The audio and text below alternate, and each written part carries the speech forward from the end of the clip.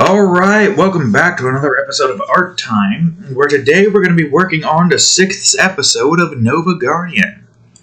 So, if you enjoyed today's episode, please leave a like and subscribe for more. Alright, so this episode consists of the Beastmaster. And this right here is the Beastmaster. I have him what's the word I'm looking for? Inspired off of, I can't remember his name, Gendy something's Primal Scar, you know, with the hair, the face color. I wanted to get a bit more, native look to him, but also, get close to Scar in terms of the, whoop, that's a rock, in terms of, skin color and general, disposition, and more, what's the word? Stoic, calm, not really primitive, but a master of beasts, essentially. Obviously making it my own completely, different character, just, inspired by Scar is all that is. And I was look at this little face.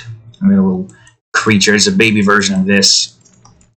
And, if I remember correctly, the story that I'm going to have written up here, because it obviously is going to be written up, is going to be this big mother thing is trying to find the child to eat, because the child is defected. It only has 2 fangs, it has no teeth, like that thing, which has teeth. And this guy's just trying to protect her. I don't remember if it's going to be, I don't know if it's going to be a her or a him, but, I guess it doesn't matter. We'll come up with it when the time comes for us to, create some good old-fashioned Tina Smart moment because of her book smart or some shish.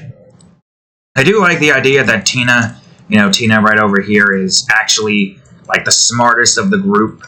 It's just that some shit's happening in the background that we don't know yet. Well, I know. You don't. And you don't need to know. Not yet, at least. Nope, you do not need to know it all. You get Clint, I was gonna say clue or hints, and then I combine them. Yes, Clint's. Sure, that probably sounds vulgar, but, we've said more vulgar things before in past videos, so sure, Clint's. Yep. Anyways, yes, you get a hint of some issues in the past. I'm not going to bring them up because it's up to you to figure out what those hints are. Or should I say Clint's? Well, anyways, today we're shading, texturing, and hopefully getting this drawing done with. And, I gotta get this drawing done with tonight, Thursday. So tomorrow, Friday, the day this video is hopefully going up, we can go on ahead and get the story written, wrote, typed, whatever the word would be. And then work on, depending on how long it takes for me to write this story, work on the recording Minecraft and Terraria. If you all remember previous episode, we have those series to work on. Oh, and also there's, can't forget about the New Year's cat drawing. That is also vitally important. We do that every year. At the end of every year, we make our last drawing of the year. I might do another drawing beforehand because obviously we want a head start. But regardless, that drawing won't be posted until next year, which is not making... Oh, it's going to be a mature drawing anyway, so it wouldn't be in there regardless. Yep, I got a lot of drawings this year. Not a lot as most other years, but we got a lot, I think. I know we got at least 40 in on the last month, but I don't know what the other months were like. We weren't doing the system that we were doing before. Oh, let me fix this a bit. Also, I should have been checking before, because you guys would be looking and what is he talking about? I don't see anything. Like that one freaking episode where we accidentally pressed 9. Annoying it was, but whatever. Anyways, I forgot what I was talking about. Damn it. I'm going to be extremely tired today. Alongside working on this throughout the week, getting the outline done with Tuesday, getting the coloring done with Wednesday, I've been also playing God of War still. Trying to get some of that in so I can at least make good use of my Christmas present. The PS5, of course, not God of War. The Ragnarok is technically the Christmas present, but that came with the PS4. Or 5, I mean. So, yeah. Indeed. And we've been trying to play that as much. And it's a little challenging. I've been trying to get this one freaking last golem. Because I only need one more golem, I think, to be able to get the ancient set. So I can continue like the work with that and upgrade that until I get a better set. But I can't find that last, or ancient, I should say. I call it a golem. You know, those soul eater guys, I think. Ancients, the ones that when you die from them, you're no longer able to go to the afterlife for some reason.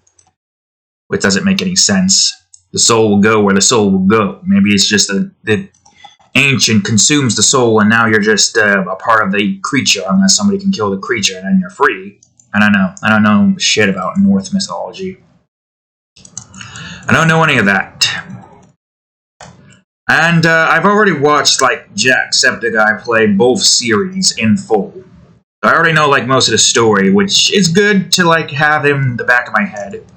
Although I have forgotten, like, how most of the story in the first game played out. Because I'm like, they can't be. We can't just get to the top of this mountain and that's it. Nope. That's not it. That's where you find Mimir. And then there's like, oh shit, we gotta go to a different peak. This isn't the highest. It's not even the second highest.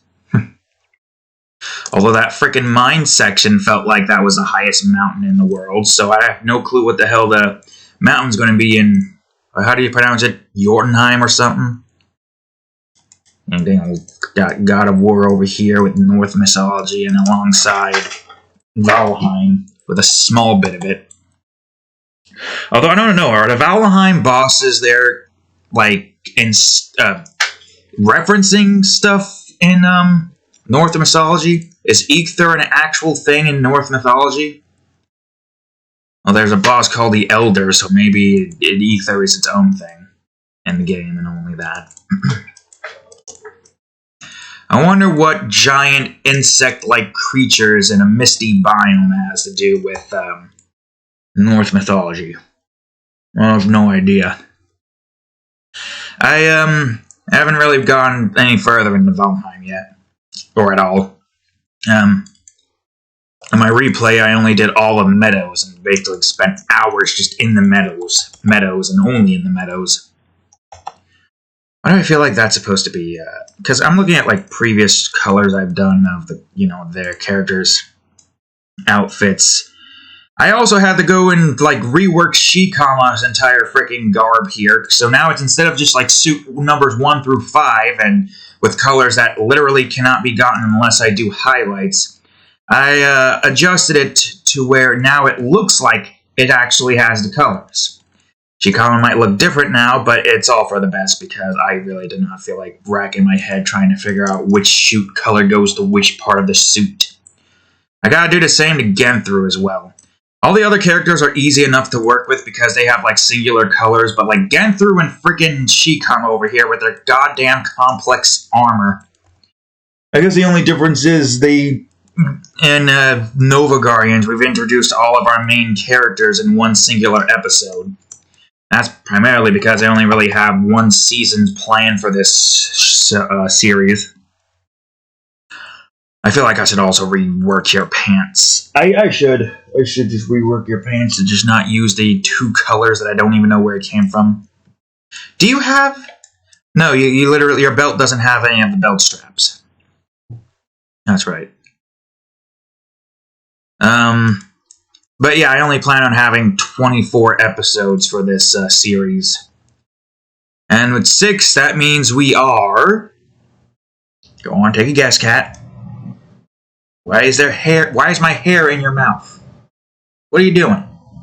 Yeah. And also, why is there a dried piece of... Okay, it's on the ground now. Great, fantastic. Whatever. Anyways, did you take the guess? 6 episodes? 24? Do you know math? This is 1/4 progress right over here, folks. 1/4. And, it's going to be a while, obviously.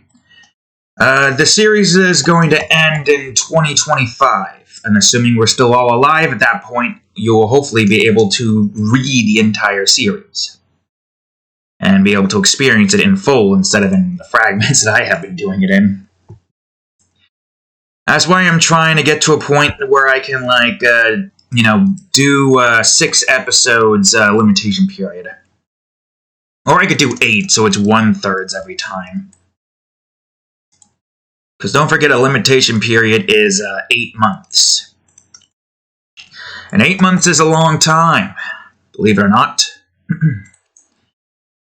Sure, it might seem short on first instance, but it takes a long time to get to finishing up some of these episodes here. Unlike, the hardcore mature drawing series like Adventurous Army, which is every month. Beginning of every month. And then we got Elementals Reborn, which is starting off with 6 episodes limitation period. I'm going in a very particular order where I'm doing 4 episodes of Nova Guardians, this limitation period, and then the next one, so that the 2 series can line up together. And also we're going to have the Maka Branded Horror series, which is going to be 4 for like 3 limitation periods until it gets to 12 and it goes to 6 and then finishes itself off. I think. Right, Cat? And then what you looking at? And then there's Elementals Reborn, which is going to be 4 limitation periods to finish. But that's fine because, like, every month we get an episode and we get a 2-month hiatus. So we get like 1/4 of the series done with.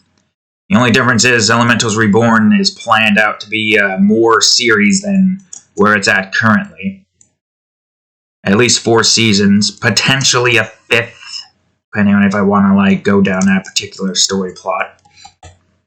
I'm not going to say what it is, because we want to keep it a secret for a bit, or leave it up for people to guess what it could be.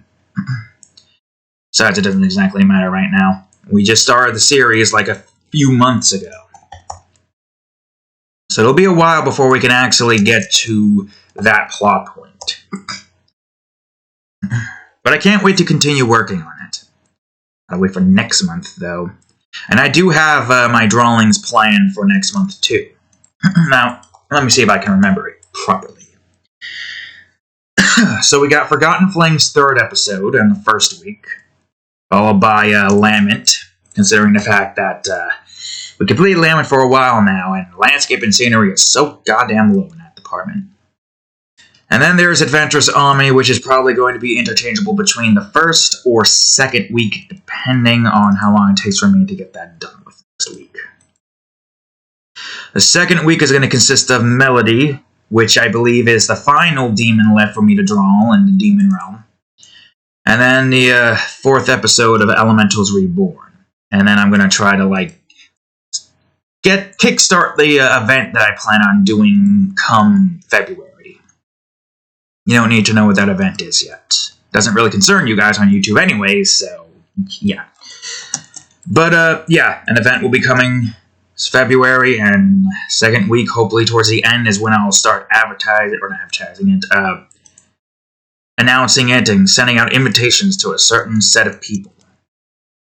Is that everything for John here, or is there more I'm missing? No, I think that's good. The 3rd week is going to be mature landscape and scenery drawing, which I have 2 to choose from, followed by an Others Animals combo, so we can get 3 drawings done with that week. And the 4th week is going to be the Bob Ross landscape and scenery drawing, which is also the 100th episode of Art Time, assuming I can consistently do a few episodes in the entirety of these next set of Safer Work drawings, and assuming I did my math correctly. I believe this is the 93rd episode, I think. I mean, I could just look up right now where we're at currently. I have the stuff. I just gotta go to temporary video base or time thumbnail. Yeah, episode 63 it says. Which means 64 is New Year's Cat, and then we've got 3... Wait a minute. hold on. Oh, yeah, no, because this is, right, the third one. It's mature, then 3 safe for work, then mature, then 3 safe for work, and then, okay, the 4th week is the last safe for work of the week. Right, okay, never mind. I remember now, don't worry. So, yes, the 4th week, I should say, not 3rd, is the Bob Ross drawing. The landscape and scenery drawing, where we essentially draw one of Bob Ross's landscape drawings in our style. Can't wait for that one, honestly. It'll be interesting to see how my skills, pair up with somebody as professional as Bob Ross. I'm assuming he's a professional, right?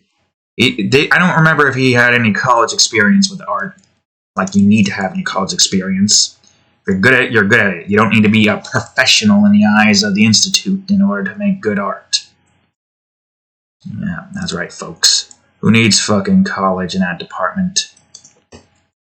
Obviously, you need it if you want to do like stuff like freaking engineering or other sorts of stuff, but art shouldn't really be considered restrictive towards just college and people who are just like, this ain't good, this is not professional, this is not something I would buy. And I'd be like, well, I wouldn't want you guys to buy it, I want the average person to buy it. People who are average person will want to buy it, even though I'm not really selling anything outside of the hardcore mature drawings. Which in that case is really just people just trying to get their kicks off. I don't know for how long that will continue. I'm going to keep it going as much as I can, because honestly, why not? It gives me something to do, and it gives me a challenge to try to, like, push the envelope in mature drawings. Anyways, I'm losing track of what I was planning out here. After that drawing is going to be, I think, the 3rd episode of Ebony and Ivory, consisting of Moon, Erica, Beverly, Nakoto going at it with Adela.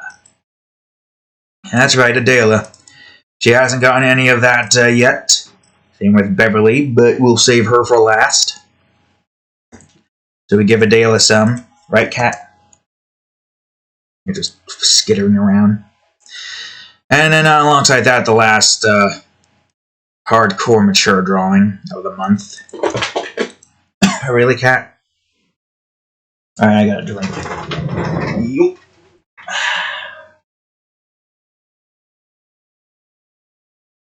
Mepsis. Don't you dare try to jump up there now. Especially with my drink there, I swear, Cat. There we go.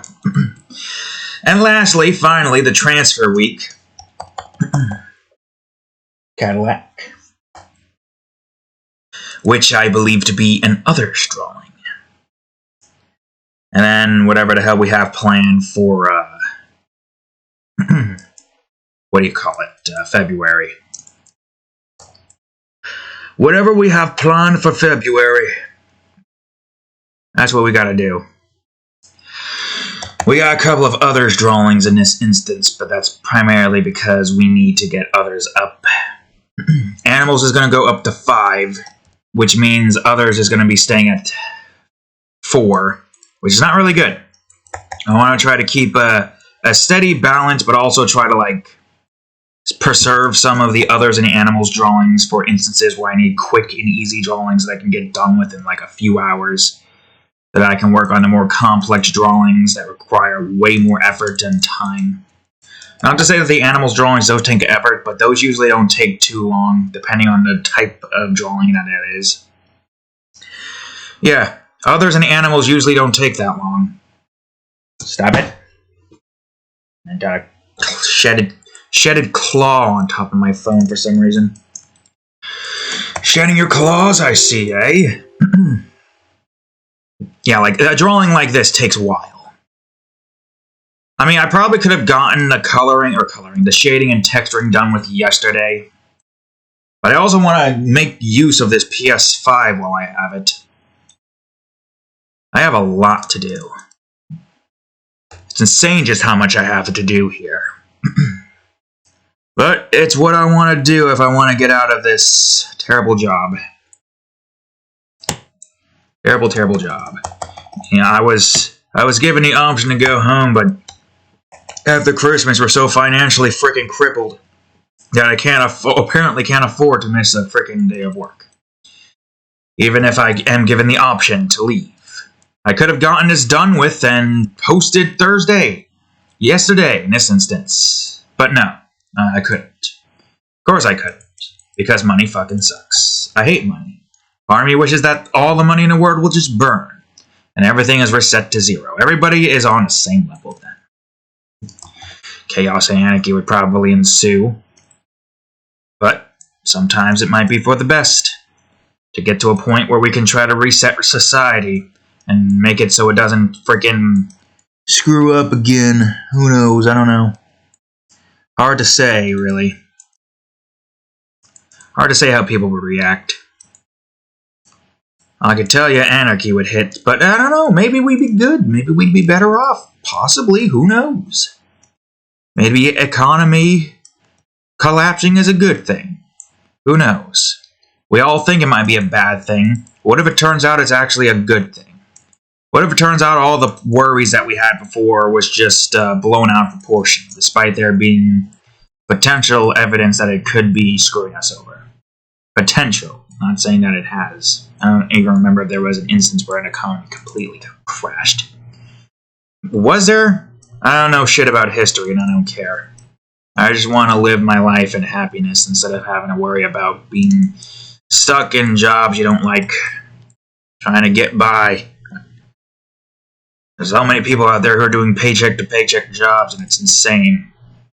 With the economy collapsing as it is on everyone's aspect, not just here, but everywhere apparently. I don't know why. I don't remember why. It's been so long, and I don't remember the exact reasoning why. It's like it happened around the time that Russia apparently wanted to start war with someone. And then all of a sudden, the economy just started to collapse. No idea if that is the actual reason or not, but maybe it's just coincidental. I don't know. I don't care. I've stopped caring. I've always stopped caring. I've never cared. It makes it easier for me to live if I don't care. If the world burns around me, so frickin' be it. I don't care anymore. What can I do, huh? Just keep creating until we die. That's what we're doing. We just keep on creating until the day we finally die. The only upside that I have here is that I don't have to worry about most issues that most adults have. Drinking, smoking, doing all that shish. No interest in drugs, no interest in weed, no interest in cigarettes, no interest in alcohol. Sure, I might have some on family events, but only really one, because I honestly do not feel like feeling like shit. I already feel like shit enough as it is. I never got drunk. Might have gotten buzzed, can't tell. I don't know. I don't know what buzzed feels like. But, yeah, I never really had to worry about that stuff. So, at the very least, it means that I don't have to worry too much about, oh, I need my fix, and then I go get a smoke. And I just waste more money on trying to get more smokes. Or, oh, I need a beer or something, and then I gotta waste money to buy more beer. I'd say that's the one good thing about my current position in terms of, like, if I would ever somehow manage to get on my own. I don't know when that's gonna happen. Is that I don't have to worry about, like, certain things constantly forcing me to have to get it because I need it or something. Which is good. Doesn't mean I don't have cravings, it's just that I don't really get addicted that much. Could you say this is an addiction? Probably not, because I want this to be a job instead of just the job that I'm in right now. And I do enjoy creating. It's the one constant in life that allows for me to, have some form of happiness, to create stories, to weave together interesting events and whatnot. Considering how far we've come with Nova Guardians, I'm sure we're doing pretty good. Now, hopefully the ending for this one is better than the 5th one. When you have a lot of people to talk that needs to talk, it's hard to try to keep things relatively in check. That's a given. Because you gotta, get several people talking. Several instances, several scenes, several combat scenarios and whatnot. I couldn't even get most of the Arya's entire team talking on that final instance. Because we were running so low on space to where even 60... Before we were able to get like 62, but now we can't even get to 60. It makes me wonder if it's because of these links. I don't know, maybe. Possibly, probably, who knows. But anyways, yeah, enough of the world at hand. Let's talk more about Nova Guardian, shall we? So, as we can see with, or as we have read, well, I guess also seen because we've seen her on some of the cover images of these little comics. As we could read and see with Tina, she's depicted to be somewhat of a delinquent. And as you've read in the first episode she was introduced in, she obviously has some form of intelligence. She knows stuff. She knows a lot of things about creatures and whatnot. So she's like the brains, quote-unquote brains of the group, despite her teenage... Because she is 15, don't forget. She's getting like teenage angst. She's the only one in this group who is underaged. Aside from Lucas, but this is not Lucas's group. Or Judas. I think it was Judas. Right? Fuck. Christ. I'm pretty sure it was Judas. What I mean? I mean, granted, those two, or that group isn't exactly like the main group. They're like side characters. Rivals, I guess. I mean, yeah, they have some speaking lines in episode 3 and some more speaking lines in episode 4 and are now more prominent in episode 5. There's like Arya's group. I'm glad I can still remember Vanessa just by thinking of Vanessa from Phineas and Ferb and having Doofenshmirtz saying the name and whatnot. Don't know why. God damn it, what am I... is this teeth? I don't know what the hell I'm clicking on. Teeth 1A. Alright, there we go. And I'm surprised I'm still able to remember Kihana's name. Shikama and Yashashi as well. Ishii, well, I don't remember his full name. Ishitsuyo? I think. But Ishii is his shortened, like, nickname kind of thing, you know? Man, old dangled over here just, like, talking about some good old-fashioned father-son rookie company thingy, you know, the whole instance of Darwin was his name? Christ. I can't remember. I have this stuff saved here. I should go to this swatch if in case I need to. Oh no, that's fan art. Original, secondary, Nova Guardians, characters, men. Yeah, I just said Ishii here. Just go to, I don't know, Ishii. No, that's, Ishii has white in it. Commander Garter? Nope, not that either. Beastman? No, he also has black in it. Fuck, I don't know, Mason. Nope, Mason also has white. Christ. Shikama? No. For crying... Avden, right, that's right. Avden is the one with the basic black and white stuff. Anyways, Darwin. Yeah, I was right. It was Darwin. Shish. And was I right about Judas? Yep, Judas. Guys like freaking Vanessa and Veronica. Don't know how the hell I get those mixed up, but thankfully we got a way to remember that. Now we got freaking Judas and Lucas. Why? Why are those two names combined now? It doesn't make sense. I mean, sure, Judas, Lucas. There's only 2 letter changes. I mean, it rhymes. Judas, Lucas. I have no clue. Whatever. Just like everything else, I probably should create a freaking notepad spreadsheet to remember certain things of certain characters. I mean, I don't really need to worry about the main group. Tina, Shikama, John, Yashashi, Vanessa. Just Kihana's group I'm going to have to try to remember. Judas, Nomaru, or Nomura. Nomaru? Nomura. Nomura, right. The Jean and Aqua. And then there's also Arya's group, which I believe was just Mason, Tay, or T. I think it's just Tay. Morgan and Madison, I think. Try to guess which one is which. Twins with similar sounding names. That would suck. If you're like twins and you got like similar names, like you got M's. Not similar sounding, M's. It's the M's I'm talking about. Madison, Morgan. Okay, I guess that, oh shit. I guess that's also a rhyme. Cancel. What are you doing? Stop it. Get out. Yeah, their name's Ryan and it starts with an M, so you're probably, and they also look similar. They wear the same thing.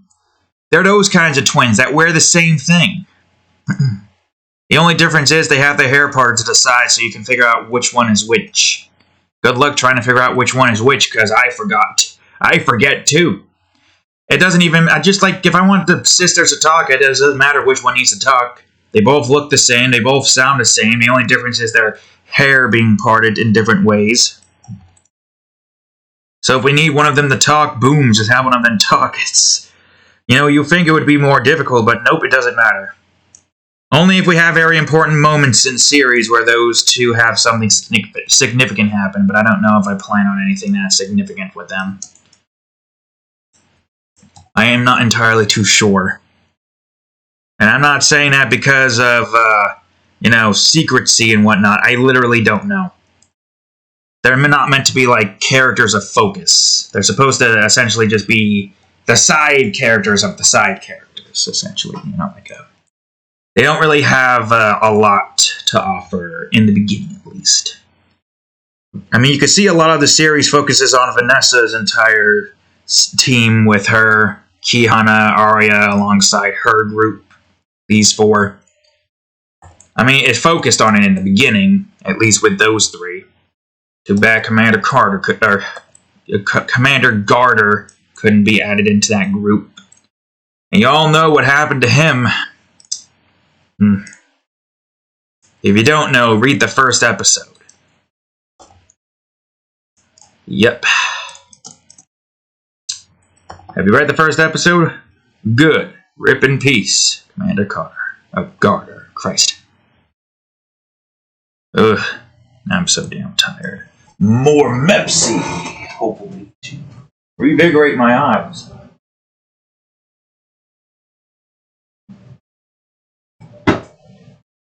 I mean, that was essentially the entire purpose of the first episode. If you all remember, long ago, this wasn't really a series, but rather just a set of 3 drawings. A mature drawing with that slime tongue going at Vanessa's, navel. Followed by Vanessa interrupting Commander Garter in a highly important meeting about there being an S rank on the base. Followed by, Nurse Arya. The story with that there. And that was really all there was to it. The first and second drawing didn't really have that big of a story. Like, Kihana wasn't even a thing. I decided to add him in because I figured, sure, why not? I feel like that would be a cool character to add into the series. And he was. He's a pretty boy. And he's, what's the word? Stoic. He's like the perfect kind of main character to have as, like, not like the old wise man. As I think that kind of like Ishii's role here. But is also more so just a pretty face for the audience to look at, as well as a talented person, outside of just being a pretty face. Probably what Domadora is going to be. Not really spoilers, y'all know Domadora is going to be badass. I mean, you see him riding that freaking lion mount? Aside from that, second episode came in with freaking these 4 being introduced. It's funny because Elementals Reborn is slowly it's slowly introducing the characters, whereas this one introduced them in full. Although, I guess realistically speaking, if this would be 22-minute segments instead of the 44-minute segments that I think this would be, this would probably be episode 4. Not this thing. The thing that the characters get introduced in. Well, maybe episode 3 they fully get introduced, but episode 4 they fully get, like, working. Started on doing things. This is not segmented to be 22 minutes, unlike Elementals Reborn. This is segmented to be an hour-long episode, 44 minutes, with stupid commercials included, but are necessary for a program to run, which sucks. Makes me wish that there was a better solution for that. But yeah, that was the length that would be around, right? I think, like, first chapter was freaking, Aftermath, second chapter was Scapegoat, and then, okay, no, it would be the 4th episode then, I think.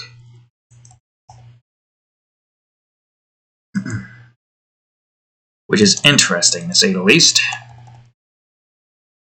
Although the chapters aren't necessarily, like, 11 minutes long each. Which I feel like I should do that at some point. I don't know. I do like the limit of going up to 55 to 60.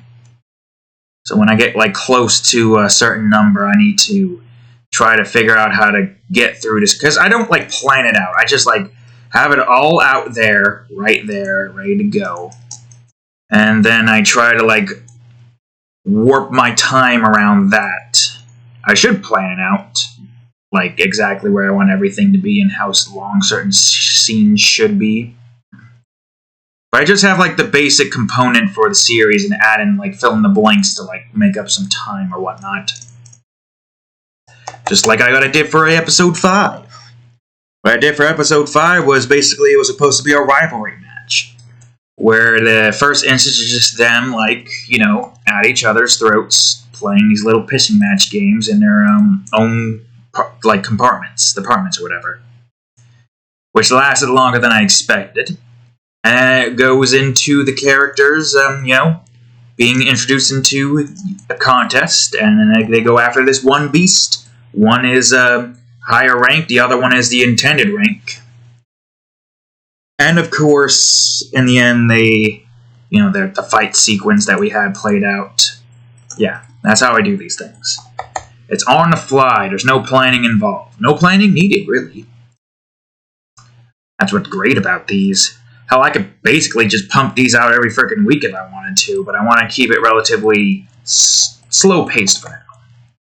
Besides, with the way I do things, I can't exactly just pump out episodes like willy-nilly.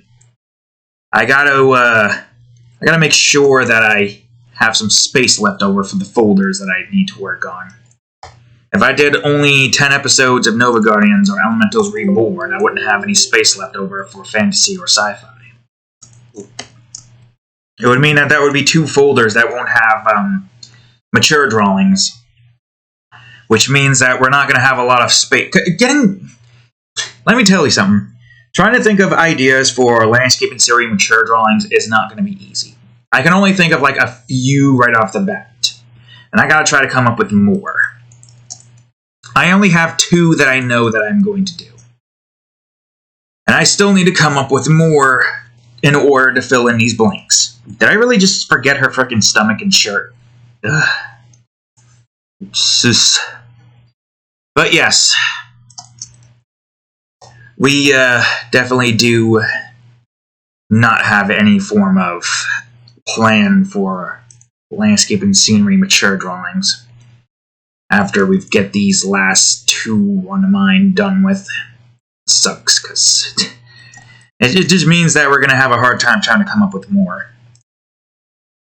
The thing with that is basically just a group of people, randomized. In other words, it's just like the Dark Beach makes sense. Oh man, it is going to be a pain. I just do not know how I'm going to be able to get several of those made. Because I think I got like, what, 2 more to do next limitation period? Because a large majority of the fan art drawings are safe for work. I know, strange, right? And the 3 safe for work drawings, 5 or 4 technically, I mean, consists of Luna. Which is even weirder because she was made for not safe for work. But, yeah. That's a lot of safer works in the fan art folder, where you expect it to be, not safe for work. But that's fine.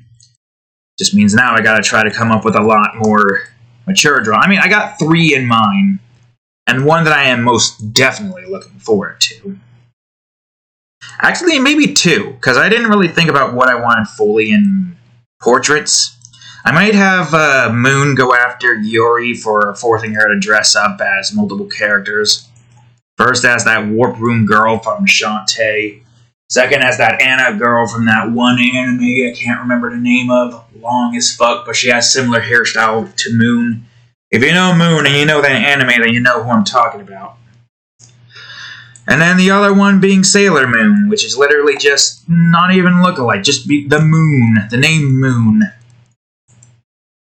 And poor Moon over here, dressed up as Sailor Moon, and I don't remember what Yuri was dressed up as. Something about green outfit. Earth? Sailor Earth, I think? I don't remember. I have no memories of that show whatsoever. Like Inuyasha, I have no memories of any of that show whatsoever. And even if I did, I feel like it would be fragmented because I don't think I've seen every single episode when I was young. But I was a kid back then, need I mind you. I was a kid. And of course, kids' memories, some kids' memories, not all of them, are unable to retain themselves at older age. Well, then again, I have a lot of my memory space being taken over by my own creations, so I guess it makes sense. So even then, I still sometimes try to, I sometimes have difficulty trying to remember, trying to remember some of the characters' names. I'm glad I've gotten to a point where I can remember their names easily. I might get tripped up on Shikama and Yashashi a little bit on occasions, but eventually I'll be like, oh yeah, I remember now. But yeah, also that and trying to keep my memory, full with the drawings that I plan on doing for the next month now that we're doing this new system. And I mean, the system we're doing here is relatively simple, really. There's 10 drawings, 2 counting the hardcore mature drawings, which is 12 in total. Although January I got an event that I gotta get made, but I guess I could do it tonight. The drawing tonight, not the event. The event will have to hold off until it's time. And also don't forget about the thumbnails. The reason why this is being made so late is because I had to, I'll show you it because I have relatively easy access. Yeah, here we go. The thumbnail. The 5th episode of Minecraft ROT. I showed it last episode, but I'll show... Oh, God, this is... Okay, this is just JPEG. I thought you were doing something else stupid. The 5th season of Minecraft ROTC edition. Yeah, that's right, folks. That's coming back next week. Next Tuesday. And instead of Minecraft on Friday, we got Duke Nukem over here. Duke. And, of course, the ROTC cat, because... obviously, we want to have these two. There's a whole sequence in mind with this particular Duke. This isn't the original Duke Nukem, obviously. Obviously, Duke would not look like this, I don't think. This is, yeah. Oh, I have some, plans to, relay to you. But I'll relay to you in them in a minute. We're going to be here for a while now. This is 44 minutes, and we're not even... Well, I guess we're halfway done, right? I mean, Shikama and Yashashi are hidden by, Yashashi hiding Shikama and Tina hiding both of them. Anyways, yeah, there's a whole freaking thing with Duke and all the other fan art related characters. I've told you about duplicates before, have I not? I've been talking about this to myself for a while now. And not for a while today now, I mean. This is what's been on my mind today while I trudge through freaking 8 hours of work. is the duplicants. I want to tell you something funny here. The first ever duplicant was technically the Pulaskis. You know, those weird freaking things that I've showed you before in the past with the blonde Marge Simpson-like hair and the freaking Grim Adventures Billy nose and their freaking stump foot that looks like socks, but they literally is just a stump. Like, you know, shrooms. Their abilities to reproduce through bumping. They don't have dicks or any like sensitive parts unless like a joke calls for it, because why the fuck not? They just bump and then somehow they're spores or some shit, because they're like supposed to be. There's a lot to Pulaskis that I literally have to make a drawing dedicated to them, and it doesn't do them this justice, because it's not justice. They're the worst creation I have ever made. And that was when I was a freaking, I don't know how old I was, but I was a kid when those things were made, and they weren't even what they were. They've like become so damn flanderized throughout the years of, you know, all the thoughts that I've had with like funny little scenarios and annoying scenarios with them. Like imagining a race, you know, that weird thing where it's just a bunch of kids walking up to the camera saying like the F word, homo and whatnot. Well, think of it like that, but with those weird Pulaskis, and the words are worse, and then one of them probably says the N-word. Because, you know, there's also the racist Pulaski. Remember, the Pulaskis are essentially just the extremists of a certain personality.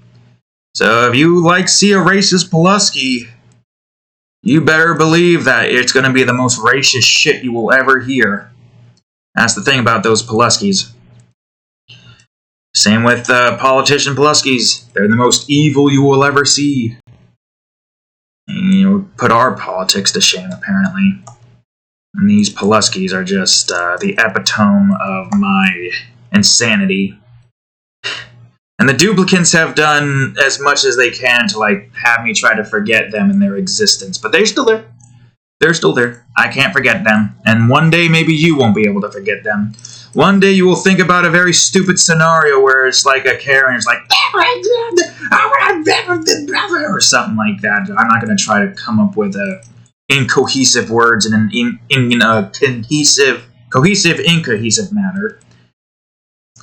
Freaking known unknowns, or however the fuck that would go. No, every time you like think about somebody being, oh yeah, I forgot you have a beard.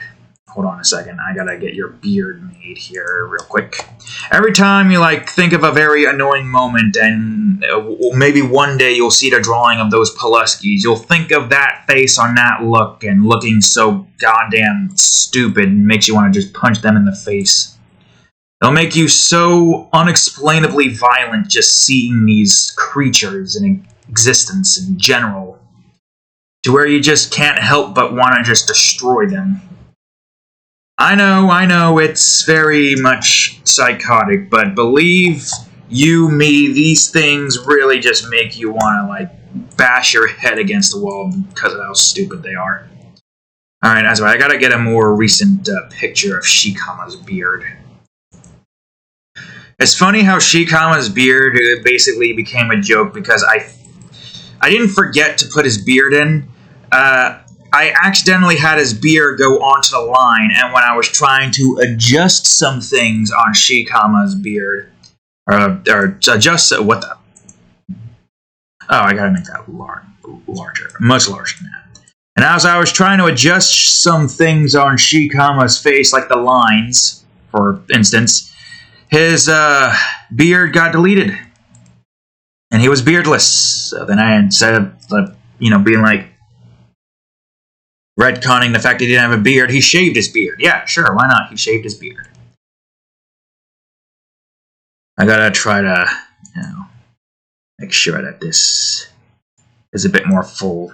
5th episode, you can see his beard's a bit more fuller. Although, I think I might have forgotten the stash. Or did he have the stash? I don't remember. Where's episode 4? Let me go to episode 4's image real quick. Was it really an album 50? It was. Interesting. Oh yeah, I guess technically every other month, right? Alright, Shikama, No, you don't have a stash. Right, you just have a beard. Right, okay, good, great, fantastic. You literally just have this beard. No stash, just a beard. You did have a stash before. Or maybe you got rid of it. I don't know. Maybe I just misremembered or some shit. Anyways, yeah. As I was saying, the reason for the Pulaski's existence was because of this particular person. I don't remember the actual name. I don't even remember if Pulaski is the name of the person. But it was this old woman. And I was a kid, I was annoyed as she angered me for some reason. I don't know why. And then, Pulaskis were born. But before, they were called Miss Pulaskis. And it's funny because I don't remember why I was angry. So, it literally is just basically supposed to be this entity that I have continued to build upon without any reason or knowledge as to why I made it in the first place. Just out of pure anger and spite. And believe it or not, those Pulaskis set off a crescendo of creations. So, I think now I should talk about the duplicator. Alright?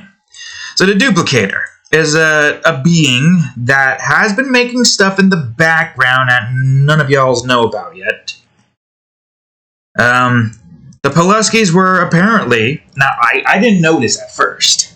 And I'm saying I didn't know this despite the fact that I created this, but I came to a conclusion that that is the most logical reasoning. The Pulaskis were the duplicator's first creation. And, these Pulaskis were varying shapes and sizes with different personalities made to be extremists of a certain personality or whatnot. And he made them to be able to reproduce. Not only reproduce, but to also infect things that turn non-Pulaski things into Pulaski things. And now what that means is you literally become them. You don't become like a Pulaski version of you. Your entire being is gone now. The Pulaski takes whatever personality in your body is the most notable. So if you're like a, racist redneck, what do you call it? You're gonna turn into a redneck Pulaski, which does not look very pretty. And then again, none of the Pulaskis look pretty. They all look very disgusting. They're like the epitome of... I say that, but it's not like they have like blemishes or boils. It's literally just like a round circular head with like pharaoh brows and a frickin'... And they all look the same too. It's hard to tell apart from male and female sometimes. Because they all look the same. Which is... It's so... I mean, not all of them look the same. Like, they still have the usual blonde Marge-like hair followed by the Billy nose. Some are even bald. There's even the ones where, like... Yeah, okay, there's no point in talking about the... Continuing forward, the Pulaskis were a scourge, essentially. And the duplicator had created, essentially, a virus of a species, so to speak. They were able to reproduce on their own, and they were able to convert anything, even inanimate objects, into Pulaski things, which turns into an inanimate object Pulaski, where essentially, let's just say there's a frickin' Pulaski here on the mouse, and like, oh, I'm doing my drawing, and it's like, wait, what are you doing? Press X on a window. And then it just scrolls over to the... you take your hand off the mouse, it's still going, and it goes into frickin' System 32 and deletes it. You try to, like, turn it off, but it turns itself back on. You could remove the batteries, but it will still probably be able to move using whatever, like, sheer amount of force it has left before it completely dies out. And then it deletes System 32, and there goes your computer. That's how annoying inanimate Pulaskis are. Like, let's say there's a door. Yes, an inanimate Pulaski that turned into a door. And you can see, it's an inanimate Pulaski because it'll have the usual nose and then its eyes and mouth. There's no Marge Simpson hair.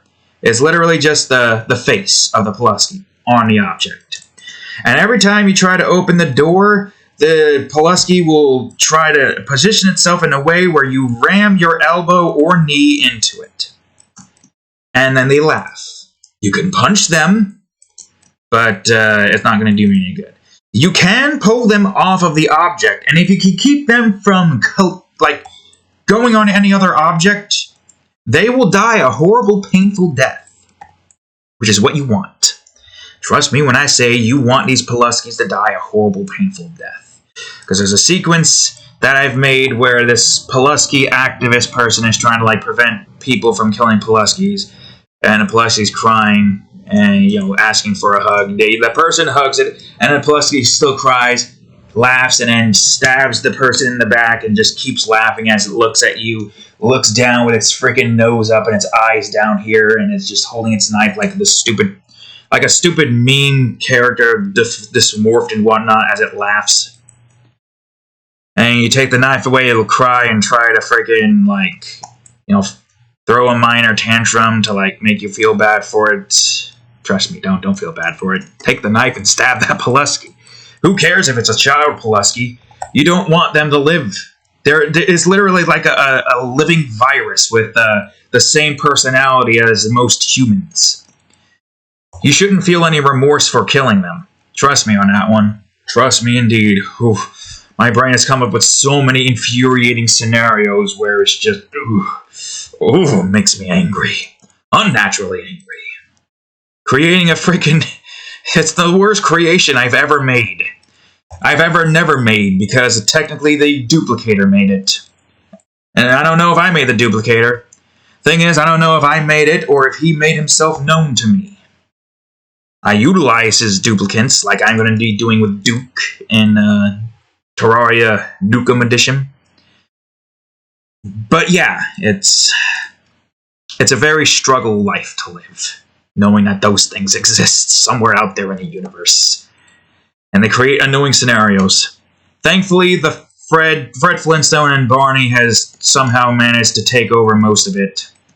But we'll talk about those guys in a minute. So, the duplicator, right, going back to that. He created these Pulaskis. And when he found out, or when he saw that what his creations was doing was becoming a scourge, he stopped creating them.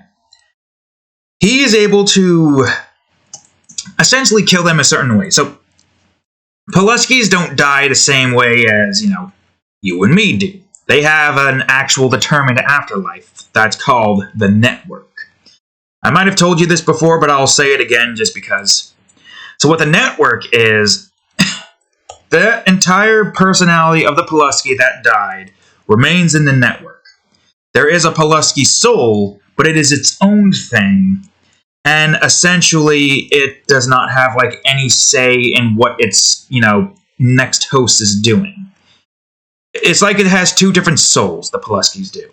The soul of that Pulaski has one soul that's then cut off and placed into the network as a little memory orb, where the Pulaski sees the last 7 seconds of its life in repeat.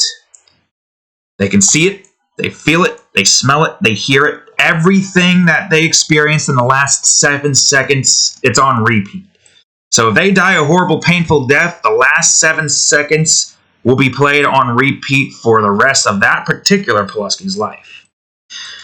Now, the souls can reborn if they get themselves to go burrow into the orb, essentially just like a connection going into the plane of reality, or whatever the hell this will be called. Doing so, the Pulaski soul will randomly choose whatever Pulaski it is that they're going to be responding via the birthing system. It's different when a Pulaski takes over something. Oh wait, shit. Were you supposed to be behind that? Oh no! You're fine. You're supposed to be above that. This is her hammer, right? I forgot. That's her hammer. That's not your knee. Whatever. So the Pulaskis, when they infect somebody, if you get infected by this virus, It's a slow process, but eventually you'll completely like turn into a Pulaski. It's not like you morph into it. It's like you start shaking and shivering, and then you explode, and they're off off spawns a Pulaski in your position, doing some stupid dance or something. And depending on whatever personality you have, your soul is kicked out, you're dead, your physical body is no more, and a new Pulaski soul is created in the process. And that's how that works. More Pulaski souls get created. So the more they infect, the more they spread. Pulaski is reborn into the spore formation. So if you can somehow manage to kill off all the Pulaskis, which is impossible because they're made now.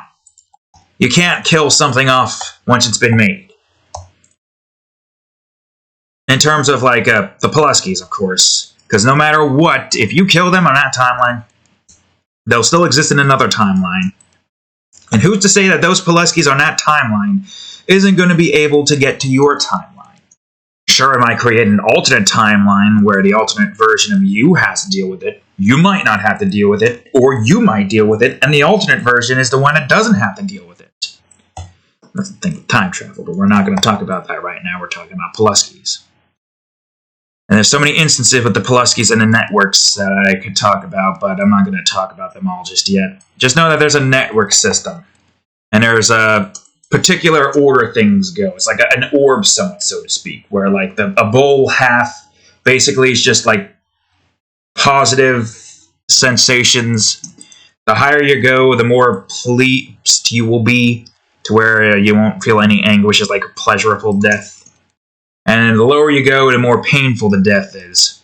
That soul gets to feel it, and if that Pulaski doesn't like reborn, it's gonna feel that for the rest of their lives. Like if the original soul doesn't reborn, they'll feel that. And there's also a secret portion of the network, and this leads us to back to the duplicator. So here's the original, all of that stuff. And then all the way down here is the other network. I don't know if you can see it. Here's the original network, and all the way down here is the other network.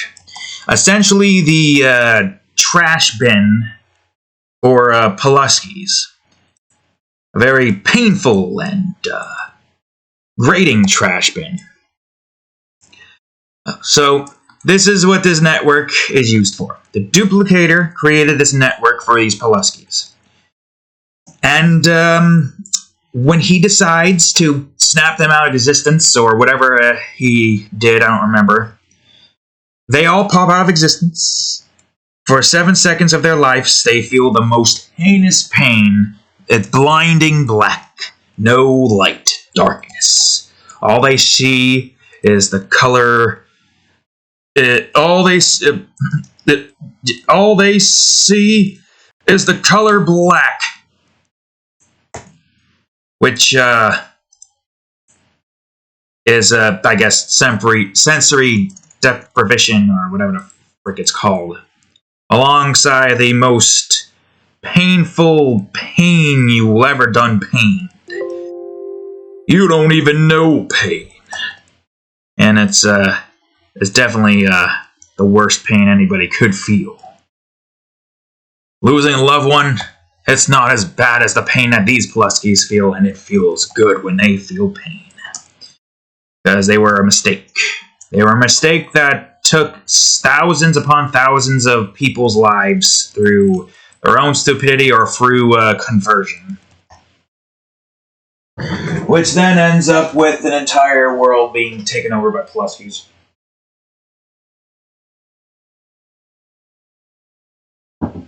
If the entire world gets taken over by Pulaskis, then the planet itself turns into a Pulaski. I know, right? So, planet Pulaskis, right? They're not actual living beings to an extent. They basically just has like the stupid Marge Simpson hair, but made out of stone this time. The Billy nose, again, as per usual. And then the eyes and the mouth. And if Pulaskis die, depending on how many Pulaskis are left alive on the planet looks like it's going to die. right? It's a case where if all the Pulaskis on the planet dies, that's it for the planet. So essentially, if, you know, for some strange reason an extinction event occurs of Pulaskis, there's no way the planet's coming back. Whereas if we all died, the planet can recover. But no, not the Pulaski planet. If the Pulaski planet, you know, loses all Pulaskis on it, it's just dead. No life can sustain on it itself on it anymore. Not even normal animals. And the normal animals will probably be turned into Pulaskis too. I think it only takes into consideration, like, what's the word? Like, human-like Pulaskis, not like animal-like Pulaskis. It only takes into consideration those guys when it comes to determining the planet's fate. So not only is it a case of, you know, they're detrimental to themselves, they're detrimental to the entire planet. Let's say if the Pulaskis were to take over this planet, we're all Pulaskis now. Well, we're all dead. The Pulaskis have taken over our bodies with their stupid body. And somehow they cause a mass extinction event to themselves, killing them all off. Any animal Pulaski left alive, or any animals in general left alive, is going to die. Because there's no Pulaskis to sustain the Pulaski planet. This is what I mean about them being a scourge. The fact that they can literally destroy a planet by dying, by their entire race being extinct, is really detrimental to life in general. It's worse than Mr. Frundles. Because unlike Mr. Frundles, it's a slow, painful death filled with stupidity in every freaking corner. It just makes you want to just take a sledgehammer to your skull of just how stupid it is. It's the slowest death possible. It is the worst feeling that you will ever feel. At that point, you would just wish that the planet would just get nuked.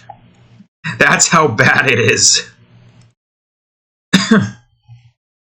At least with Mr. Frundles, the planet dies instantaneously, but my god, if I have to sit through like a minute of Pulaski nonsense, man, at that point you would just freaking pray for death.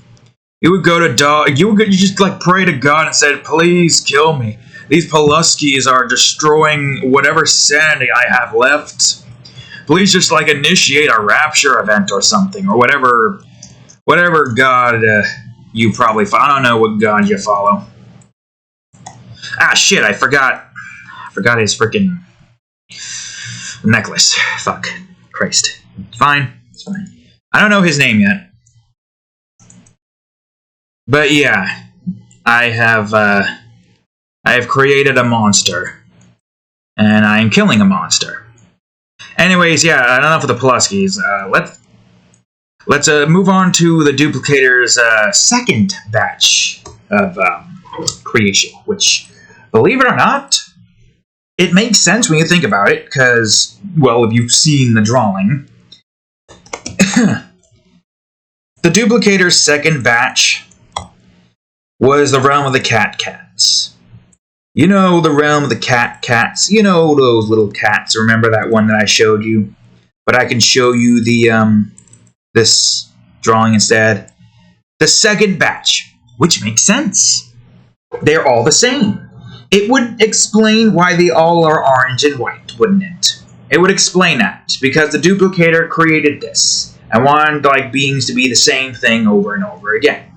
The difference is there's small ones like little child versions. There's ones that wear outfits. There's ones that for some reason want to be a baby. There's the ancient. There's the ones that want to be the elder or old person.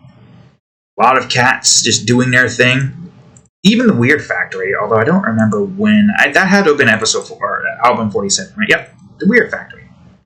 The cats just doing their thing in the Weird Factory, and that one's traumatized. Anyways, yeah. The, wait, no. Necklace. There we go. And I'll probably have this be, no. I'll have this be 1B tan. Whoops. So, realizing his mistakes, The duplicator created the realm of the cats. And the realm of the cats in general. Where instead of, creating it off of his own creation, like the Pulaskis were, he instead used the souls of dead cats who passed on from our worlds. Explaining all of the, what do you call it? They are invincible. They cannot be killed in this state. Once they become an RTC cat, they are invincible. Essentially, like, immortal at that point. Doesn't mean they can't feel, like, emotional pain. If you hit them, they will get sad or angry, obviously. They will feel it. They will get sad and angry. But you can't maim them. You can't stab them. You can't do any of that to them. Try to stab them, they'll get bounced back, make a sad noise, and you'll feel bad. And, of course, the cat and the ROTC cat in Minecraft is essentially like, if for some reason we game over there, well, that's not a game over. Like, that's the cat literally dropping all of its shit, crying home, and going into the bed and just crying its eyes out. That's like the canon reason for that. It's not like you died. It's like you lost your way, and then you run home and cry, and then you're like, well, fuck, now what? That's how that's supposed to be. And thankfully, we haven't had to deal with that. Hopefully, we won't have to deal with that. This makes me worried about the frickin' wardens, but we'll cross that road when we get there. There's like several seasons of building first before we even get to that. But, they were made as essentially a counter to the Pulaskis, so to speak. They can't breed. They have no sexual attraction towards anything. They don't have any of that. They are literally just cats, doing their usual cat thing. Which is good. Because we also want some wholesome moments in here. Because the stupidity took us by surprise. So we had to try to get something good. Something that's not mind-numbingly annoying. You know how it is, right? Was that supposed to be above that or below? Shit. Where were you again? Oh yeah, you were at the beast's paw. Hold on a second. I think you were supposed to be here, right? It's fine. We can fix that. So that was basically the second batch that was made. But for some reason, the batches didn't end there. Because a third batch came, and was the more permanent one until somehow the fourth batch came that I didn't even realize was a thing. So the fourth batch is unique, but is kind of like... It's not like... Batches are different. It's like types of like creations. Because the first and second batches are their own thing. But the third batch is like a medley of characters. And essentially, the third batch, first off, we got Duke. The Duke duplicants. I told you about this little story with the Duke and the 9 Duke, or Duke Mother and the 9 Dukes, where it's basically just like 10 Duke Nukums, 9 that are children for some reason, and 1 that's a mother. And the little song, if you remember, Duke, Duke, Duke, Duke, Duke, Duke, Duke, Duke, Duke, Duke, and it was just like this old man. This old man with white hair that looked like a cartoon. It was like, it was a weird thing that like took over the station for some reason, because I don't know, you couldn't do it on DVD for some reason. You just had to like have the station play that for an hour, or however many long I said it was supposed to be. But it started with that, and then it spiraled out of control with stuff like, Duke Nukem falling out of an airplane with a parachute, screaming, "Ah!" Or was it like, no, he was like, he pulls the string, it's like, "Ah!" And he pulls the other string, and it's like, "Ah!" gets even more louder and screams more frantically as he, like, slowly falls down. And then one of the deaths consists of him becoming a red rectangle, like, you know, in Duke Nukem Forever, you die and you, like, get a little glass look. The glasses in the scene, I think that's basically what the Dukes turn, or at least some of them turn into.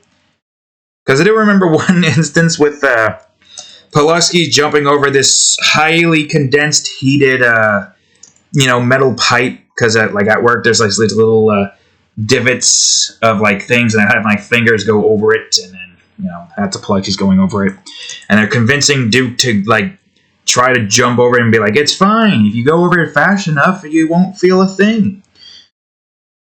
But the pipes were magnetic, so every time Duke, as soon as Duke jumps over it, his balls would just cling to it, and now he's just cooking his balls alive. And he's just like, on here is like, "Ah, yeah, you screwed me! You screwed me!" Or something. I'm not trying to do Duke's voices. You screwed me! God damn, it's not. I can't do the tone right now. My voice is in a particular tone. I can feel it. I can feel it in the back of my throat. It's not Duke tone yet. It's probably not even Crunk tone. Most likely. Ah, shit. It's fine. It's an easy fix. How do this is the problem when a drawing gets too complex. You missed so many things, and you're questioning how the hell you missed so many things. It's fine. It's whatever. Anyways, yeah, the Duke was basically the first of the third batch, but then came many other creations. Barney and Rubble was one of them, and I don't understand why. Why was Barney the one and not Fred? Well, I did at some point later on come up with a skedaddle of Freds, which made no sense. It's not duplicates, it's literally just like the same instance as Rick with alternate universe Fred Flintstones, and they're basically just like in this advanced looking space station. And you all remember that Pibby instance with Fred Flintstone motherfucking dying over here? Yep. The Freds were looking at that and were worried because they knew that the corruption was about to get to them. And I think at the end of that entire sequence, there was like this instance where you get to see like all of the Freds and Barneys who are suffering through the most heinous and ridiculous like scenarios possible. I used to say so many of those stories way long ago in the weird stuff, but I've kind of just stopped doing that all of a sudden. I don't know why. I mean, I eventually run out dry, but I gotta come up with it naturally. I can't just think about it on the fly. I gotta have it come to me instead. I can't come to it. It's gotta come to me. Otherwise, I won't be able to get off. Alright, well, anywho's yeah. Barney came, then, I think SpongeBob came after that. Now that we've made the joke noticeable, it's just like, ugh, I can't stop laughing at it, which is stupid. But, yeah. SpongeBob came after that, and it literally was just basically Blackjack. It started Blackjack, and then there was like a bunch of SpongeBobs as Blackjack tried to chase you out of the house, but he got big, and he couldn't grow anymore, and then just the house just blew up, and all the other SpongeBobs there while Blackjack tries to rape SpongeBob. Because why the fuck not? Because that was how that entire sequence went. It was weird because it was like an escape room. You had to try to find a way to escape Blackjack, but a lot of the sequences ended with Blackjack going in front of SpongeBob's face and then cut to black and game over. I don't remember exactly what the screen looked like, but it doesn't matter. It's been so long since I've thought about that strange scenario. It's weird because all of those are just made for comedic effects, despite the fact that it's dark. I guess there is dark comedy in that instance. There was also this weird little side, weird story, where SpongeBob is sneaking up on Blackjack, who's asleep with a vase, and A crack happens on the floor. He just looks. Blackjack looks like this, eyes closed, that mouth with the teeth out, and SpongeBob throws the base at him, and Blackjack doesn't even stumble. He just like flings himself forward on the couch and just does an immediate 180 sprint over towards SpongeBob's direction. Now, there's a way you could like hide in like a closet somewhere to try to avoid it. But then after that instance, you gotta try to find a way to get out while he just destroys the entire house trying to find you. Just literally destroys everything in his path, and his own house too. Just to try to find you in either R-rated. I said it before, it doesn't matter if I say it again, but let's try not to say it too much so that YouTube's like, oh god, he's saying the word. Not the other words, no, the R word. The R word that went after Chowder. Oh dear God, the letter R, letter R, Chowder. Trying to do like freaking. I can't do beeps. I could just do noises. Ooh, it's time to kick gum and chew ass. And I'm all out of ass. Ooh, I make that close. But not close enough. My own thing will talk about weird instance that was with Chowder. Were you supposed to be thinner? You're supposed to have... I guess I could decrease the size a little bit. Why not? But, yeah. I do say, we created so many weird things in the past. Wait, I don't think I've said this story before. Also, okay, good. For a second I thought that was, oh, right, that, right, of course. Easy fix. Okay, so, Handsome Squidward. I don't know why, but I created this freaking heaven-like, realm where everything is just Handsome Squidward. It's like not an MMO RPG, but it's kind of like a VR chat room kind of RPG with like mini games, and the only character is Handsome Squidward. But it's not like just Handsome Squidward itself. There's thousands upon thousands of customizations and outfits and whatnot. What the hell? Was that you, Cat, or was that my hair making a glint? Oh, that was just my hair making a glint. There's thousands upon thousands of customizations. Like, you could freaking be goddamn Handsome Jack Squidward, or freaking, I don't know, Squid Game Squidward. That one thing with Squidward and the, I don't know, not the mask. There was a very particular image on a SpongeBob subreddit. Oh no, that's Jackie, you fool. Where it basically looked like Handsome Squidward was... I don't know, I've never watched Squid Games. And apparently the dub sucks. Should have hired the people who do all the anime dubs. Would have probably been way better. And that's weird because, like, dubbed anime makes sense because they move their mouths in a very particular way. Matter of fact, do they like have the mouths move differently between dubs? I don't know.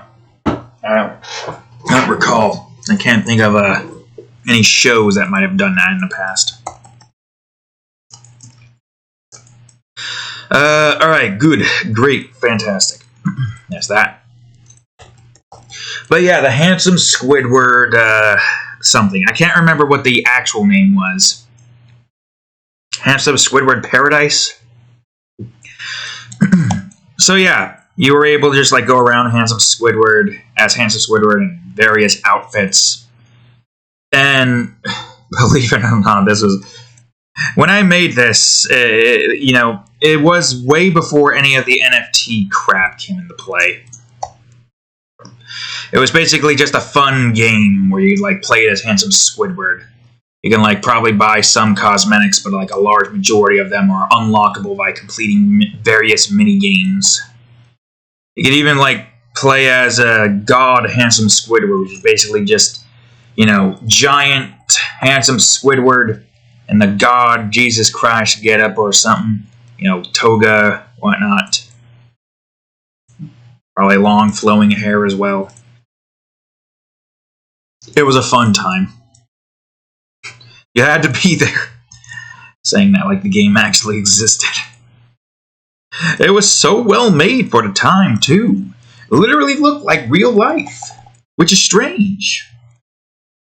Because they were 3D animated models, but it looked like they were really there. Man, what a fun game. You know, we should make a rumor about this game. The Handsome Squidward Paradise. Yes, spread the Handsome Squidward Paradise. Just boast how good of a game it was. Like, tell people what your favorite customization outfit was. Any outfit you can think of. I don't know, like Steven Universe outfit. Yeah, sure. The Duke Nukem outfit. What other characters?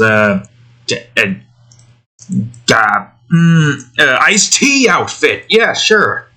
Cool. Why not? Be Ice-T from SCU or whatever other thing he was in. Or something. Law and Order SVU. And what a handsome Jack. Yes, there's that. You could be him. You could be, I don't know, Luffy. Sure, why not? You could be anybody in this game. A much bigger crossover than Fortnite. And Fortnite did a crossover with the Handsome Squidward Paradise, where you basically could play as a 100-meter tall handsome Squidward as like a very special item of some form. I don't freaking know. I don't play the game. Yes, an item of some form where you become invincible, giant, handsome Squidward and you just destroyed people. It was an incredibly broken item that whoever got it just got like a guaranteed win. But man, was it fun just being destroyed or destroying as handsome Squidward. As handsome Squidjesus. Squidjesus. Sure, why not? Handsome Squidjesus. Yep. Man, that was such a fun game. Oh, does anybody remember that game? Man, I wish it would make a comeback. But alas, it can't. We ran out of, gigabyte spaces on a hard drive, so we couldn't, they couldn't run the servers anymore, so then they had to shut the game down. But man, it was a fun game when you were there. It was like the best game of the freaking century right there, that was. Play mini golf as handsome Squidward. You can play freaking laser tag as handsome Squidward. You can play Minecraft as handsome Squidward in Handsome Squidward's Paradise. You could do everything in it. It was the greatest game ever. Man, it had everything in it. And everyone was handsome Squidward too. You couldn't ask for a better game. Hell, I was even able to get myself in there as handsome Squidward. Don't ask me how they managed to do that. Ah, yes. What a wonderful time that was. Yes, 1:28. Oops. I'm just looking at the time so I can try to remember this moment so I can send it to my cousin so she can watch it, because she doesn't like Handsome Squidward much. She's scared of it.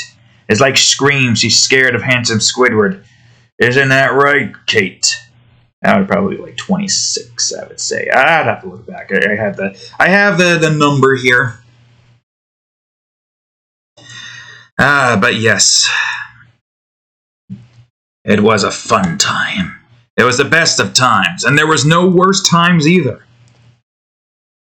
It literally solved all the world's problems. You know, Handsome Squidward's Paradise needs to make a comeback.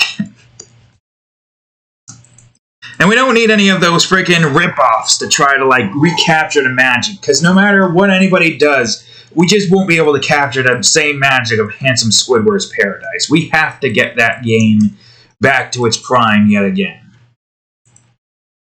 It's one of those games that there is no need for rose-tinted colored glasses. It was just fun all around. It was the kind of game where if you took it seriously, you were playing it wrong. There was like this very, very funny moment in the lobby with like two handsome Squidward gods going at it. They were like punching each other, slamming the ground, and you can't die in Handsome Squidward's Paradise, but you can cause collateral damage in this form. And when you do, if you're smart enough, this was the most funniest moment in this game. If you're smart enough, you can somehow manage to destroy the entire lobby where you can't do anything until like one of the server guys have to get up, go onto the server, and do a manual reset so that people can play the game. They had to temporarily like disable Handsome Squidward God for a moment. But it was so... just all this screaming that... as Handsome Squidward falls into the abyss and like dies and respawns back up top and just only to fall again. It was the best 10 minutes of my life. Oh man. So it's like a Mandela effect over here. I'm making myself so what's the word? I'm making it sound so believable that I am almost getting fooled. Maybe it did exist. Who knows? Maybe it did exist.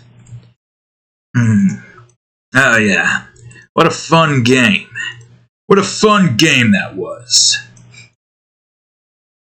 I'll tell you, the best moments were the mini games. And it's not like it took like certain mini games and like amped it up to an 11 too. Like mini golf wasn't the same. There was like no scoring system. I mean, sure there was a scoring system, but you can go into solo mode if you really wanted to try hard and get like a good score to unlock like more outfits. You could get Tiger Woods Handsome Squidward, O.J. Simpson Handsome Squidward, with and without a knife. God. It was a very controversial game at the time, I could tell you that much for a fact. But yes, you get various outfits just by completing the minigames, but if you go into online mode, whoo boy, expect total and utter chaos as everybody's just there's this one moment in mini golf where just Handsome Squidwards all over the place were just throwing balls at our heads, at all the Handsome Squidwards' heads. And it ended up with like the entire server lagging out because the balls don't despawn, and when you like hit somebody in the head with it, there's this very strange glitch where you can't like hit the balls anymore. And the more you hit the balls at somebody's heads, the more like every time you hit the ball and it gets into a lost state, it's supposed to despawn, but it doesn't despawn when it hits your head. So as soon as, you get like 100 people on there, you got like 1 million golf balls, and the golf balls don't stop either. It was another weird glitch. This was the most glitchiest game, right behind freaking table tennis, and alongside like what was it, water polo? It was the most glitchiest experience. Compared to those two, I would say that it has to be the most glitchiest experience that anybody has ever had the pleasure of dealing with, because despite it being a mess, it was still hilarious. It worked fine in solo mode. Everything worked fine in solo mode. It's just when you get to multiplayer mode, everything was chaos. It's like, it's a game where if you want to be serious, play by yourself. But if you want to just have a good time, multiplayer is right there. Oh man. There was like 1 million balls bouncing all over the place. The computer was lagging like hell. The server was lagging like hell. Somehow there was like hands of Squidward just floating through the ground and screaming. This is a legitimate laugh because I'm just imagining that scenario actually playing out. And there was like this feature that they were trying with voice chat. There were some funny moments, but there was also some very cringy moments. But my God, the things people said there were funny. God, I'm tearing up over an imaginary game. Okay, well, Yeah. There you go, folks. That was a very hilarious segment. I just can't stop thinking about the hand. And it's not even like full on grass too. It's like it was all clouds. I mean, there was some grass, but they're just like looking at the handsome Squidwards falling through the clouds, putting their hands in the air and just screaming. Ah! There's like several different. That's the funny thing. Every time they fall into the void, they have like several different screams. I think somebody like looked into the source codes and found like 50 different types of screams that handsome Squidward could make, which was impressive. I didn't know you could make that many screams at once.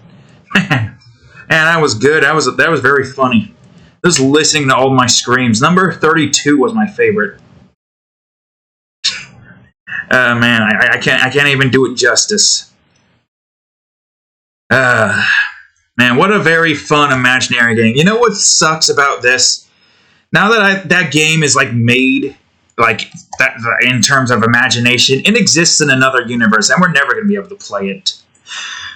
Although I will say, it's a very weird game, which means it's in the Weird Factory.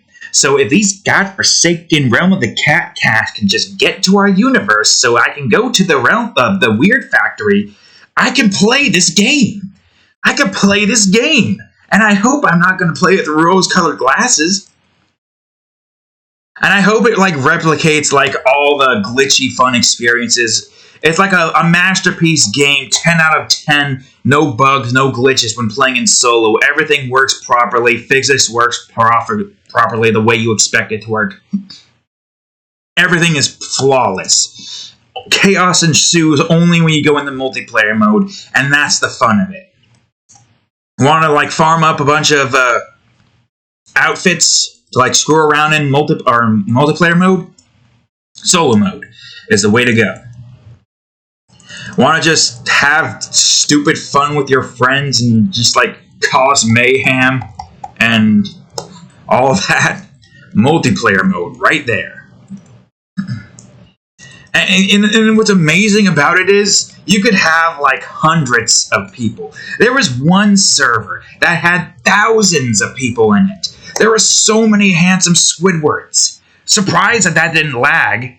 I guess we had like 1 billion golf balls on screen that like lagged it out. It only started lagging as soon as like 1 billion golf balls came on the screen.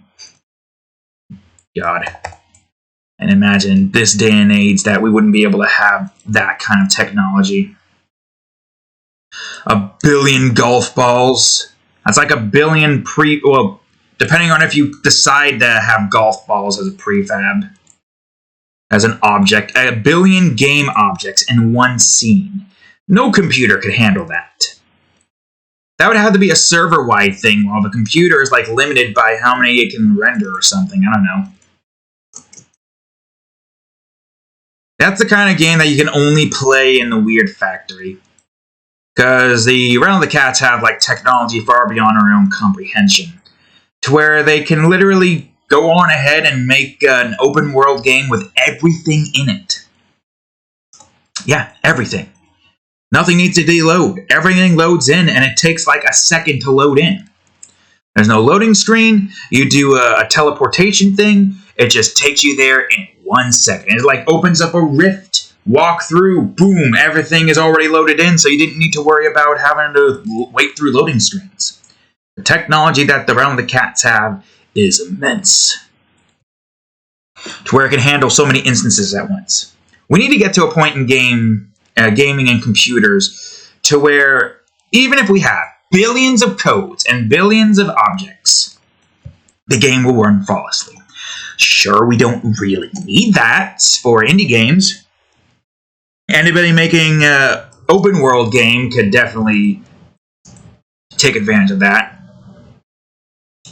Of course, we would need to get to a point where computers that can run that are now the norm, and all the old computers that can't run it are obsolete and no longer used by anybody.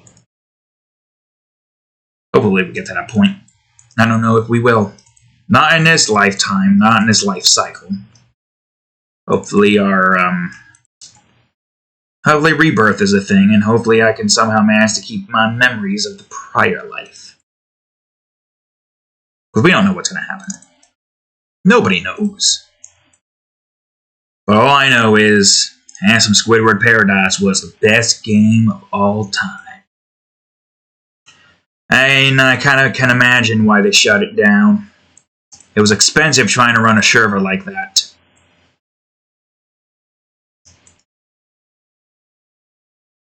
Matter of fact, I feel like even if they were to try to like sell off all the cosmetics, it wouldn't be enough to keep the servers running. That was the kind of game that you had to like, you know, be a part of financially to be able to like keep it running for as long as it could. Usurko is probably still out there in the ether. But man, oh man, was that fun. Now I kind of want that game to exist. Y'all want that game to exist? I somehow managed to hype up a non-existent game so much that I want it to exist now. Nobody would be able to make it either. This is a game that cannot be made. This is a game that literally can only be, like, talked about. It's going to confuse so many people. If somehow this is the video that gets me freaking YouTube famous, and people just look at it and are like, what the fuck kind of game is that? My god, that game sounds fun. And then they just hear me, like, joking about it not existing. I'm like, wait, does this game exist or does it not exist? I need answers. I want to play it now. And I'm like, yeah, the game got shut down because they couldn't run it. And what? When did this game happen? Did it exist or not? I am so confused right now. Is it just like freaking hit their head, pull their hair out, trying to freaking make 2 cents of this? Did this game exist? In my heart, it did. It was a fun game. I mean, you can't play it anymore. It no longer exists. Or it did exist. It's Schrodinger Squidward. Did the game exist? Probably. Did it not exist? Probably. I don't know. It exists if you believe in it. If you believe that it exists, then it exists. If you played it before, then lucky you. You were one of the few who were able to get to play this magnificent game. Well, hundreds. The game was only up for like freaking a year. And it wasn't even falling off either. It just became too expensive to run the servers. So many people, there was like 1 million people playing it. 1 million. And then when the game shut down, it was like, you know, the end of the world. It was doomsday. Whoops. It literally felt like the life had lost all purpose. It was like Unis Honest ending, and all the episodes getting deleted. It was like that. It had that kind of level of severity. It was even better than Unis Honest, which is just, you know, it's really saying something.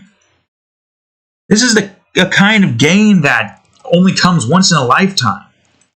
Nobody's gonna... Ooh, whoops. Wait, what? Oh, you were supposed to go this far out. Nobody's gonna be able to recreate this game. You know, I heard that the studio that was holding the game data and all that stuff somehow burned down. It was a tragedy, really. It sucks that we can never play this game ever again. Damn. It's a real shame, too. So many hours logged into that game. A week's worth of hours right there. The longest amount of hours I think I've ever put into a game in general. And you had to be there. You really had to be there. My god, this texture process takes too long. I don't know how long I can stall. I mean, I also gotta do the background too, which is probably not gonna take too long. This is gonna be extra long because there's just so much here that I need to do. Ugh. This is just one of those. Like, I mean, it's better than episode 5 with the amount of characters in it. A lot less mind-numbingly painful trying to just go through 14 different characters. Technically 13 if that character doesn't count as a one full character, but, you know. It is what it is.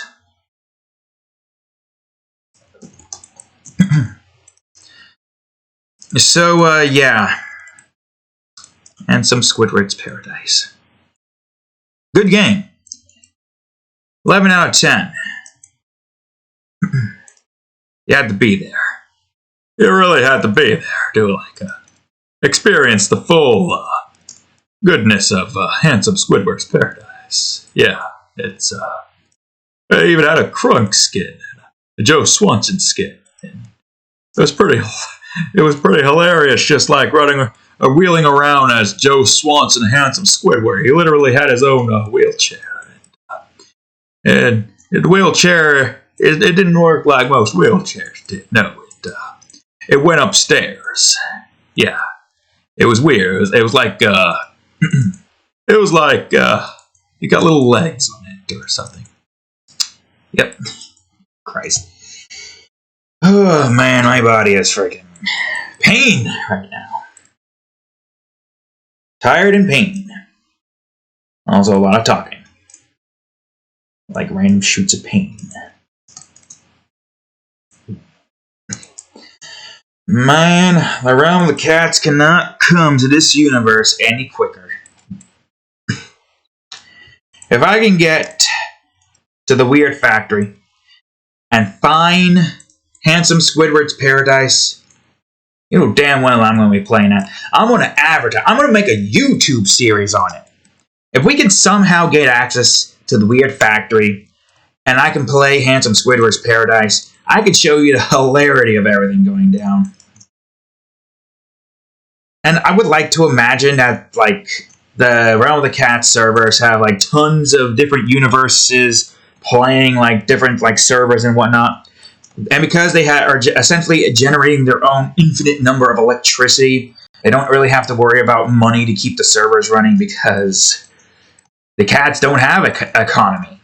I mean, they kind of have some kind of economy system with the gold coins that the ancients give them, but it's not really like things they spend. It's like a gold star, basically, where they are given gold stars for performing specific tasks and whatnot. Or coins in this instance. You know, the gold coins. It's going to be like a common game object, like crystals and gems in Crash Bandicoot. But yep. So many games I would play there. Neutron Adventure. Yeah, I kind of just like skipped over the duplicator and all that stuff in favor of talking about handsome Squidward's Paradise. Which is fine. It is essentially the duplicator's creation. And game formation. Yep. Indeed. Indubitably. So yeah, there was a handsome Squidward one. And that was hilarious. Anyways, aside from handsome Squidward and all the other stuff we talked about, like the Pluskies, the Realm of the Cats, the Dukes, the Barneys, there's also the Peters. Peter Griffin, basically. And it's not the same Peter Griffin that you and I both know. It literally looks like okay, so like it's a leotard kind of. Peter is essentially supposed to be, I don't know, quote unquote drag, with a very what's the word I'm looking for? Like an effeminate sounding voice, like you know the usual voice Peter does when it's like trying to act like. A call girl is the word, I think. I don't remember. I don't remember what episodes even referenced this back from. He had like glasses, freaking only wearing a leotard, like basically just like torso to like bottom, And there was like a dark brown hair with like a ponytail going back. And literally the Peter's main purpose, and he... wait a minute, I think I shaded in that with the wrong thing. Literally the Peter's main purpose throughout the entirety of the duplicant's little instance is to go after Barney. All the duplicant Barneys get, chowder-ard by Peters. I'm sure you know what that means by now, because we talked about that already twice now. They go and get Barneys. That's their thing. They go and force themselves onto Barneys. Which is weird that, for some reason, that is the entire purpose of their creation. But then there's also Doug Dimmadome, whose the entire game there was just, ooh, man, you have no idea.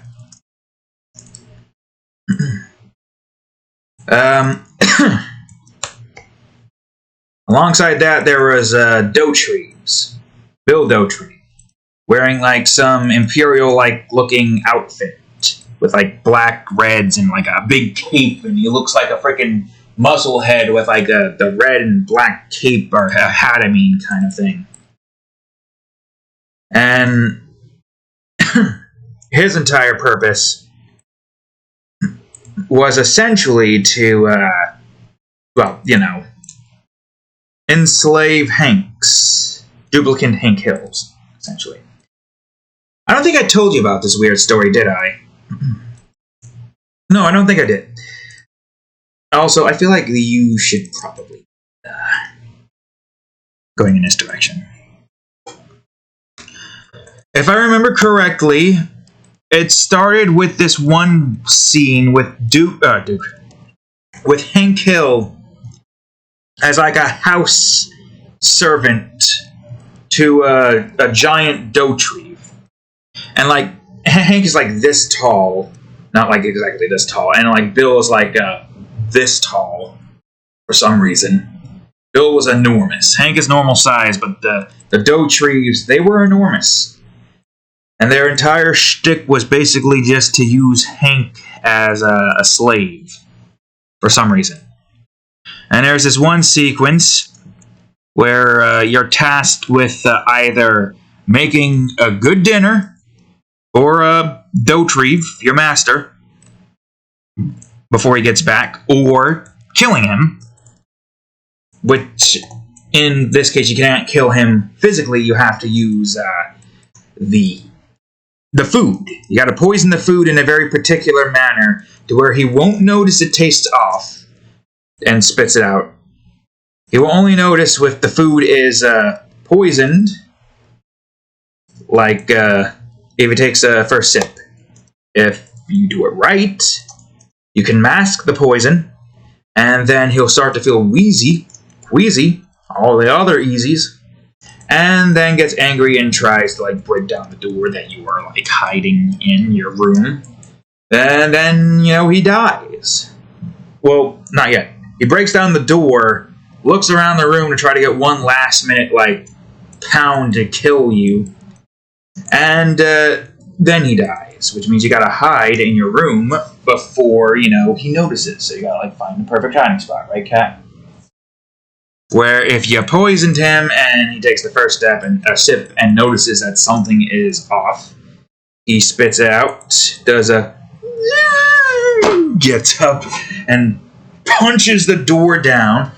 It's like, you bastard, you're trying to kill me. And he looks around the room trying to find you, and he just destroys the entire room until eventually he finds you and you die, regardless. Doesn't matter how much you hide, doesn't matter if you try to sneak by him to get out, you can't escape. The door is locked both ways. There's no like little latch lock, it's literally a key lock. So without a key, you can't get out or in. And if you do successfully manage to kill Bill, the problem then lies, you have to get out of the house. You have the key, which you can't get from Bill's corpse now, but you're also surrounded by hundreds of Dotribes who are, you're going to see Hank out there without its master. I know this sounds terrible, but it is terrible. It is completely terrible. There's no way around it. This is terrible.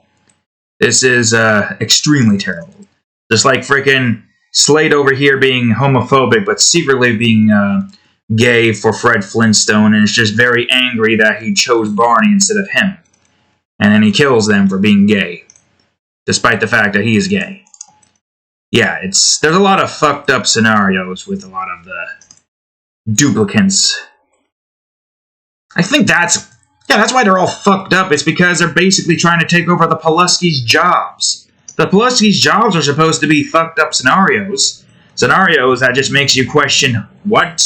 How the fuck did that happen? Why did that happen? What in God's name did you... what on God's name, Earth, or whatever the fuck that saying goes, did you think that was a good idea? Or how the fuck did you think that was... I don't know how that phrase goes. You know what I'm fucking talking about. That's why almost every single one of these stories are dark.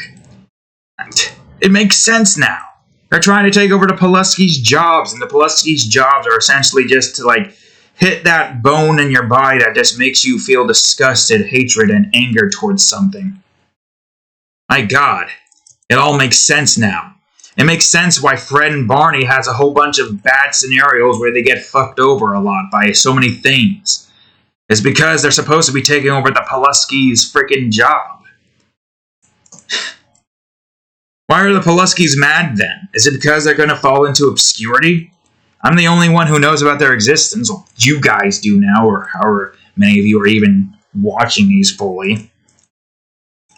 So I guess they'd be angry because I won't be thinking about any more of them. Why would I? I got Fred Flintstone and Barney Rubbles. But yeah, those they are dark. These weird stories are dark.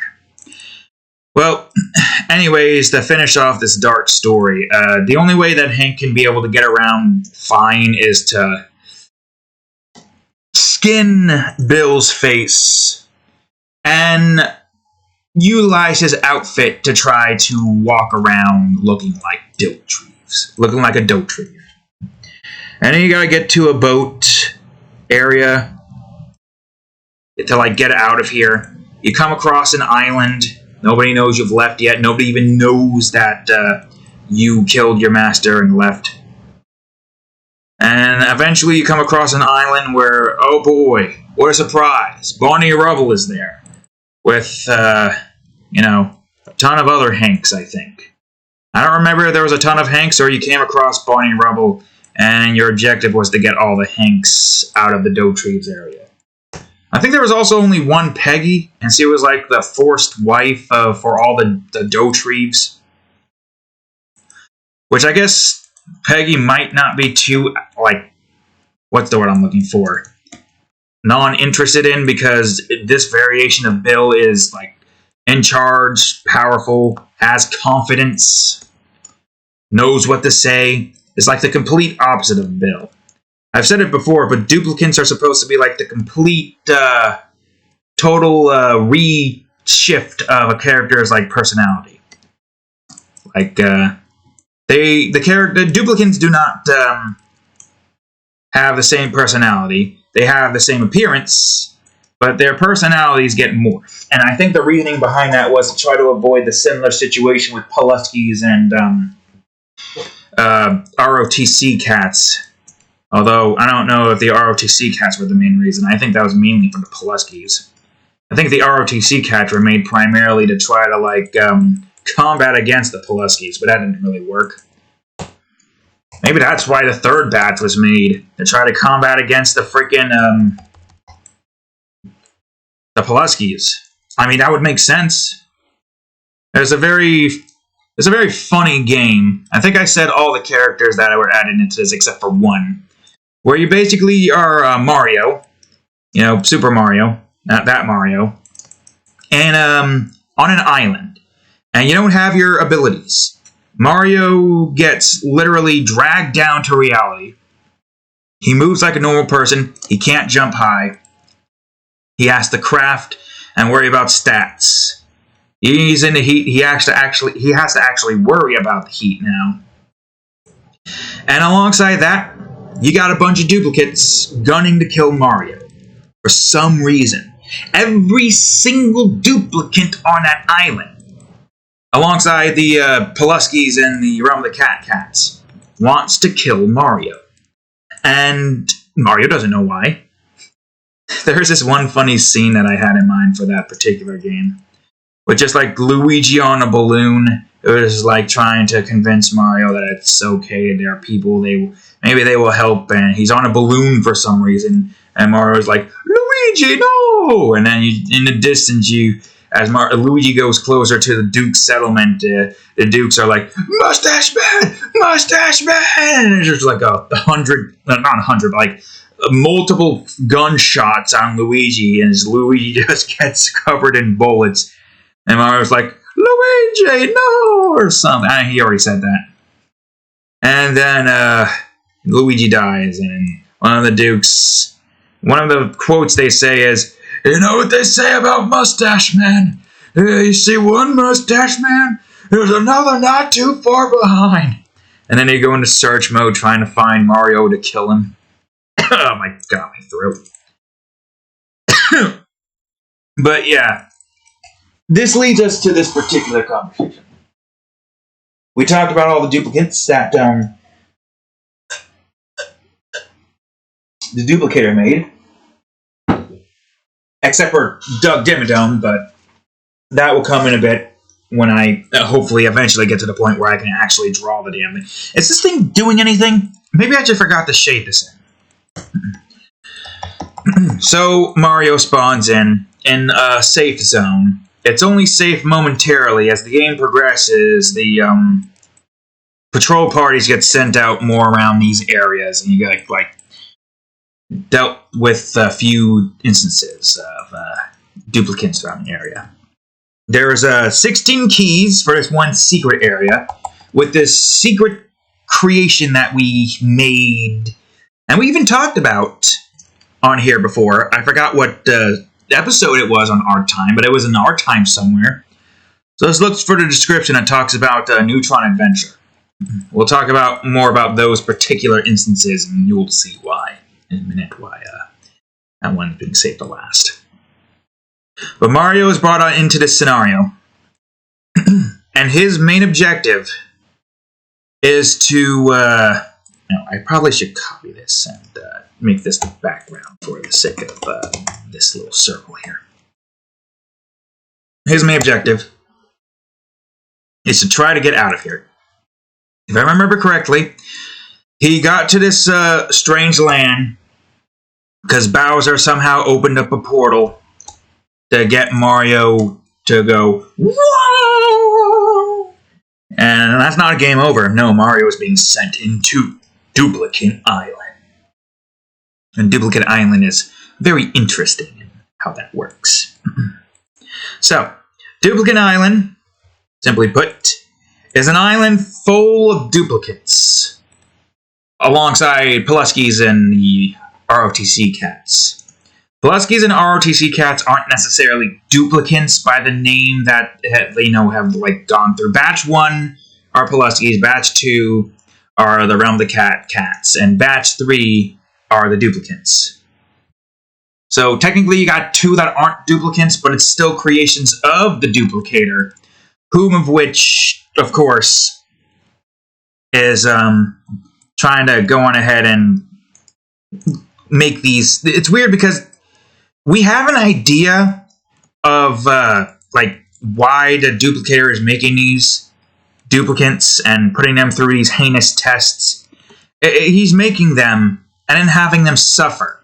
Even the Pulaskis, like, he can go and kill all the Pulaskis, but remember that one story I stated, remember that one story I stated long ago with Barney Sprinkles and the Pulaskis essentially using them as sprinkles to eat, and then they're basically just an RPG of Barney's just trying to survive with Barney walls, floors, and like mining Barney walls, which essentially is killing.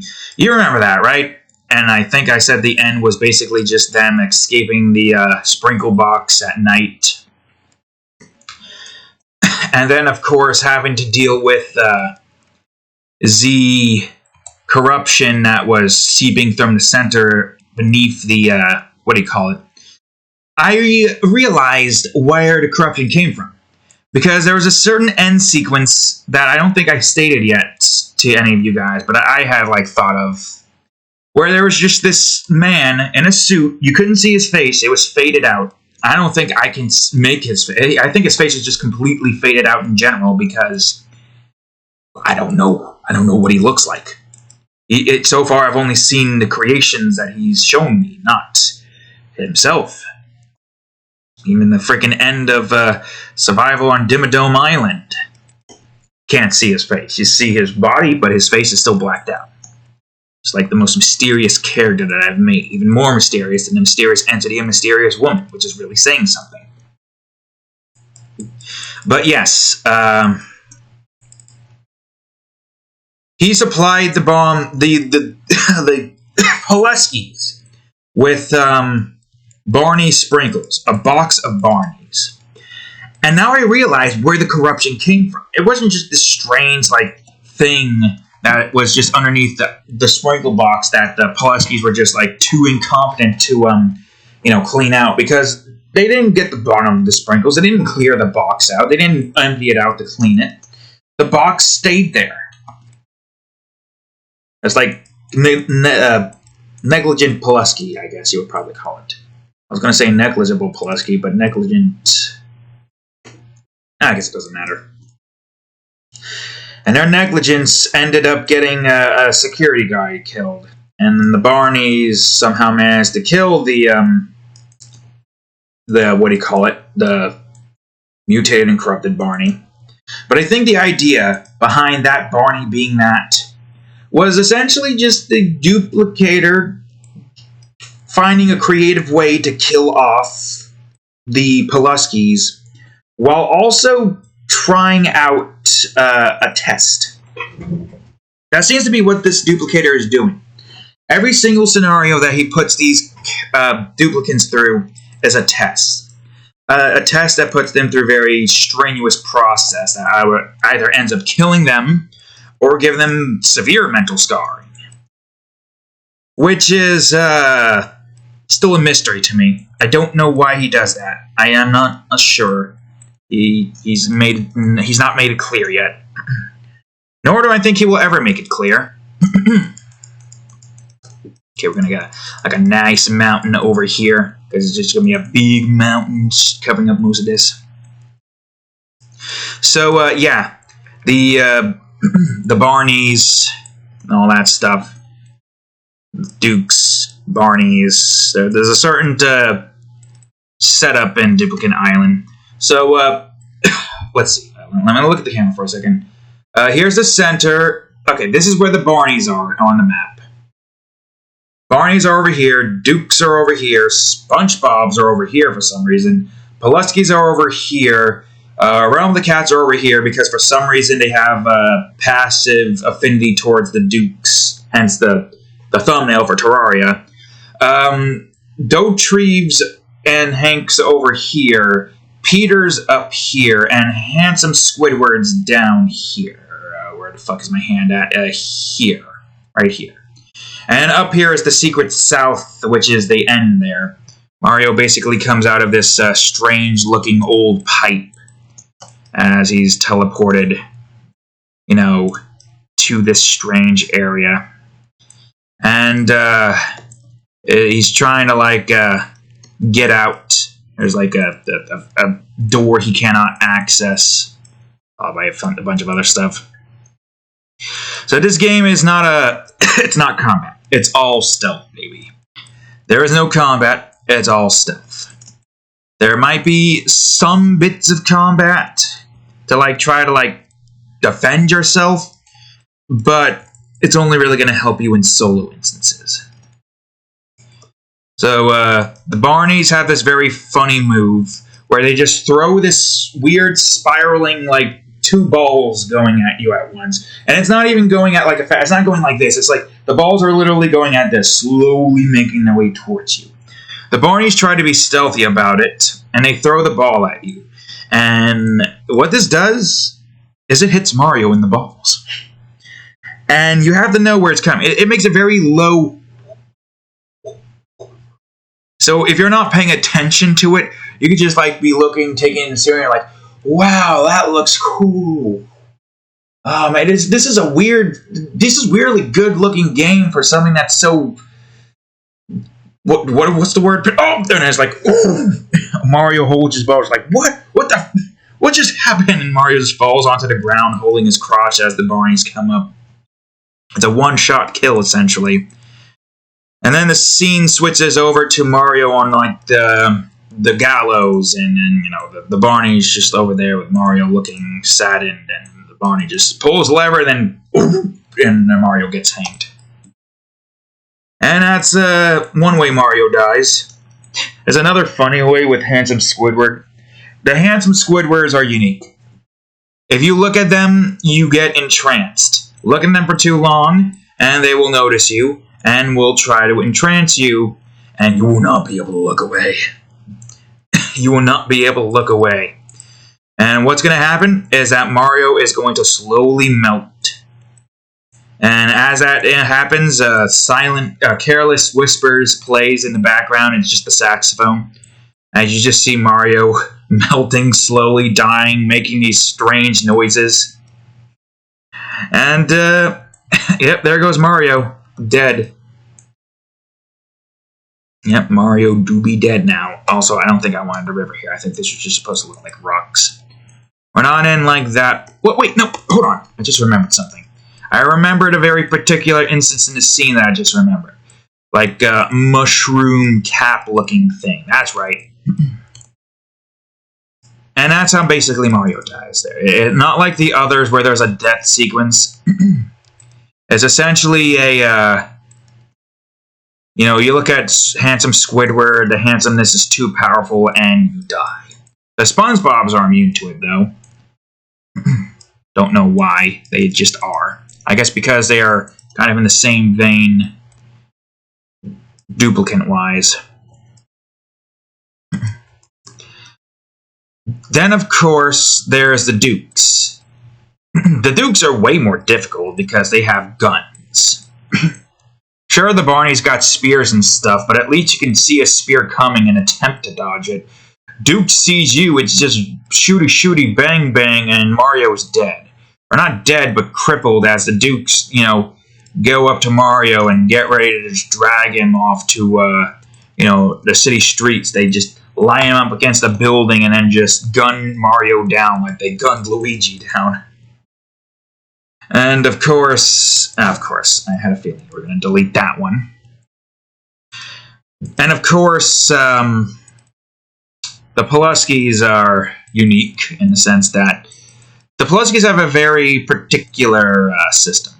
Pulaskis will beat the shit out of Mario, but depending on what instance happens, you can either get the shit beaten out of you by Pulaskis, or you stay in the Pulaski land too long to where the Pulaski atoms start to take hold of your body and Mario gets turned into a Pulaski.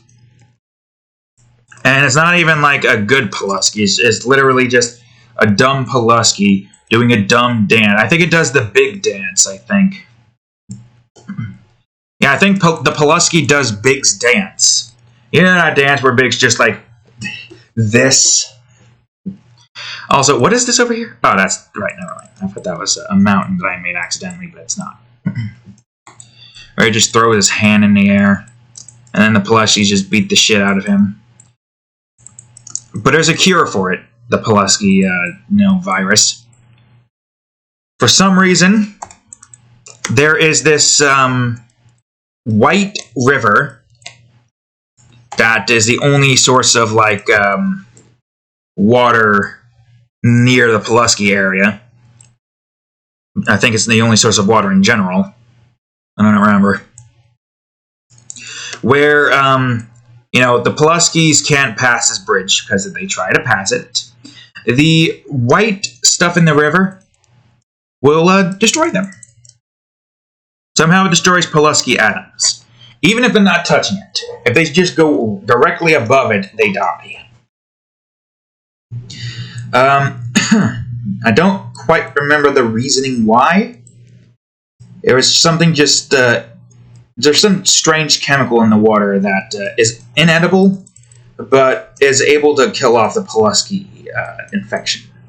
Because once you're infected by the Pulaski, well, it's only a matter of time before you get turned into one. And it's game over for Mario.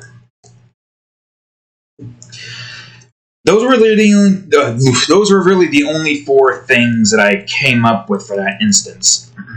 I mean, I believe the ancients, like the Realm of the Cat area, like had you trying to avoid sight by the moderns and the ancients as well.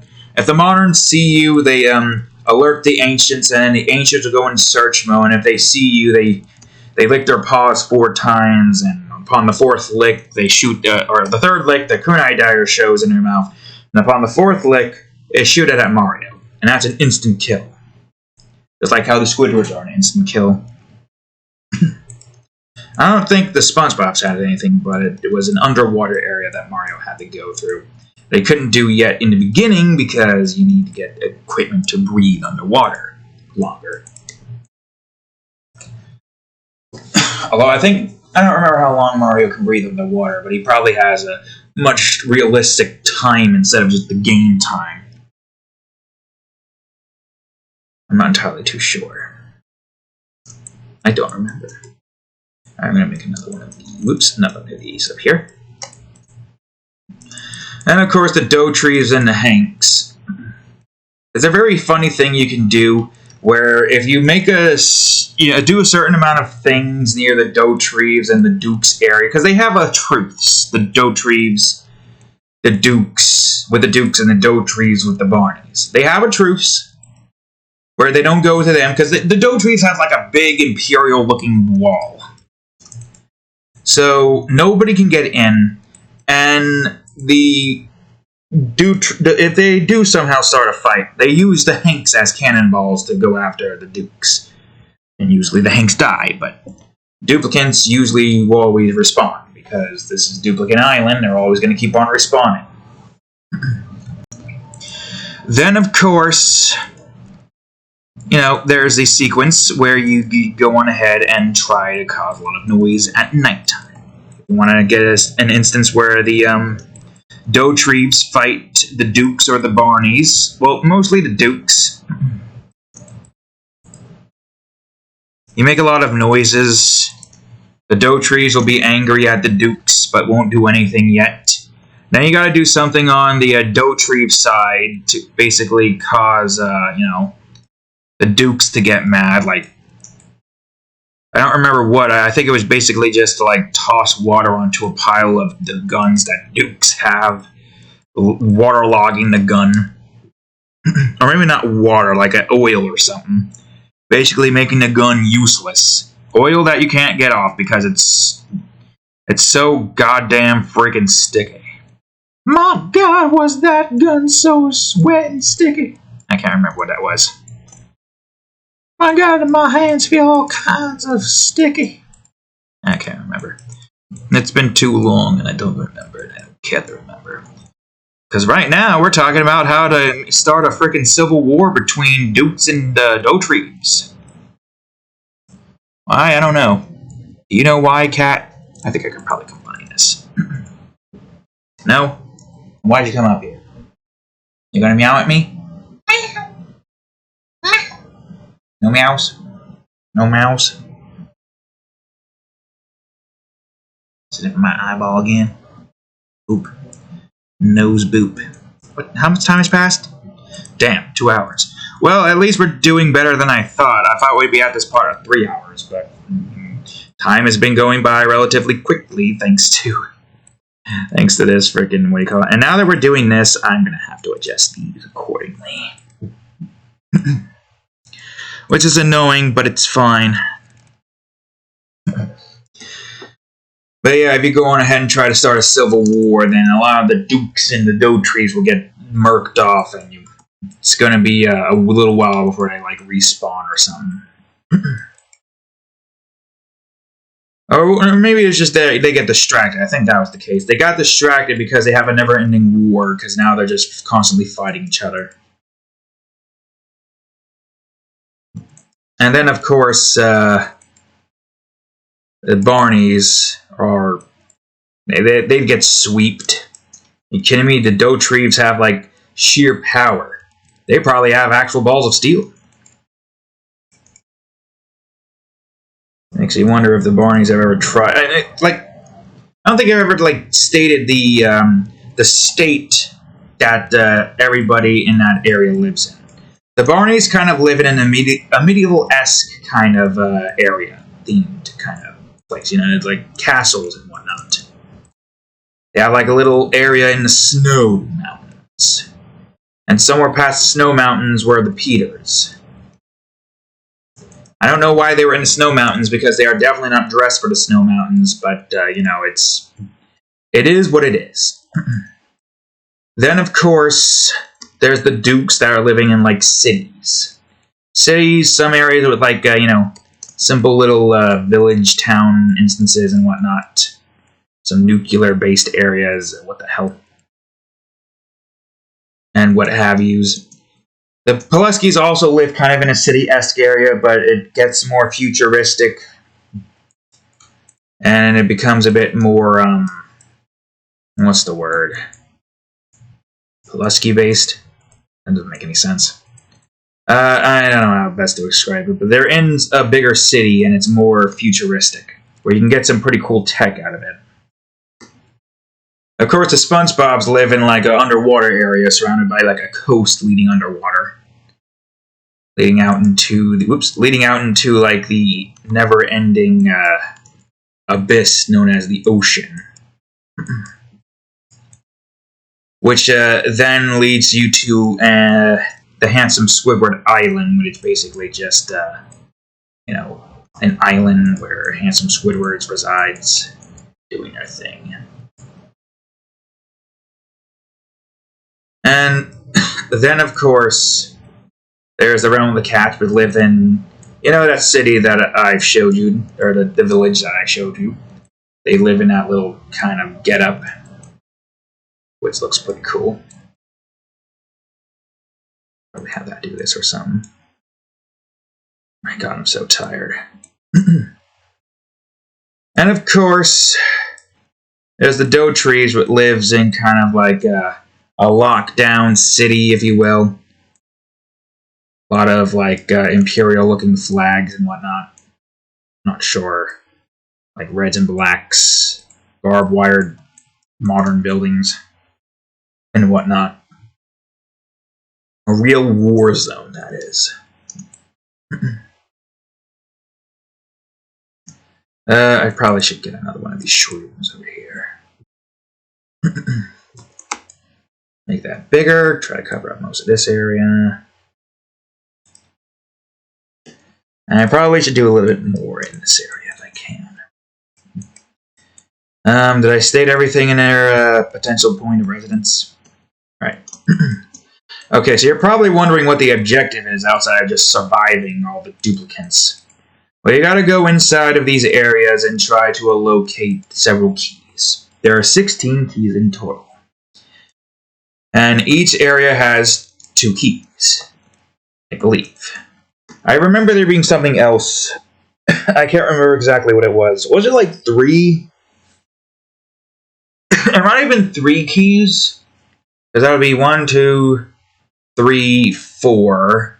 And then the side areas only have 1. Yeah, that would make more sense. Yeah, the main areas have 3 keys instead, and the side areas have 1. Okay, I remember that. Good. Great. You, it doesn't matter because you don't even know about... You didn't even know this freaking world existed. And why would you? There were so many of us. There were so many of those games that I'm for some reason creating. Oops. Not what I wanted to do. Well, this is going to be 2 different areas. I'll grab Frag Canyon, remove all that stuff. Oh, wait, shit. I forgot the fucking rock texture. I'm annoyed now. I had the rock texture in last. Wait, no. How about I do a little bit of this? Good! Good. It's a good thing that that's like that, because otherwise we wouldn't have the rock texture now, would we? Alright, I can use that for the rocks at least. Can you smell what the rock's cooking? Oh, you can't? You don't have a nose? Damn. What kind of Mandy-ass bullshit is this? Anyways. Yeah, collect the 16 keys. I'm not going to explain how you get the keys. Just know that there are keys in the areas. 3 in the main 4. Duke, Barney, Pulaski's, and SpongeBob's. I don't know why SpongeBob's. I just decided they have the keys now. I needed some 4th to fill in the spot. And it makes sense with Handsome Squidward, because during the time, the survival on Dimmadome Island never existed. This was before I created that monstrosity. It is a funny monstrosity, but it's a monstrosity nonetheless. And I don't want to talk about it yet until I get to the point where I'm drawing what would be the game cover of the series. Which would probably look like this, right? This size, is that what the sizes are for most things of this variation, or I don't know. I have no clue. Well, I don't want all of you to be this, but I do want some of you to have different colors. I'm going to move the ground over here so I can have the rock over here. Rock number 2. So now we can have the other rocks and whatnot. But, yeah.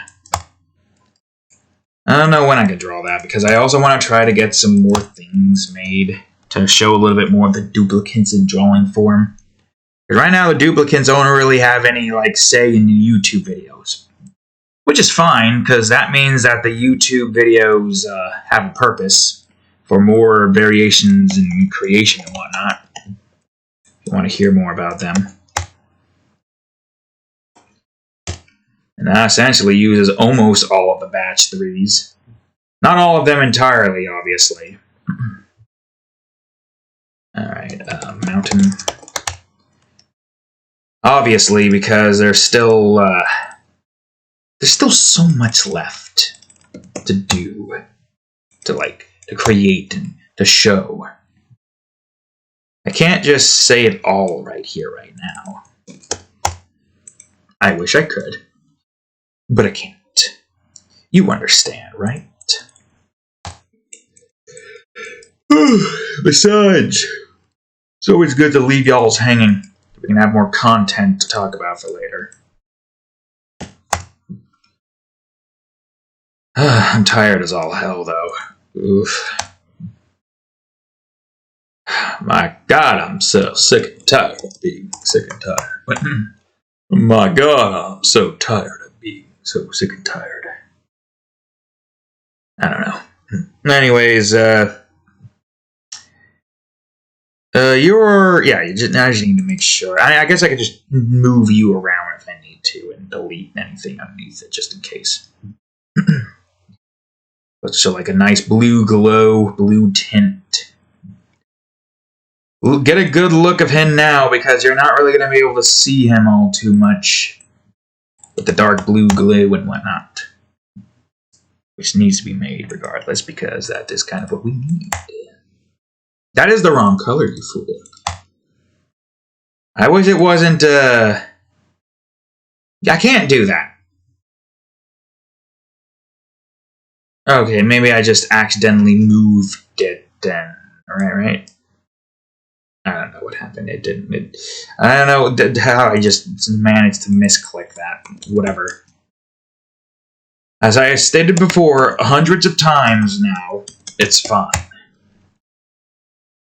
It's becoming our catchphrase now. It's fine. Well, is it fine?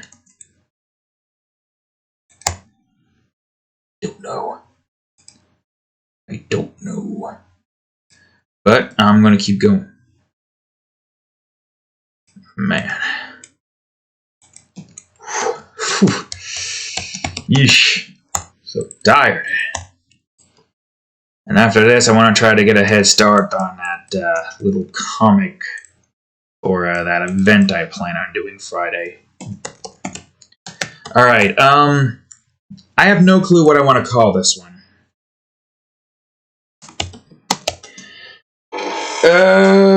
I'll just, okay, underground,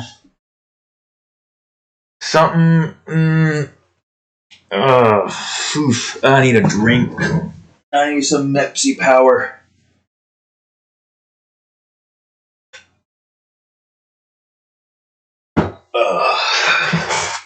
I just need a temporary name to call this. So, I don't know. Not Beast Den, because this beast is not native to this region. Maybe Rocky Peaks would work. Rocky Peaks. Hell, we might even just use that name in general. And underneath the Rocky Peaks is this area, which I probably should do next, honestly. So what I want? Good. Do that. I could probably have this be faded. Or it doesn't matter, we'll just have a glow surrounding it. That works just fine. Alright, awesome. God damn it! I don't want to link these together, you fool. You know, it's funny to think that you don't understand why the hell I'm, like, getting angry and be like, oops, didn't mean to do that, despite the fact nothing happened. There's a lot of stuff happening out in the background that you guys can't see. Which leads to me exclaiming those things there. I don't think I want that to be that, but I do want this to be a nice bluish color.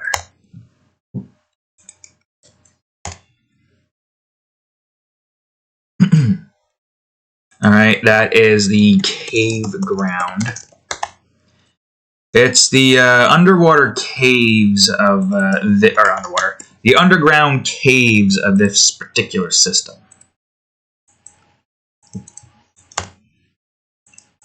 Cave wall number 1. Oh wait, no, you gotta be called ground, you fool. And you wall 1A. And you, underneath that, ground 2B. I don't know, get this, sure, great, yeah, that works, maybe not. Okay, that, maybe? No. Brighter. Brighter and try to match this. Yeah, I guess that works. Cave ground number 2. Man, I'm having a hard time keeping my eyes open. Well, not really. It's drooping a bit. It's just annoying having to feel this sensation.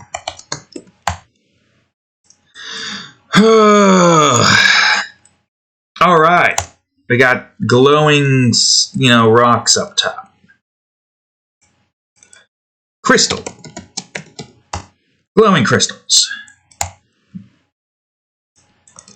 Crystal. Yeah, crystal. Good, great, fantastic. Wall 1C. Yeah, you take up most of that. Probably gonna have to do some intensive shading on those portions. It's nice that we get to see more of the region. Different areas, like that green. It's gonna be green. Don't you worry, it's gonna be green. It's not green yet. They're gonna be green. Whether they like it or not, they're going to be green. Because they have to be green. If they ain't green, then they ain't mean. And if they ain't mean, then they're gonna die out there in this harsh, harsh world filled with giant beasts that could potentially claw you in half. Unless it's a baby, and if you raise it right, then it becomes passive towards humans. I mean, if you're raising it to be your pet, then yeah, that makes sense. Not pet, more like a companion. A companion you take with you to, like, go on creature hunts. Teach it the way of the wild. Try to have it be its own thing. Its own creature. Doing its own thing. Which essentially allows for it to, you know, live a much more happier life. Although, I don't know what this guy would be doing. I feel like he would probably go out into the wild with this pet to, like, go on frequent hunts. Not only to just keep his skill up, but to also make it so that his partner over here is always active. An active beast is a happy beast. Oh yeah, wasn't that supposed to be water? I didn't put the water fucks in. Right. Of course. Okay, water. I will get this in first. I'll have a cliff here. Let me go over to this ground, and I'm going to just have a pool.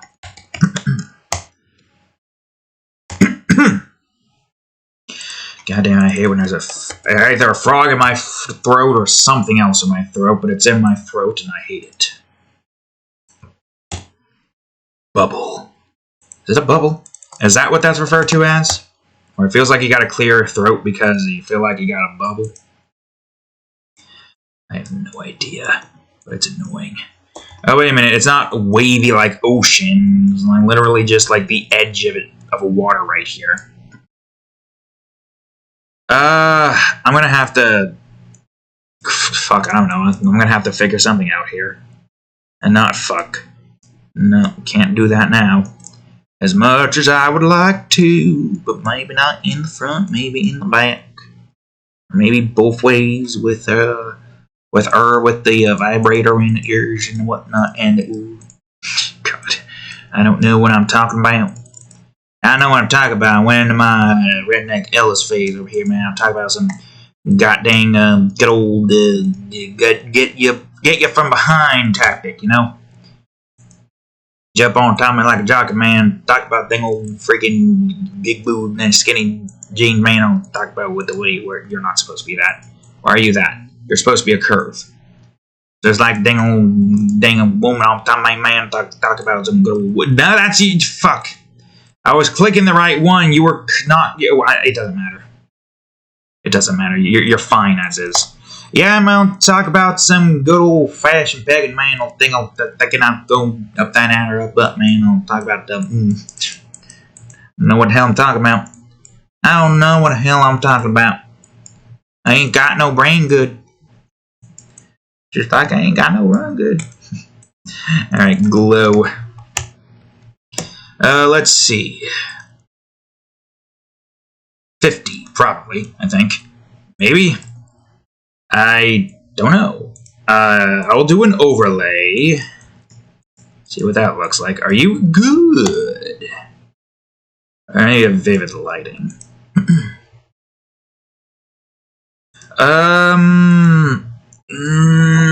Wait a minute. I have something else in mind. I think I gotta do this in the effects department. My own thing, hold on a sec, though, man, because got this... wait a minute. Wait, hold on. Why are you not filling in the rest?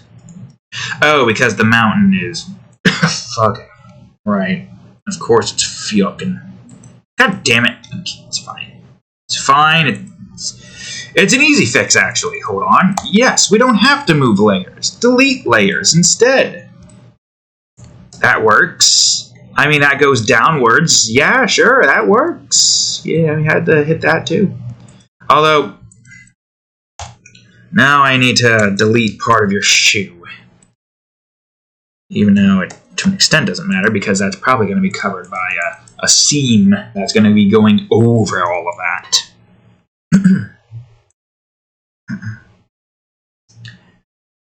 Okay, alright. I think that's all for this for now. Rocky Peaks. I gotta go on ahead and get a new SWAT setup going for these giant, tall mushroom pillars. Yes.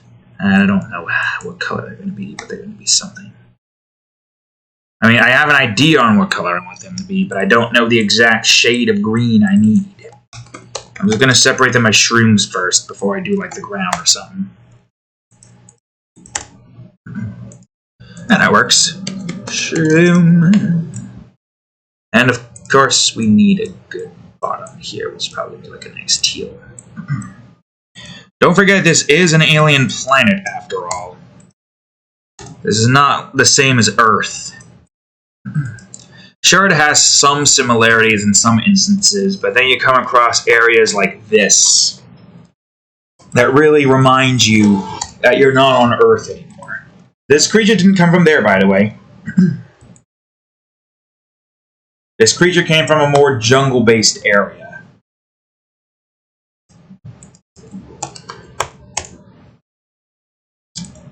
And, kind of makes sense due to all of its fur, I guess.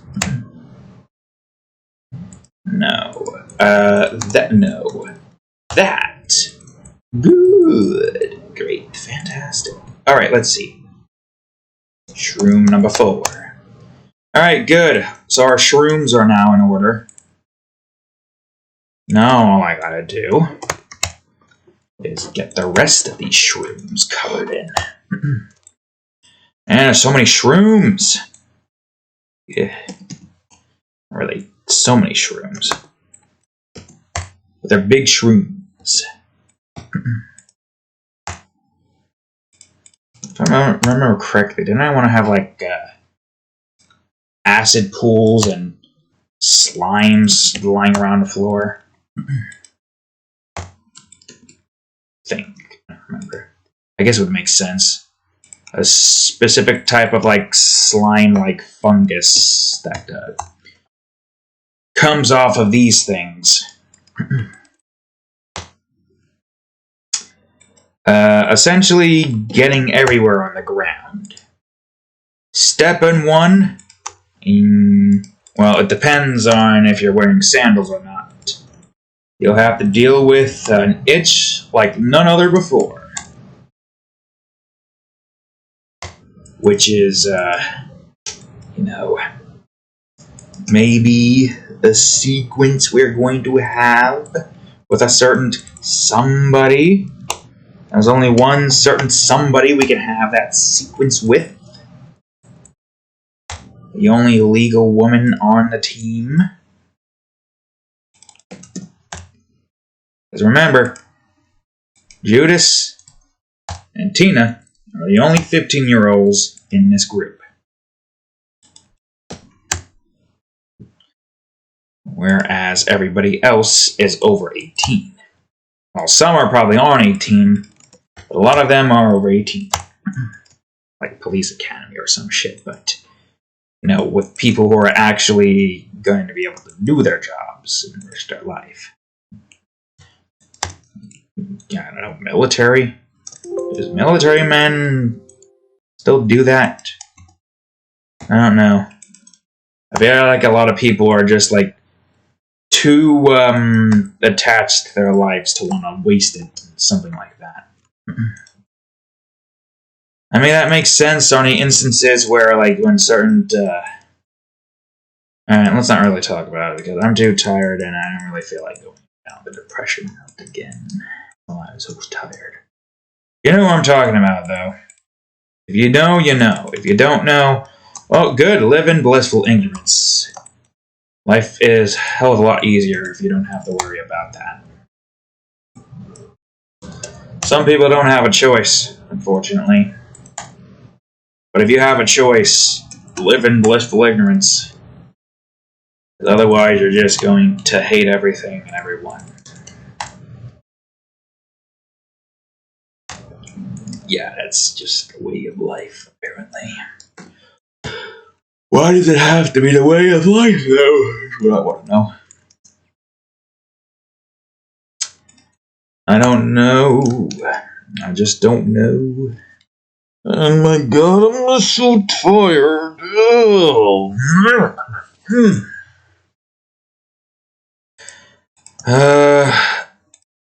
We are getting close to finishing it, but not close enough. This is going to be like a 4-hour episode. What are we doing on space right now? 72.7. Okay, not bad. Let's just go back here. Alright, I gotta get on the ground in here, so ground 3A.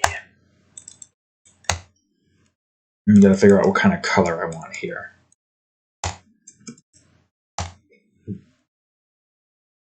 I guess that works. Okay. We got rocks here. Rocks again. Damn. Got the rock blocked. Alright, let's see. Yeah, like moss rocks or something, I don't know. Moss rocks, rocks that are moss.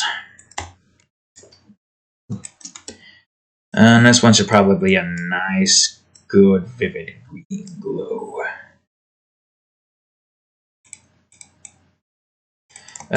Crystal, I guess? Sure, why not? Crystal. Alright, good. I don't even think that would be crystal. I'm not sure what that would be. Oh, I got a cliff in here now. No, this one, you fool. And remember, it can't be that. Actually, it can't be that either. Unless we have this be a specific shade of a gray. Yeah, like gray rocks, I guess. Cliff. Or we could just say wall. No, let's call it cliff. Why not?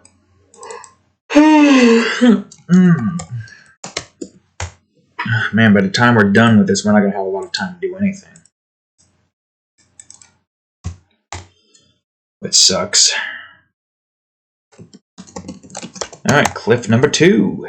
Assuming that was called number 1 and not 1A. Okay, good, great. And then there's this shroom over here. You fool! You're supposed to go over 4, you idiot! It's fine. It's fixed now. Wait a minute. The ground needs to be above the shroom. Which means technically I could just have this cliff be repurposed for this side. But do I want this to be the same color? Wait a minute. Move the cliff up! But no, not that color. Not that color at all.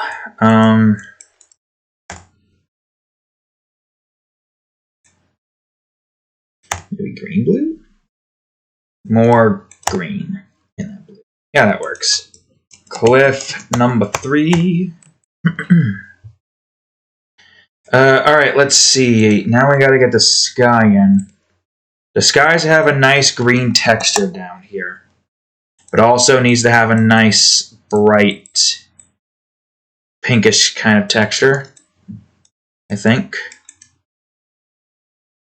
Okay, maybe not bright pink. Let me just go to purple.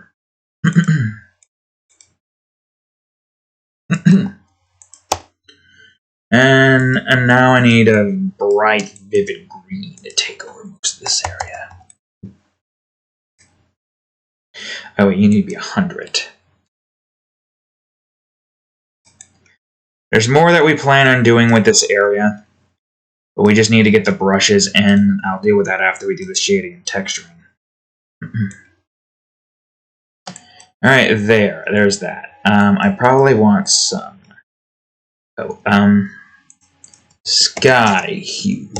I'll save that in case we ever want to do a sky hue for this. Let's see, toxic overgrowths sounds fine.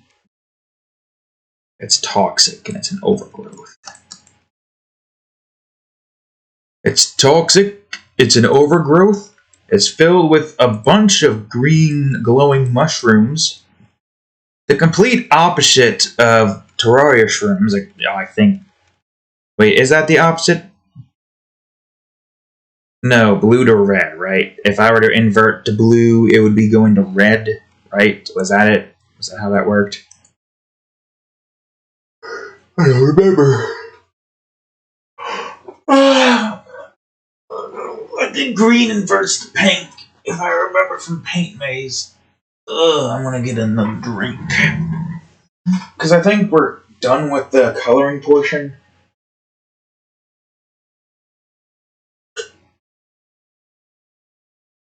That's what happens when you get less than 7 hours and over 6 hours of sleep for the past 3 freaking days. But it's fine. I can trudge through it. Alright, well, I got that overgrowth set. Actually, wait, hold on. I'm gonna focus, I'm gonna focus on shading everything now. Maybe even texturing it.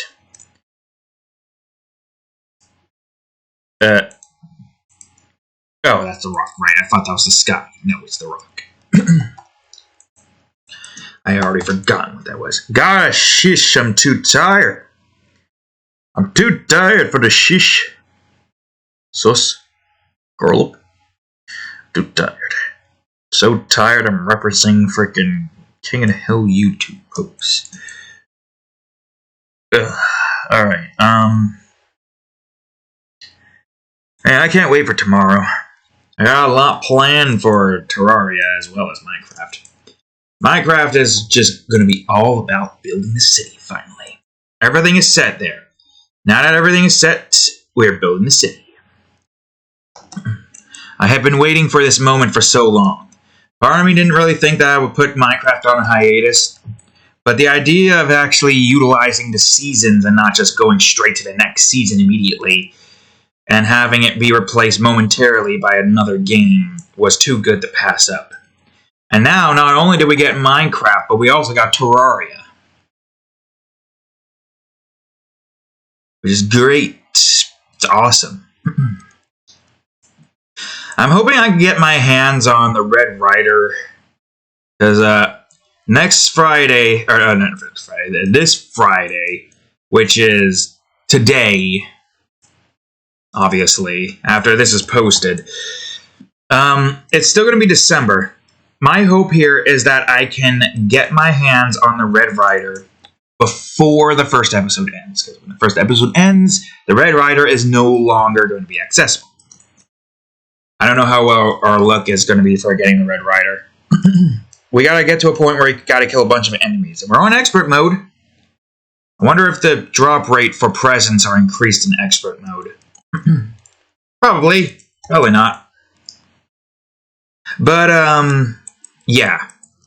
That's what I'm hoping we can get. Because Duke Nukem is a gunner. The entire playthrough is going to be us using guns, which means we need to focus our entire playthrough through dodging, fast movement speed. Literally playing Duke Nukem forever. With, you know, our ego going down so goddamn fast. So we have to, like, play the dodge game. If we want to survive. And if we can get through this series just fine, this will be the first time I will ever be able to kill the Moon Lord.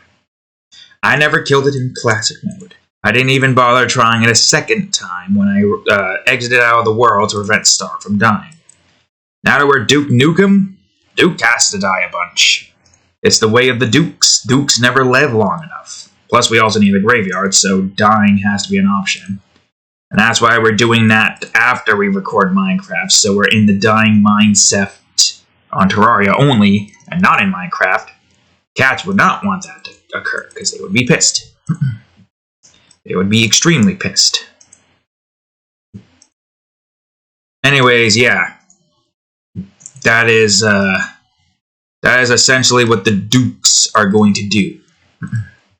They're going to die a bunch. Throw themselves at the Moon Lord as much as they need to, but that probably won't be for a while.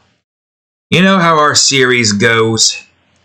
The entirety of the first season of Terraria is going to be us trying to, like, build as much as we can. The goal here, because this is like, what, 24 episodes is 48-hour playthrough. The goal here is to try to get everything we can get our hands on. The shell phone, some early ingredients to the Ankh shield, because we can't get 4 pre-hard mode. Plus the Bezor is just going to be useful to use against the Queen Bee boss fight anyways, to nullify poison. And we're going to try to get our hands on the entire Fisherman set. And we're going to try to do fishing early too, because fishing really does get you some good loot. You want to get fishing done with early so you get like all of that stuff done with immediately. And also try to fish up some crates, because those crates can be very useful. Especially if I want to get the balloon set. Because there's no way in hell I'm going to be able to find all the balloons on those floating islands. So I just got to farm up sky crates and then get my hands on some balloons, some red balloons. Or fish in the ocean, get pufferfish balloons and throw them in shimmer. That also would work. I'm glad that shimmer can be gotten too early. It's nice just to have like this nice little structure. But yeah, our entire objective for the first season is to try to get the surface completely built out, plan out all the arenas, plan out where we want to have all of the celestial pillar spawn location arenas. We can also build like, I'm not sure how this would work. Either, what do you call it? A second floor or a first flat floor with nothing on it. I mean, we could probably build it like that. And have the pillars on it and build it out to be more than just like a flat landscape with nothing in it. Also, hopefully that we get some in the desert and the, the snow area, despite us wanting to build villages there. Primarily because we want to try to, like, reduce the amount of arenas we need, so if one of the celestial pillars is, like, in the snow area, I can not only use that arena to fight the Deerclops, but also to do the blizzard. And, of course, the celestial pillar. I should have said the celestial pillar first, but I'm tired, and I do not feel like trying to say these quotes right. I've given up trying to say them right. But it's a multi-purpose fight there. Whereas the desert, I mean, it does have a sandstorm event. I don't exactly need to utilize it, but it also is good just to have in general, right? Oh, we could use it as a means to be able to get our hands on Dark Shard or something. Because I think we can only get if a desert gets crimsonified. That's going to be interesting. I have no clue how that's going to work. I'm hoping that I can plan out things properly. I mean, we're building out subway tunnels and like 5 wide thick elevators that go to the subway tunnel, and then beneath the subway tunnel the elevators continue to 3 wide. The 5 wide one has like little platform footholds on the side that you can jump up normally if you don't have anything on you. Just for shits and giggles. Why not? I feel like that would be cool to have. It's going to be a lot of building our series is going to consist of. Which is fine, because we do enjoy a good build. It's always fun to build, to see what we can make. Obviously, our first buildings are going to be starter home stuff. What I'm probably going to do is build like an 11 by 6 house, 13 by 8 technically if you count the walls, floor, and ceiling, and despite the fact that the house is going to be, it's going to have an attic with a stone brick roof, and that's where we keep most of our storage stuff here. The idea in the beginning is to try to get our hands on a, what do you call it? Try to get our hands on a good first starter home immediately right off the bat. Also, I'm going to look up something real quick. Undertaker. Am I able to get that through fishing? Oh, I can. 20% rate. Not bad. not bad at all, man. That's not a good voice. Oh, the like part sounds like it, but not the rest. So yeah, if I want to try to avoid frickin' Goblin Army, I could just fish in the Crimson for some Crimson crates and get the Undertaker that way. I could have done that in the Master Mode playthrough. Would have made the jungle a hell of a lot easier and not have to worry about the... I mean, I still want the shotgun because the frickin' boomstick is really useful to have early game. I gotta frickin'... Ah, goddammit. I think I cut my tongue, but I couldn't tell.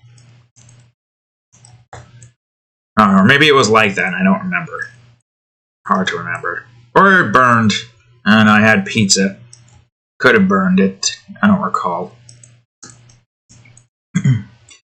Yeah, I could just fish up an Undertaker. If we can't get the Red Rider, we'll just fish up an Undertaker once we do the Fisherman's Quest in the second episode.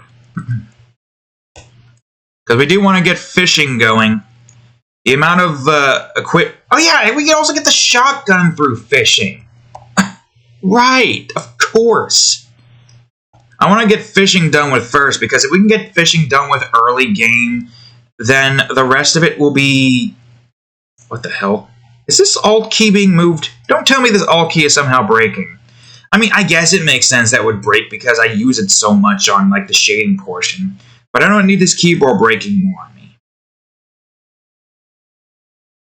I don't know, it felt like it moved. Maybe my finger just momentarily moved.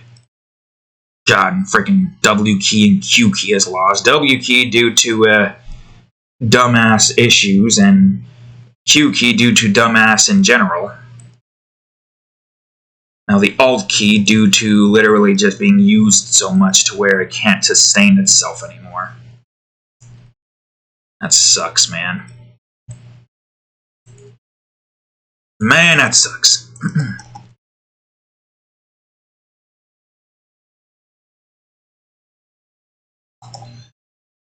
Well, yeah, I guess if we can't get the Red Rider, the second episode would just be us trying to do fishing quests to get the guns that we need. Also, it's just good to try to get the fisherman going immediately right off the bat. I would hope that we can get the high top power rod so I don't have to worry about my shit breaking on me every time I try to fish. Because that's the one thing I hate about fishing, is my shit breaking. And I lose a very valuable drop. You know how much that sucks? That's why I want to try to get fishing immediately right off the bat. Where we basically just go on ahead and fish up some stuff for the angler. Maybe like grab a couple if we can. Get like sonar potions and all that. Well, prey potions would be useful, but sonar potions are needed first and foremost alongside fishing potions in order to get my hands on stuff. Do I need to go to the jungle? Do I need crisp honey blocks? Ah, shit. I forgot what needed crisp honey blocks. I think it was fishing. Why honey blocks? I don't know. But that's not good because we can't get to the jungle with the early game stuff. So we're probably just going to have to just do sonar potions instead, which is fine. We don't need high level fishing power, I don't think. God, I never build any of the early game rods. I usually just skip straight to the Crimson Rod. The fact that I would have to build an early game rod, I don't know how bad that's going to be. Ugh. But we do need crates, so hopefully I can get the gun immediately so I don't have to worry about guns too much. We can get the flintlock pistol and the mini shark once we can get enough bullets, of course. And then, of course, there's the bullets that we need to buy from the arms dealer as well. As well as getting the arms dealer a home built with the nurse in the desert. Preferably over, or at least near, Anthill and Antlion Hill. So I can have quick access over to, you know, the underground desert. Which, if we can somehow manage to find ourselves an excavator, we can use to get the best first range armor, which is the desert fossil armor. Before it used to be you'd be able to use it for like throwing stuff, but they removed the throwing buffs and now made it ranged instead. So now it works perfectly for gunners like me. And of course, that's what we want in the beginning. Towards the end, we want to try to get the necrotic armor. I'm not sure which armor I would go for after, because Skeletron was a pain in the freaking ass to beat in Master Mode. Expert Mode should be easier. It'll do less damage and it'll have less help, so the fight will go by way quicker. Plus, we should have all the guns that we can utilize. I mean, outside of the Red Rider, we got the Boomstick, the Undertaker, the Flintlock Pistol, the Mini Shark, and a few Manicorn from the Deerclops, which is probably something we're going to fight before Skeletron, because that's... For some reason, first try, I beat the Deerclops in Master Mode. But Skeletron is a lot more difficult, apparently. Well, it became less difficult once I figured out how his attack patterns work. Did I just shade everything in? What the hell? I thought there was more. Okay, cool, great, awesome. That's good. I'm not complaining. I'm just confused. But, yeah. We're probably going to do that first, because, let's be honest with ourselves. It seems like the reasonable order. You fight all the other bosses first, Skeletron is like the second to last, and then the Wall of Flesh. But it's unlikely that we're going to do the Wall of Flesh yet, because first we got to try to get like the world separated into several different segments so that we can keep it relatively in check. And we got to do a bunch more building stuff. A lot of the series is going to be consisting on us building. Alright, now that we've got the shading, now it's time for the texture, which hopefully isn't going to take too long. How much time has passed so far? 3 hours. Okay. A special long episode, because why not? We're already this far into it, so we might as well keep going, am I right? I wonder if the quality is still good. It's still using the new hardware thing that I used to record Sonic Adventures. I don't know, it does kind of look a little bit choppy from this far away. At least on my screen. On this screen, I can't exactly tell because it's too damn small. Yep. Alright, well... Oh yeah, were you supposed to go over all of that? Or was that supposed to be like... Oh wait, you were supposed to go over all of that. Shit. Huh. Well,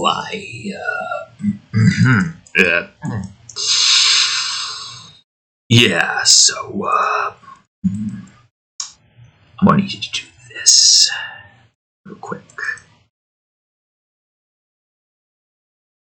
Yeah, that's what I need you to do. And then, of course, you gotta somehow do this without causing issues, which is easier said than done. But who knows? Maybe it won't cause issues. Okay, is that good? Did I get everything here? Well, technically, this shouldn't really be covered like this, but I guess it's fine. It's going to be brightened by stuff. Alright, mountains. Good. 2 o'clock already, huh? I have no clue how long it was going to take for me to get the event stuff set up. I got to write up a script first. Exclaim what's going to happen in the event. And then I got to write up an invitation. And then I got to get all of that stuff set and ready to be posted when the time comes. Not now, obviously. And then we got to make sure we send out those invitations. Invitations, bro. Also gotta see if I can send invitations via images. Hopefully I can. I don't see why I wouldn't be able to.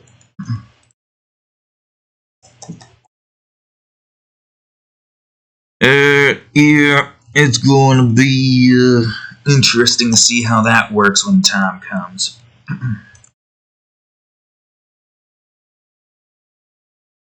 Well, for now, we'll just get the event prepared. I can't wait for it, though.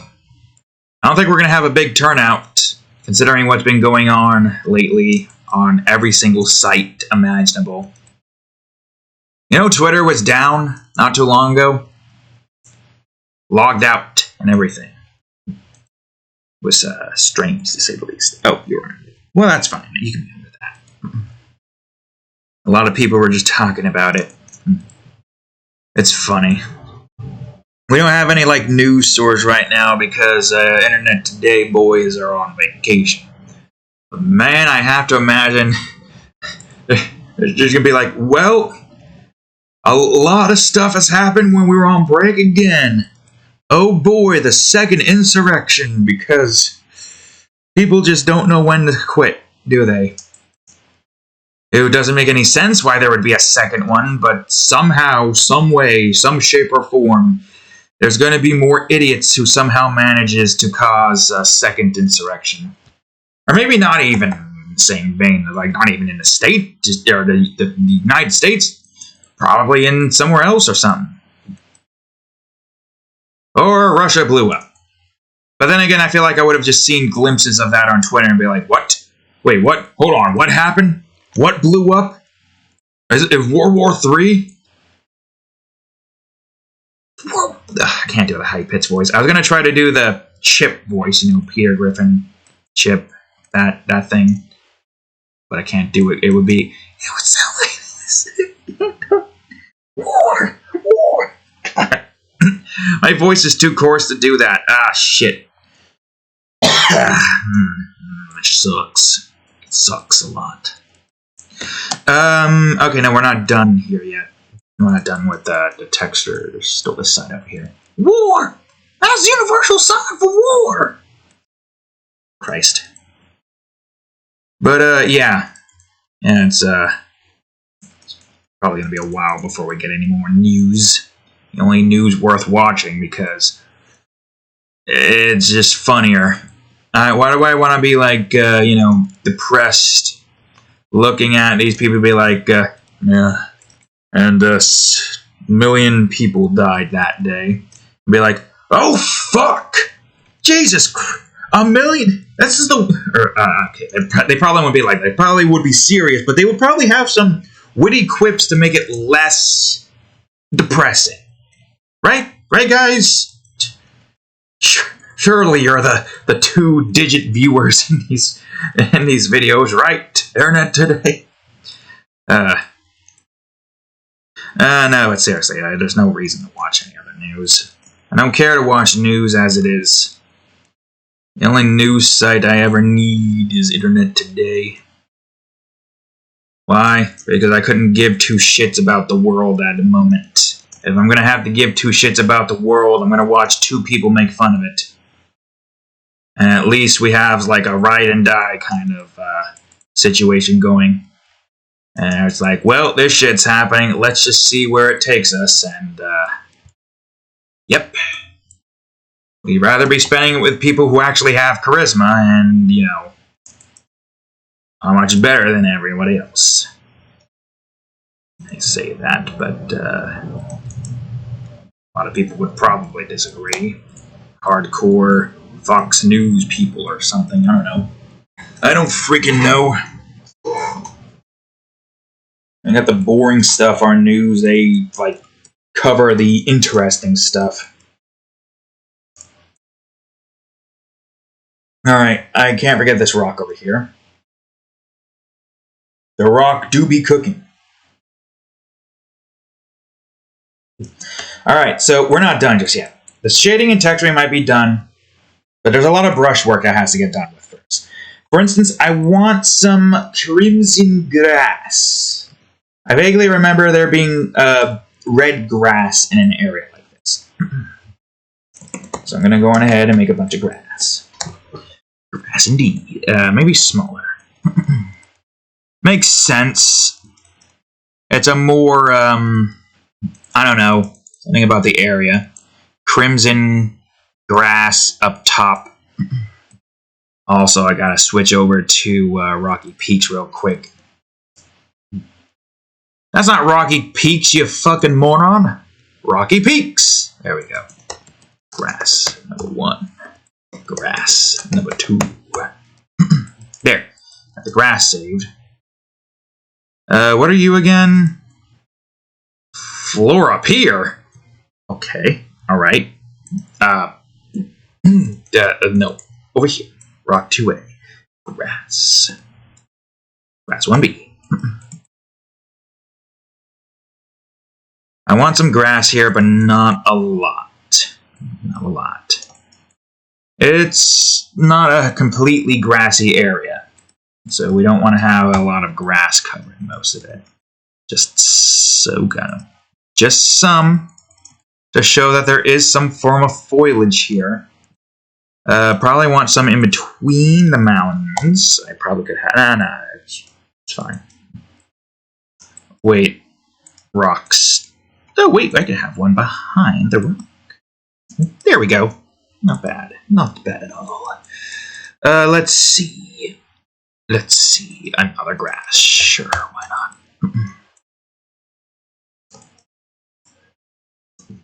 That's at least the top side grass. I'm going to move this grass behind the cave instances.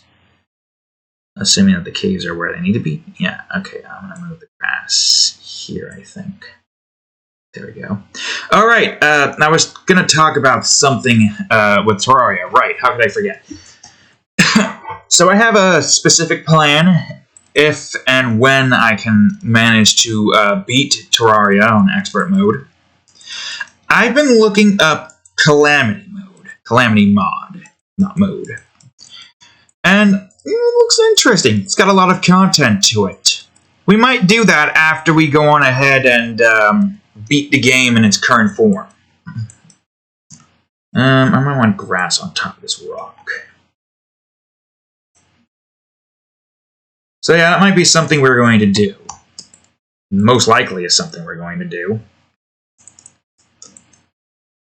Just like how if we can somehow manage to finish up Minecraft Vanilla, which is unlikely because Minecraft has a lot more building ideas that we can come up with. This, well, there's a lot of building ideas, but compared to Minecraft, it's finite. Oh, shish. You were not supposed to go there. So yeah, that seems like a good idea. And it seems like that's like the best thing to go to next after we beat, you know, expert mode. Alright, I'm going to work on this area before I go over to the toxic overgrowth. So I got some rocks that I can place on the ground here. But yeah, that's the plan. It'll be a while before we can get to that, though, don't forget. Don't forget the fact that we essentially have to build an entire surface area filled with many things. Like tree domes, terrariums with a bunch of, you know, what's the word I'm looking for? Weeds, you know, the herbs. Yeah, that's the word. The herbs, all the herbs and whatnot from all areas. Gotta also build Duke Castle. Farm up all the stuff. Try to like 100% everything. Get all the things, even the things that we don't need because, you know, we're in a very particular position where it's not important to get. But we farm for it regardless. But it's useful, right, Cat? Useful to have in general. Also, just give us more content, you know? Alright, I don't know. I'm probably going to take these rocks and change them up here a bit. Rotate, go to here, go to ground, go to rocks. I guess you guys are fine to be, or we just do 4B, right? Yes. Oh, right, because you're underneath. Shish, I don't have to worry about doing the thing. I have to worry about though, but that's fine because we're not going to get that much going here. So aside from these, I want to have like plants as well in this area. So I got rocks.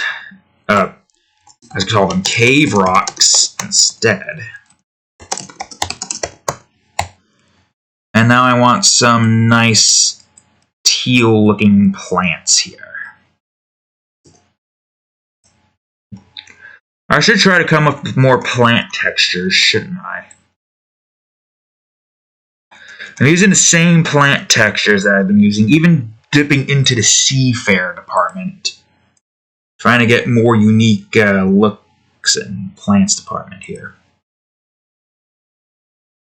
It's a bit of a pain to try to keep up with it, but it's fine. Oh wait, shit, this is rocks. I need to go... First of all, I need to go higher. And now we got plants.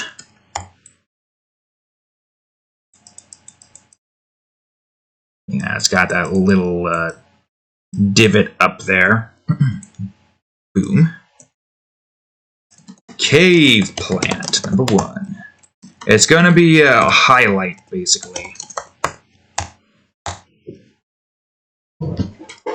Now I want another cave plant. That's going to use the... What did I call this again? The coral brush number 5 texture. Which will now basically become like the perfect kind of foliage brush. Wait, no, I gotta rotate it. Yeah, it's basically become the perfect foliage brush. I don't know if I'm gonna have any more cave plants, or plants like the surface. All I know is that we got cave plants over here. Alright, switch over to this real quick. Scroll up to here, switch over to this. Wrong one.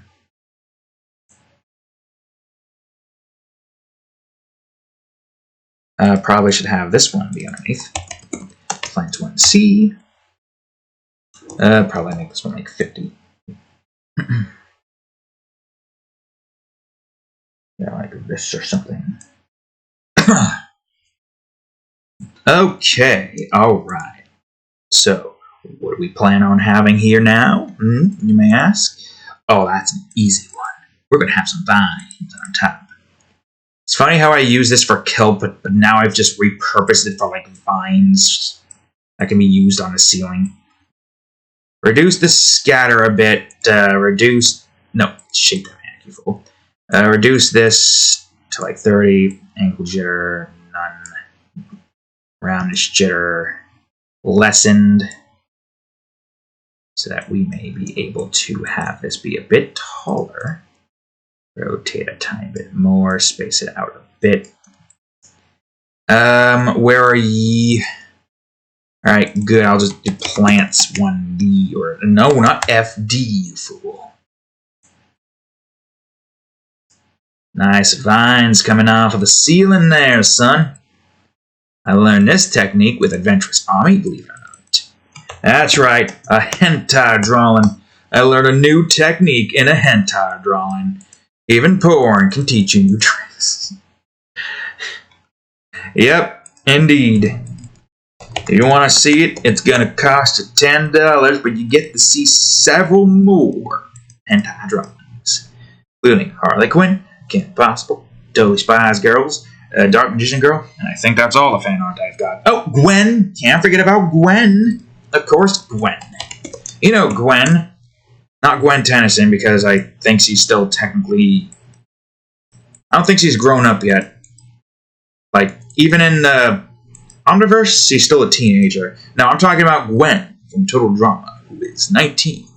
According to the fact that Owen and Noah is 19. I keep forgetting that Noah is the other one introduced in the last actual full-on total drama episode, you know, not the current one that they're doing, when we're all children for some reason.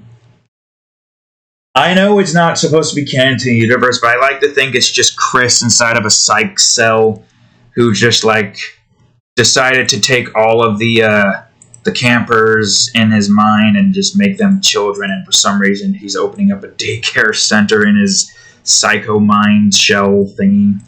Going full-on Joker mode over here, going insane. I'd like to imagine that he's doing that. Because he was in the insane asylum once. Who's to say he wouldn't be in the insane asylum again? Because of the events of Total Drama. I think it's using the original? I don't know, I didn't even bother looking. It's not worth it. It's not worth... Okay, I don't know if that's the brush I want for that. Unless that's crystals. But if that's crystals, I think I need to do it like overlay? Oh, that and overlay. And then maybe just call this crystals. I almost crystals. Crystal cysts. Yes, that's an interesting concept. Crystal cysts. Sure. Why not? Yeah, of course. Crystal cysts. Huh. Weird. I'm gonna just get these crystals in real quick. You know they're coral. I mean, it makes sense. Everything here is in a different, like, cave kind of area. It is definitely way more, what's the word I'm looking for? It's something. It's something, alright. Let me see vivid lighting for a second. Add 100. Let me see overlay. Maybe I could do vivid lighting as well. But reduce it to 20, I think. Right? Yeah, I guess that works. And I can combine them. Except for that, I can't combine that. Does that look like it changed?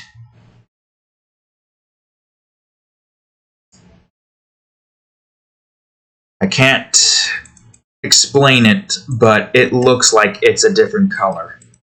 Why? I don't know. Like I said, I can't explain it. It does look like it's a different color. Well, we got crystals here, but now I need to make the crystals look like they're growing out of something different. There's still a lot more that I gotta do, but for now I'm gonna focus on trying to get, Actually, wait, hold on, I want to try to get this one first.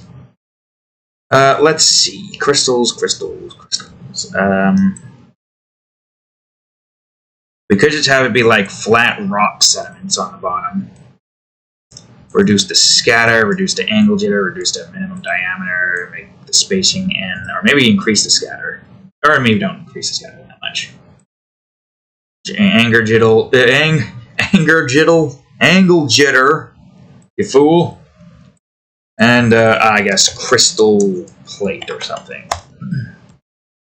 Make that a 20, and can't forget about the color dynamics. Can't forget about all of this. Making it look like it's coming off of a certain type of rock sediment. A cave filled with plants and crystals. Neat, I must say.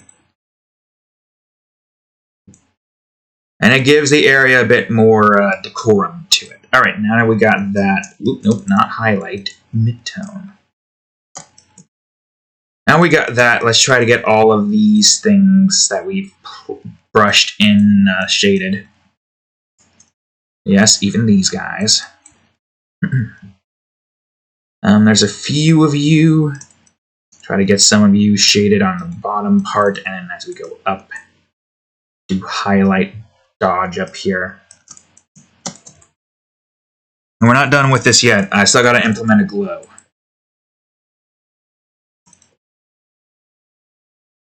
I haven't deselected it yet because there's still some stuff here that I kind of want to get done with before I move over to the next set. plants.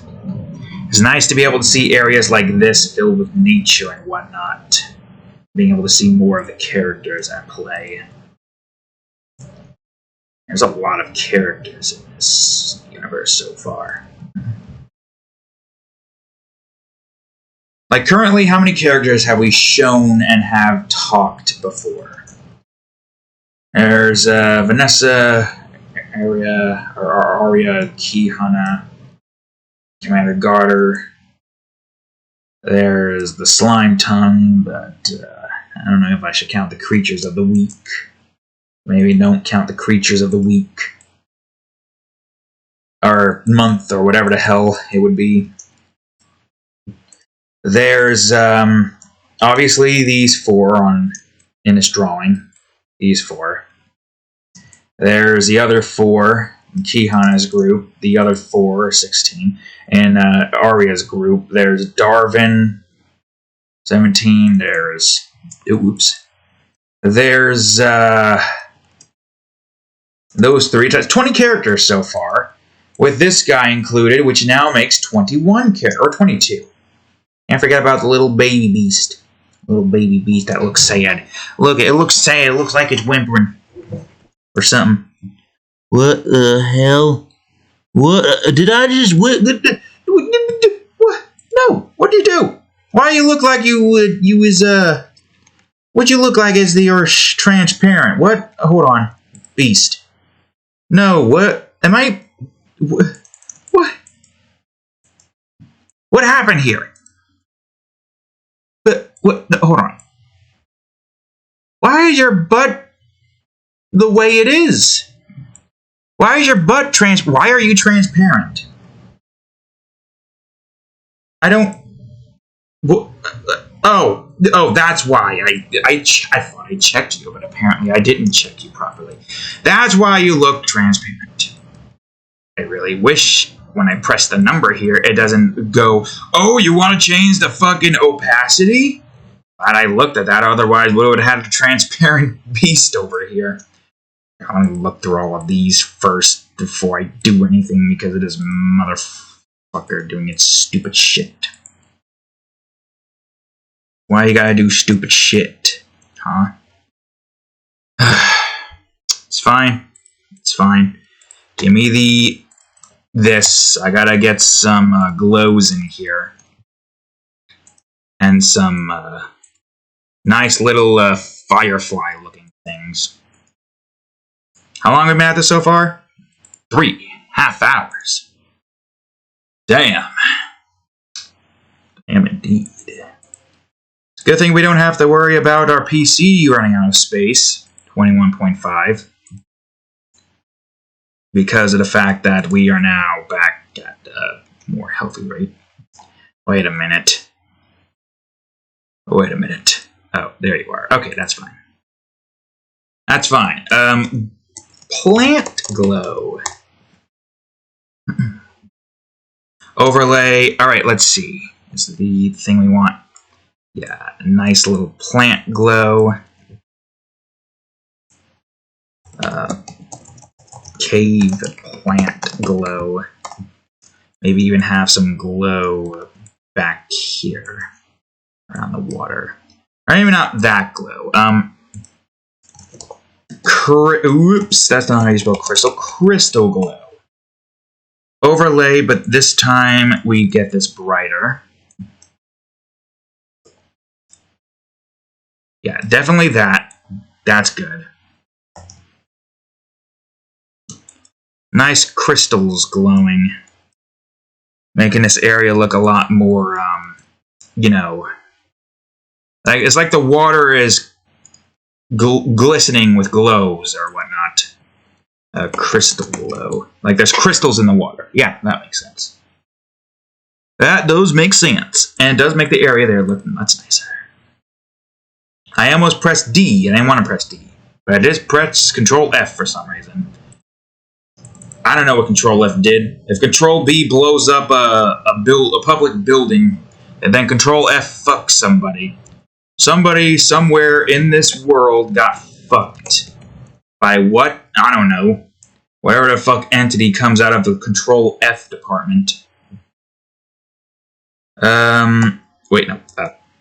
Fireflies. I'm just gonna try to call it something else. But I don't want to call it something else.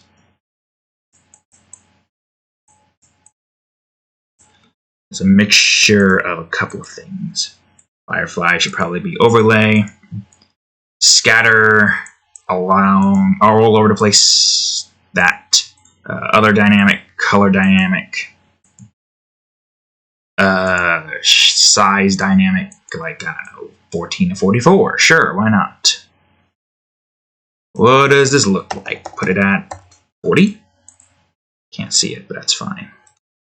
Still can't see it. Where am I? Maybe don't have it go by 1,000. Yeah. Or maybe have this be a bit... Or maybe do a vivid lighting instead so I can act... No, not linear, vivid. Oh, that works. Hold on. Now we can do this again. Get a bit more space in here. Yeah, look at these little guys. And then we got want to get fireflies low. Put that under them. You will be overlay. And you will be... okay, I felt like a cave... Oh. Fireflies. I need to call them cave fireflies because it's unlikely we're going to have fireflies up top. Yeah, sure. No fireflies up top. That's what we want. Let's see. I gotta try to do this in a particular position that basically has the more prominent ones glowing. I'll probably need to bring this to 50. Oh yeah, that's nicer. You could probably make it even more prominent and put it to 70 or 75 or whatever. I don't know.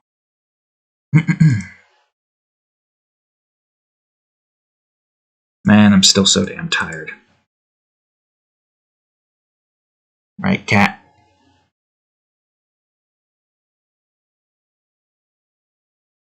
You're just looking around confused, looking your chaps as per usual. 70 looks pretty good. Alright, good. I got the firefly coils. I don't have to do anything with that there, thankfully. Before I do anything else, however, I need to go over to John, and I need to get, I don't know, a cave glow or something, or cave clouds. So we can have it surrounding most of this side here, and we'll have a glow around it. The idea is to try to like cover most of it. Like it's the mist in the cave kind of just like spills out and does its thing. Maybe try to contain a little bit of it so it doesn't like go too far out. And doesn't cover up most things. And now we can probably have the cave glow here. Which means I need to grab you. Go to here, go to here. And probably use this? Well, first of all, overlay. God damn it. Get off of that. There we go. Well, maybe not on that side. Obviously.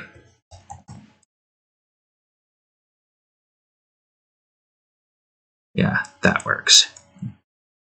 And aside from that, we can have like a nice line. Cave line. Background. Over here. Alright, let's see. A nice line, probably like 10 or something.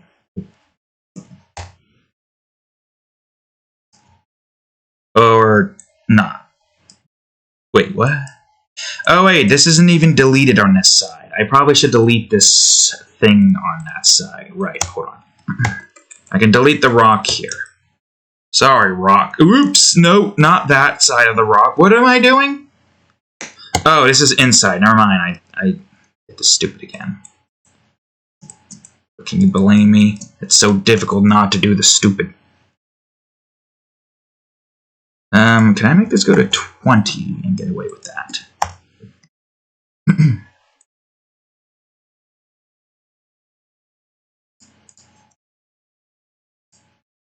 Probably.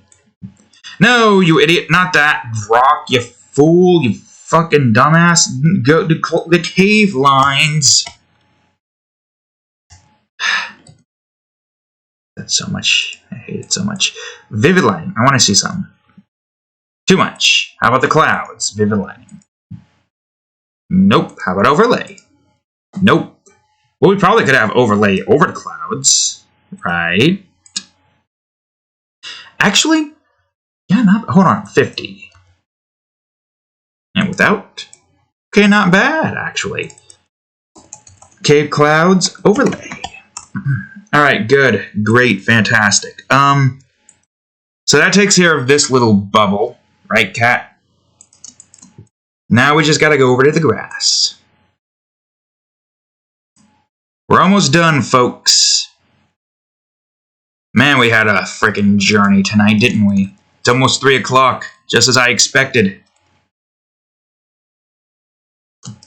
Just as I expected. I expected that this would take ages to get done with. Also, this is not the same grass I'm trying to click on.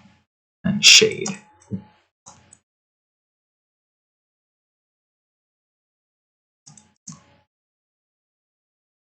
No, that's a rock, you fool. Go to the no, that's Tina. Go to the fucking grass. There we go. Alright, good. Grass has been shaded in. Where's the grass? There it is. Don't you hate it when this just does not work the way you want it to work? Grass 1E. And then there's grass 1B. I probably should have, yeah, that's grass 1C. Let's do a little bit of that.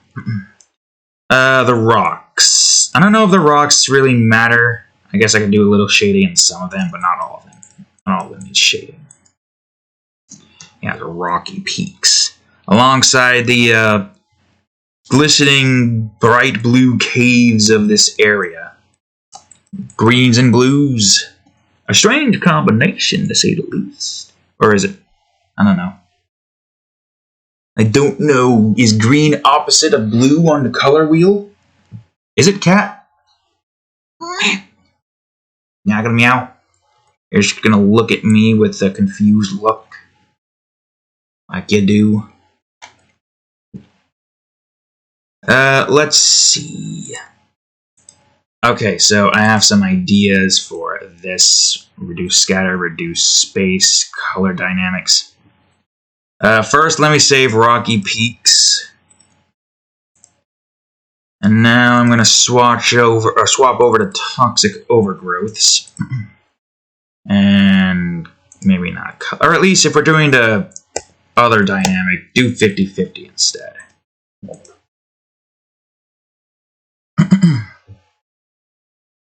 Okay. Brownish jitter further. I have no clue where I want to put this. Slime. Or goo. Good old goo. I guess I'll make my own color for this one. Good old goo mine. Goo mine. Take me by the hand, itch me to the land. Itch my skin right off.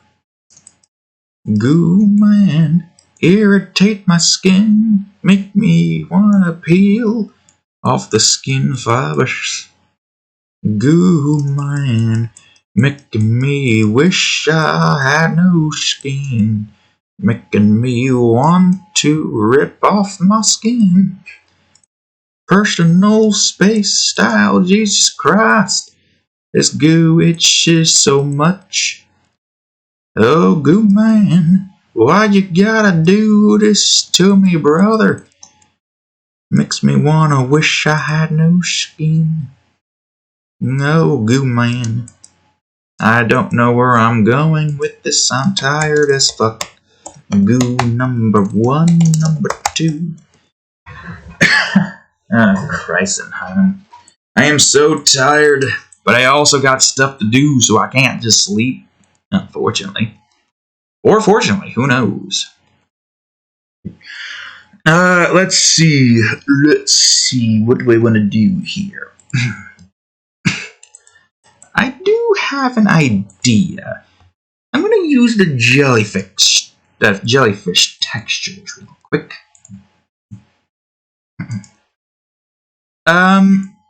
Whoops, nope, no angle jitter, or at least a tiny bit of angle jitter for angle jitter. I'm going to make shrooms. Not just the other shrooms, like shrooms with jellyfish. Well, you probably can't really see it that well. Oh my god, the jellyfish now looks like the perfect texture for overhanging moss. No freaking way. There's no way that this looks like it would do. Okay, hold on. I gotta text it. I text it. Test. Not text, you fucking dumbass brain. Test it. Here. Test it here. Moss. Oh my god, this jellyfish. Okay, hold on. Let me do 30. The jellyfish literally looks like a special type of moss. Oh my god. No way. No way. I can't believe this. I just repurposed the jellyfish texture. How did this happen? How did I just repurpose another texture? Oh well, it's fine. Let's see, is this good? Maybe if I put it up top. Well, that could work actually. Hold on, let me see something real quick. Oh my god. The jellyfish texture. I can't believe this. It works somehow so perfectly. Also, I don't want a number. I want just shroom with a space bar. Okay, we just gotta be careful not to go too far down. My god, who would have freaking thought? Well, shit. Alright, hold on. This is going around the shroom, correct? So it's probably going to need to be behind here, too. Ah, shit. Wait, hold on. If you're going to be there, then you got to be over this stuff. So, 1E above, 1E above. There. Yeah, that makes sense. Wait, where am I? Alright, 2F. Oh my god, the shrooms look even nicer now. I'm just learning new things. Well, technically, not fully new in a sense because I already had this. I learned a new way to use this brush that I made, which is insane. This simplistic brush that I made to look like faraway jellyfish is now being used to look like moss from the top, or like an alien plant. It's perfect. It can't be any more perfect. Yeah, look at that moss. Oh, disgusting and cool at the same time. And mainly because we learned a new technique with our shroom brush. Shroom brush. Ugh. Oy. Yabba dabba don't feel so good. Alright, my tongue is being annoying right now. Feels like I somehow got a cut there. Oops. Gotta be careful of that. I guess that's the part we gotta be careful of, but at least we don't have to worry about, like, the bottom being cut off, because it's just bulbous. God damn it, I keep forgetting that I didn't save the numbers. Oh yeah, look at these shrooms. Makes me wonder if I can also use these in a very particular manner. I probably could. Oh man, now I'm thinking of cool looking fur textures I could probably use with that. Oh, am I going to remember that this is a thing I can do? Probably not, and I'm going to be pissed that I forgot about it. I should try to utilize... Okay, if I can remember, I got to try to make sure that Sarah's sister, who is going to be the commander added into the next episode, is going to have something akin to this particular instance. Particular thing. Like jellyfish fur. Which makes no sense unless jellyfish can have fur. Is it possible for there to be a species of jellyfish that possess fur? I don't know. I wouldn't be surprised. Nature can do freaky things. Oh, right. I need sulfur pits. Can't forget about the sulfur. Alright, let's see. I'm gonna go to the background real quick. I'm gonna get a sulfur pit over here. And I'm gonna go on ahead and get another... I don't know, it's the puddle in the sulfur pit. Now I'm gonna go on ahead and get another sulfur pit over here.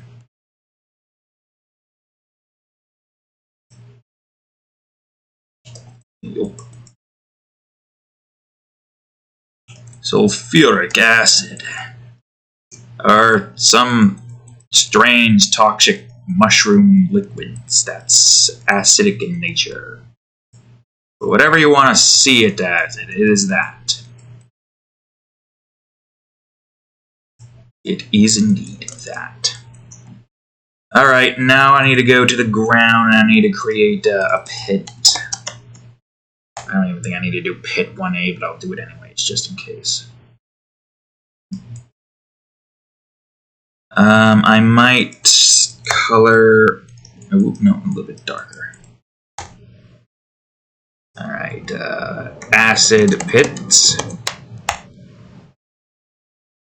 Before I put in the acid itself, I gotta go on ahead and get these shaded in. I gotta go to the ground now. Shit, I gotta remove my jellyfish texture real quick. Gotta go to the ground, and I got to get this texture in here. I don't know how this is gonna work, but you know it's worth a shot. Is the ground we're working with? Yeah.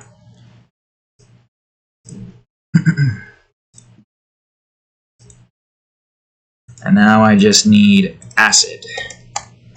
And do this. Go to these. And I need a nice green puddle.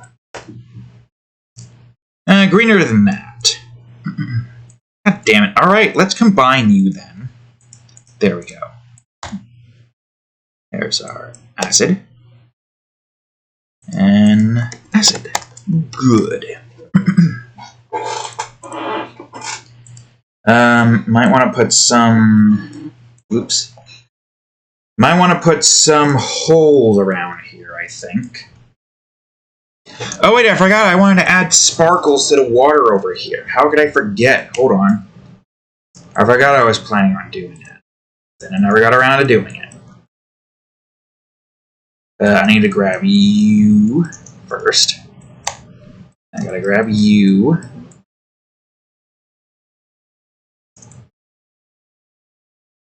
Wait. Ah, shit. How do I do this? Wait, no, I can just do, intersect with stuff? There we go. That's what we want. Intersect. Intersect. Good, great, fantastic. Okay. Surely we're close to done with. How is... Oh my god, it's almost 4 freaking hours. This is gonna take ages to upload. Well, it's a good thing we're going to upload it after this and just get it prepared to be utilized. When the time comes, of course.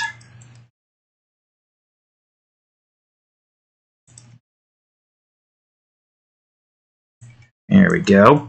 And let's get some flares in here too, just so we have some flares inside the water.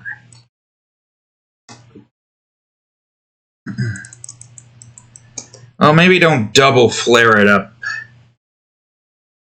That'll do. Alright, awesome. And if we can, we could probably have some bubbles here.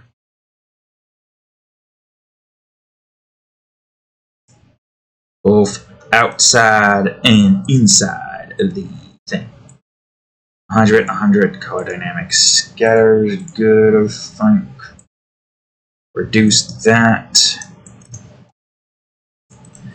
Alright, take me down to the acid pits where the acid is green and the flesh is melting. Won't you please take me to the pits? Shit, I need you to be above that, right? I think. Oh, wait, no, you're already above that. Wait, are you already above? I don't know where you are. Go back up. Go up. Stay up. Go above the shrooms here. Yeah, good. Okay, awesome. 5 with the bubbles coming out of the pits like so. And then I need to go into the acids themselves, make the bubbles inside of the acid, remove the other dynamic, and now we just go on ahead and do this. Intersect with selection, just like we did with the other area. And boom. Wait, hold on. No, I guess it just looks like that more so under here. Maybe it looks better with that. Back out. Let's see. Yeah, that looks a lot more nicer. I don't know why I was thinking not using that. Bubbles inside the acid. Or maybe something inside the acid caused it to bubble up. I don't know. Hard to tell, really. No, not highlights. No, that's the bubble. Go to the pit. Now go to the acid. And switch over to you. Yes. Go to 10. Bring you down to size. Go to the acid now. Okay, good. Great. Man, we're going ham on the background here. Let's try to get some decorum on the shrooms. Well, acid bubbles number 1. Acid bubbles number 2. Now I need some gas clouds. Not like toxic, but just like a nice gassy mist in this region here. You can still go into this region even with all of these clouds here. It's just, it probably doesn't smell good, you know, dealing with all these clouds and whatnot.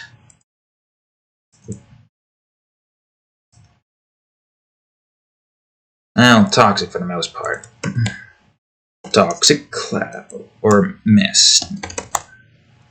Mist is what we want, not toxic clouds.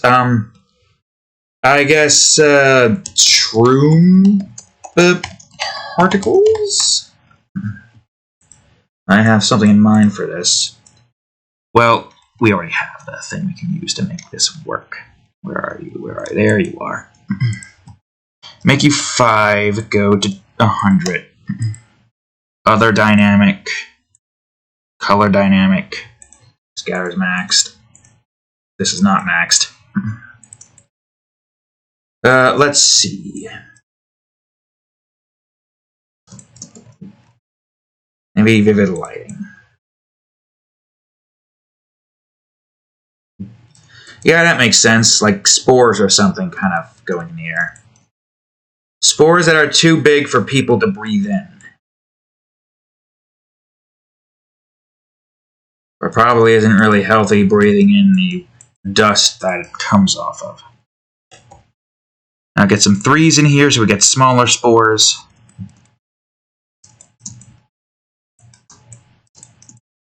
Smaller spores coming up into the air. That's gotta be weird to have a region like this somewhere in your world. That's gotta be weird, right? Cool, but weird. I think that's all I can really... I mean, I guess I could probably put in some bushes. Or put in more of those shroom plants. I didn't really get too many shroom plants in as I'd want to. So where's the jellyfish at? Congratulations, jellyfish. You guys can now become the shroom plant. Weird, but it works. God, that looks creepy looking. If you could only see what I was looking at. Ooh, man, I gotta finish this soon. I don't want to continue speaking anymore. Shroom Plan B. I gotta at least finish this up. Nope. Well, I mean, that helps give these textures, but this is not what I wanted yet. Or at all, I'm not sure. Yeah, look at the shrooms. I wonder, actually. This looks like it would be the perfect form of moss on these rocks. Alright, where's the moss? Here's the moss. Good. Great.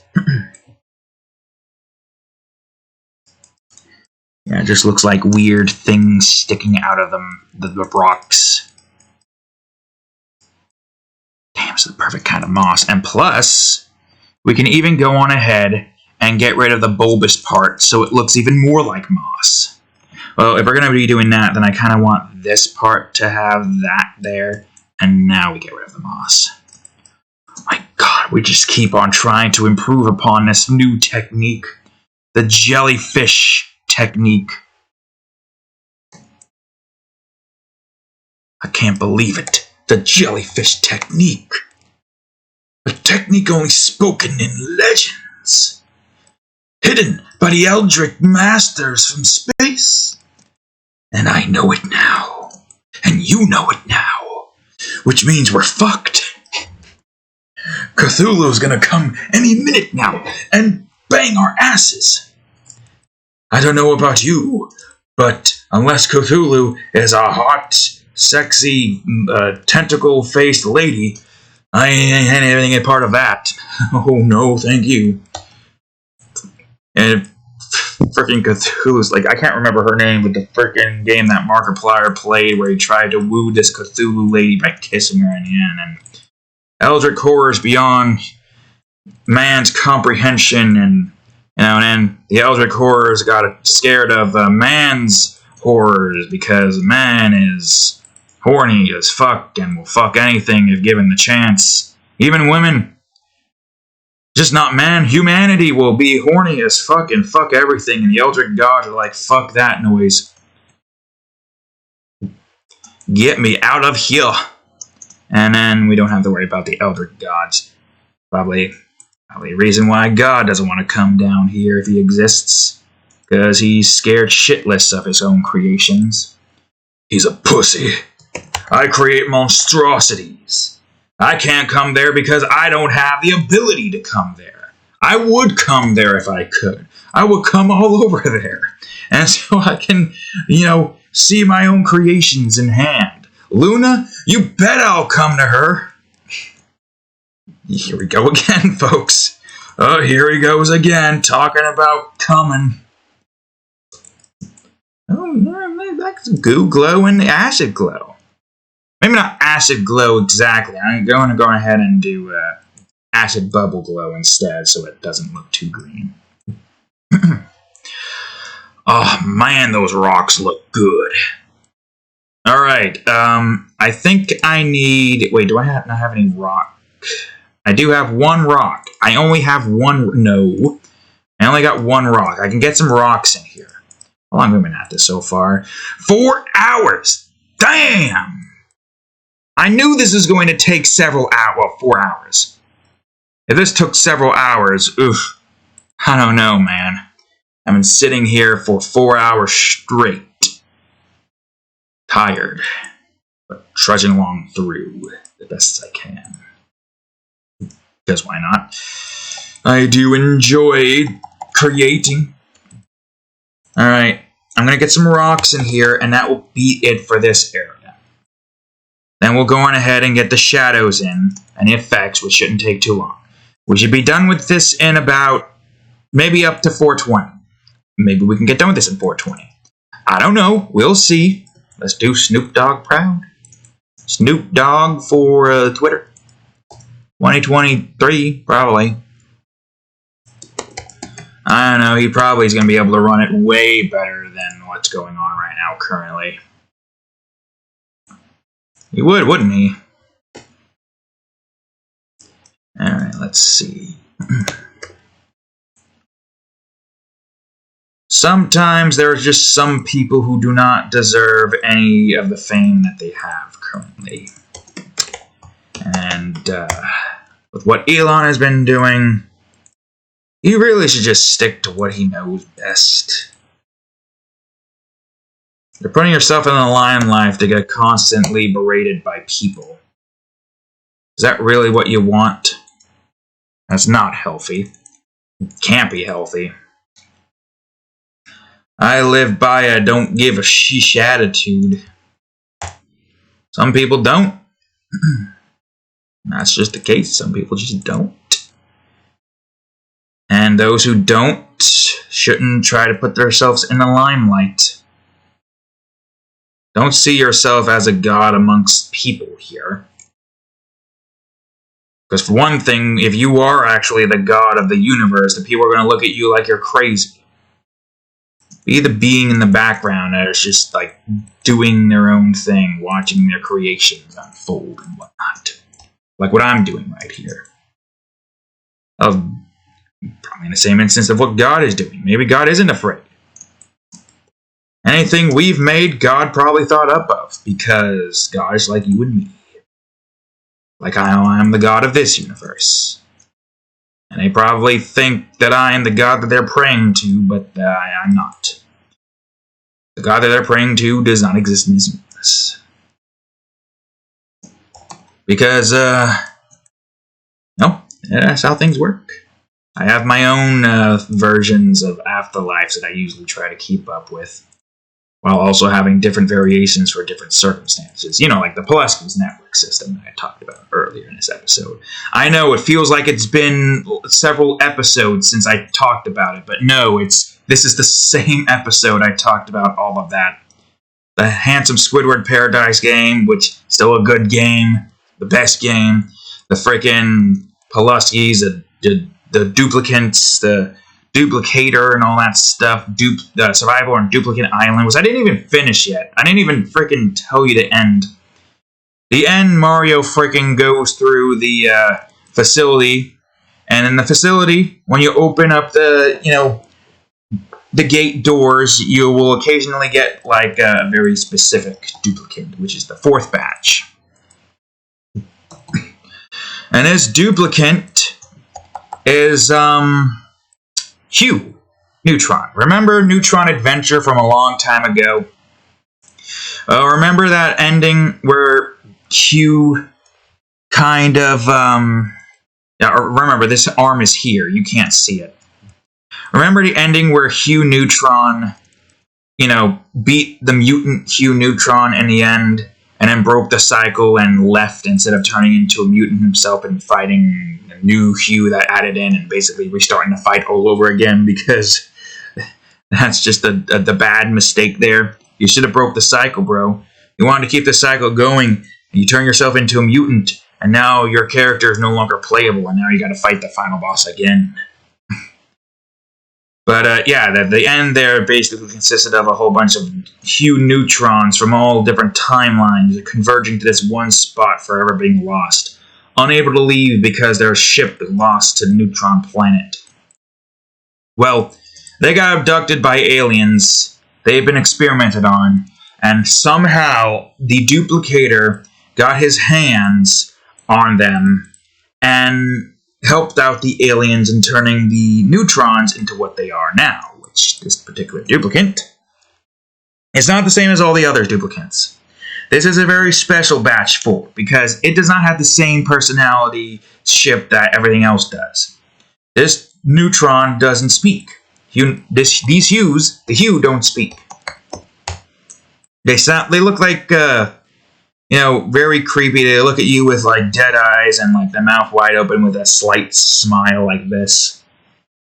Or like this. Or something like that.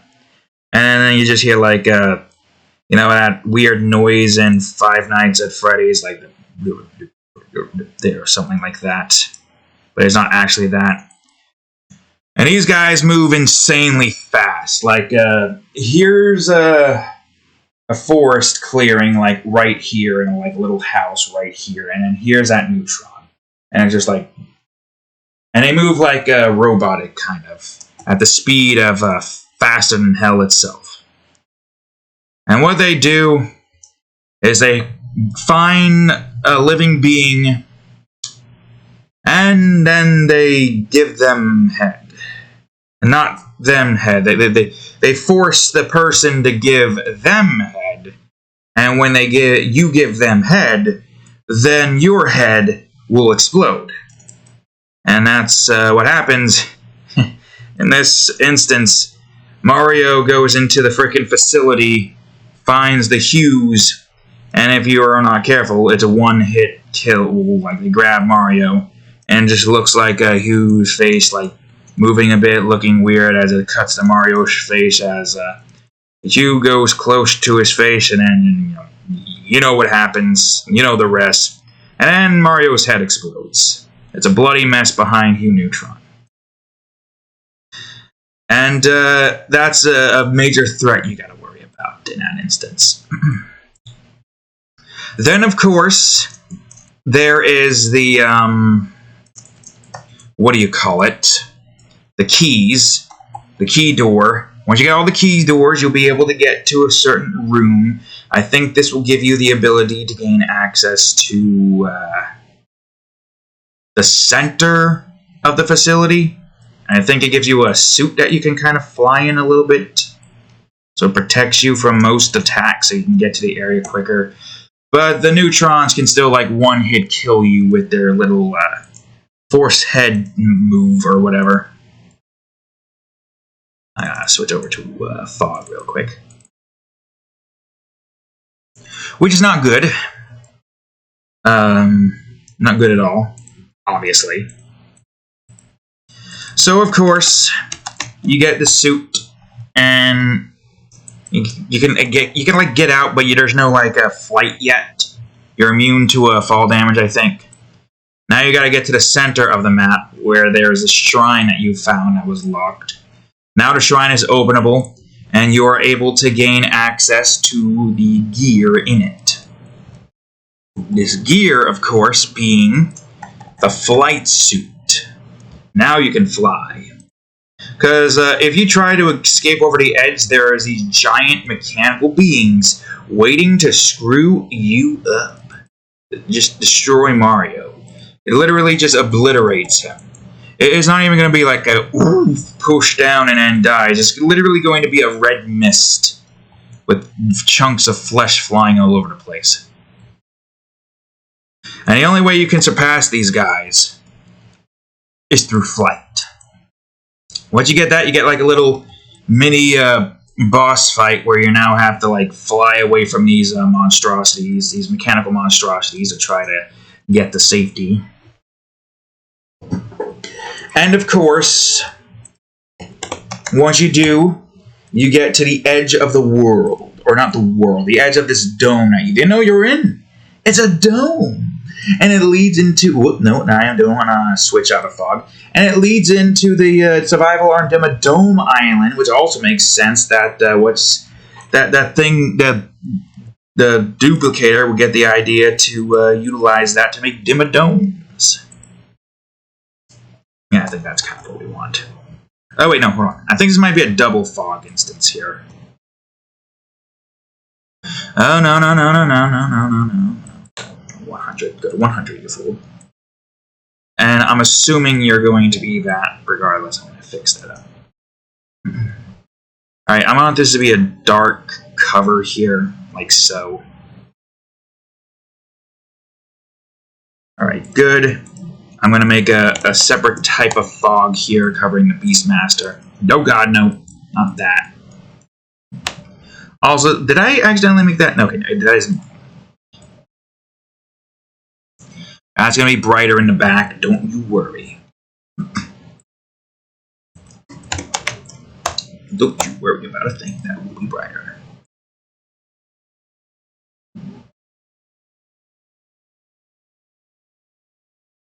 Maybe. What if I did a darker blue? Or a lighter? Or a purple still? Yeah, purple kind of works. I'll get rid of some of the bottom. And get rid of... Oh, no, no, don't get rid of that. Just brush over it.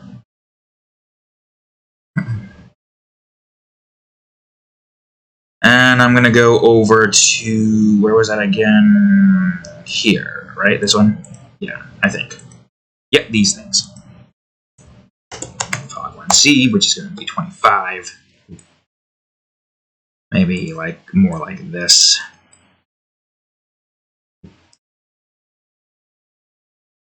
Yeah, just about. Yeah, I think there is a cut there. Like, I accidentally chewed. I go down this side. Which still is kind of healing up, but at least it's now better than it was before. Here we go. Shroom particles. Perfect. Where is this ground coming from? What? There's no ground here. What? There's no ground. Why do I have a ground here? Whatever. There was no ground needed there. Wait. I could just fuck. I gotta go back down again. Where's the ground? I could just rename ground to fog instead. No, I just passed it. There it is. Fog. 1D. 1 to 10. There we go. Green. And probably keep this side untouched. Maybe do like a mixture of fogs here. A mixture of fogs. Instead of just doing like one fog, we could try to do like double fogs in the same area. Nope. Double fogs in the same area. Maybe a yellow would look good too. Oh, yellow looks good in this area in general. Alright. There's literally going to be... Whoops. There's literally going to be 3 different fogs here. Damn it, I did it again. There we go. I don't know how well you're going to be able to see... Oh, fucking Christ. I don't know how well you're going to be able to see to get there. Good old fog and plants and something like that, man. Dang on going redneck mode, man. Talk about fuck, man. Christ, man. Can't speak today, man. Too damn tired. I gotta get this done with, like, fast before my brain has a malfunction. Okay, well, it already had a malfunction. What am I saying? We had multiple malfunctions today. Alright, lighting. Man, I think it just took this long to get to this point. Man, we almost had freaking 420, man. I couldn't get the 420 in time. Alright, it's fine.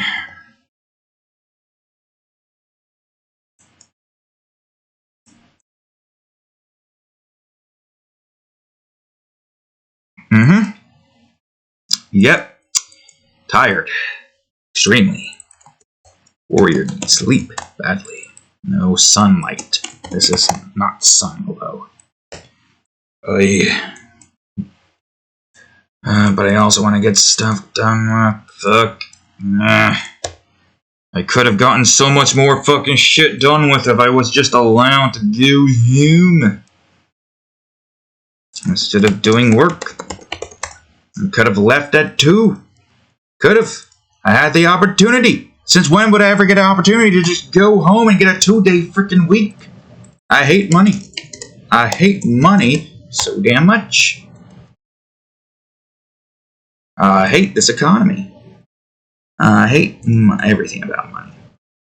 It's just keep constantly screwing me over. There needs to be an easier way for me to get it without having to be miserable in a place that I hate.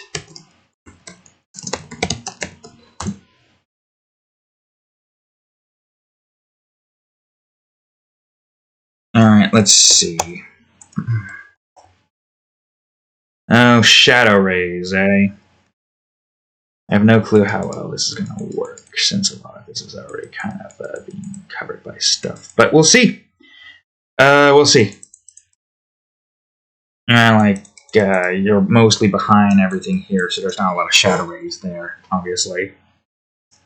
There is shadow rays here, but you're in your own department, so let me go on ahead and do that. Shadow rays. Probably gonna have like a nice. Yeah, I could have 2 lights here. Why not? Well, light's gonna be up top here, of course. I don't know if the background's gonna have any shadow rays, but I can try to find some places to put it. Like, I don't know, here or something. Maybe up here, but not by much. All right. I gotta go on ahead and get cave, or just call it light rays instead.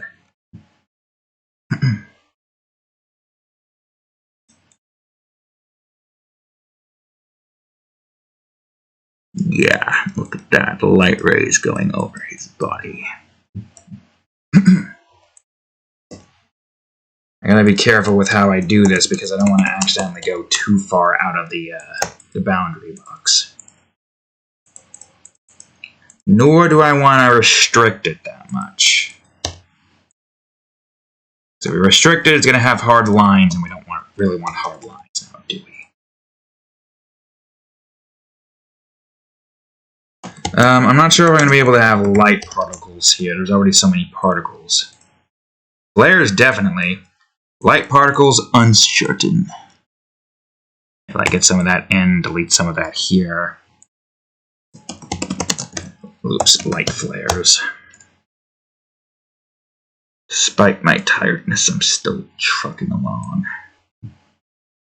Despite it all. Alright, let's see. Let's switch over to the effects. We're almost done. My god, this is just a long episode. I mean, I knew it was going to be a long time trying to get all of this done with. My freaking... The cats. I need the cats. I don't know if I want orange, actually. I kind of want a more light blue approach. Or not light blue. Well, I definitely need light blue here. Maybe like light purple.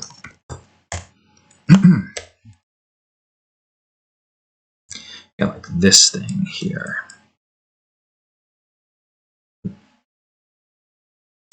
Give me a teal area now. Do a little bit of this.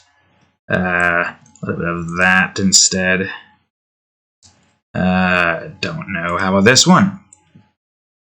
Oh, no, that one looks good. Oh, cover up most of him? Not bad. We could probably get like a dark blue area surrounding him to try to cover up his appearance a bit more. It makes him look sinister. Like the cover kind of looks misleading. Because it makes him look sinister with the big one here and the small one here. But in really all actuality, he's a sweetheart. Kind, calm, stoic. He's a good guy, don't you worry.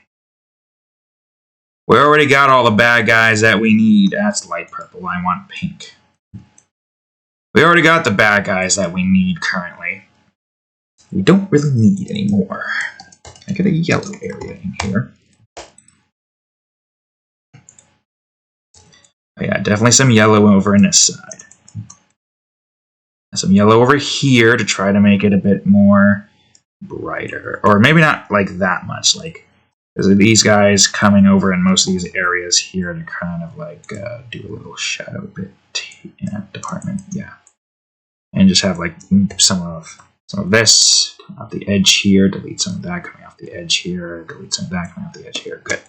Good. Great. Oh my god. Even the effects is taking so goddamn long. I mean, yes, of course it's going to take a while. This is a lot of work to try to make it look decent enough for it to be passable for good. At least to my eyes, it's good. I don't know if a professional would call this good. I like the green there. Professionals would be so goddamn nitpicky. When in all actuality, I'm just happy I was able to create this cover and make it look as good as I could. I already got dark blue areas.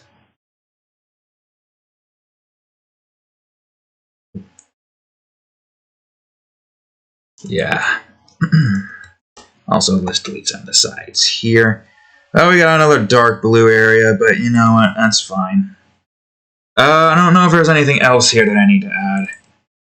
Matter of fact, I think it's good where it's at right now. So let's finish it up with the sepia. Alright, sepia. I'm going to revert everything back. I might do multiple. Oh, yeah, I'm definitely going to do a double with this here. No doubt about it.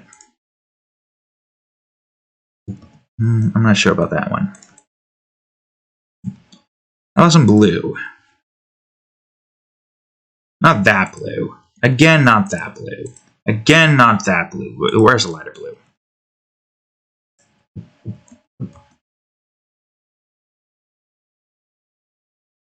Purple? Purple kind of looks good. Alright, we're going to stick with purple. And let me see what this is going to look like if I did this. Ooh, not bad. Maybe. I got these tests here for a reason.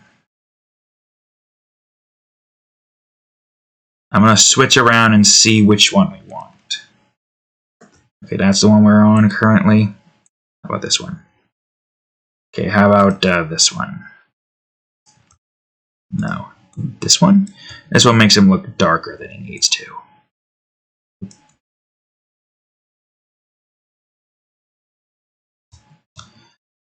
Wait, what if I used green? Nah, I kind of like this one better. Or at the very least, try to get, like, it around his face and just stick with whatever the fuck purple I used. It wasn't that shade of purple, that's for certain. Did I use this shade? Nope. I don't know what shade of purple I used.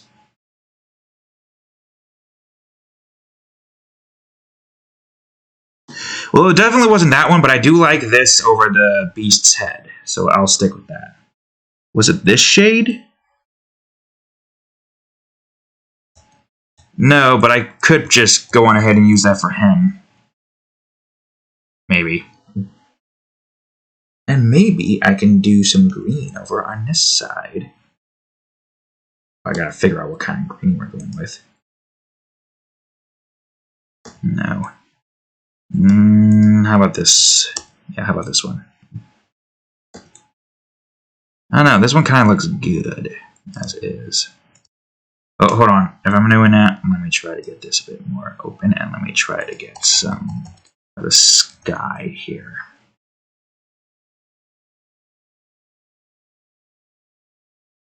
Yeah, barely noticeable, but that's fine. Alright. Okay. I think that'll work then. I'm pretty sure, at least. Oh my god. Ooh. Background galore. Don't give me more. Oh my god. Okay. Well, wow. Jesus. 4 hours and a half. Probably. I don't know. I know we passed 420, that's for certain. let me go back to my basic bitch watch real quick. Nope, no, don't press that. There we go. Alright, awesome. Yep, almost 4.5 hours. Damn. So, here you go, folks. Episode 6, The Beastmaster. One full mega episode. With effects, without effects. With effects, without effects. I literally could have separated this into 2 parts, but it's fine. It's fine. So, there we go, folks. Nova Guardian episode 6. So, thank y'all for watching today's episode of Art Time. As tired as I am.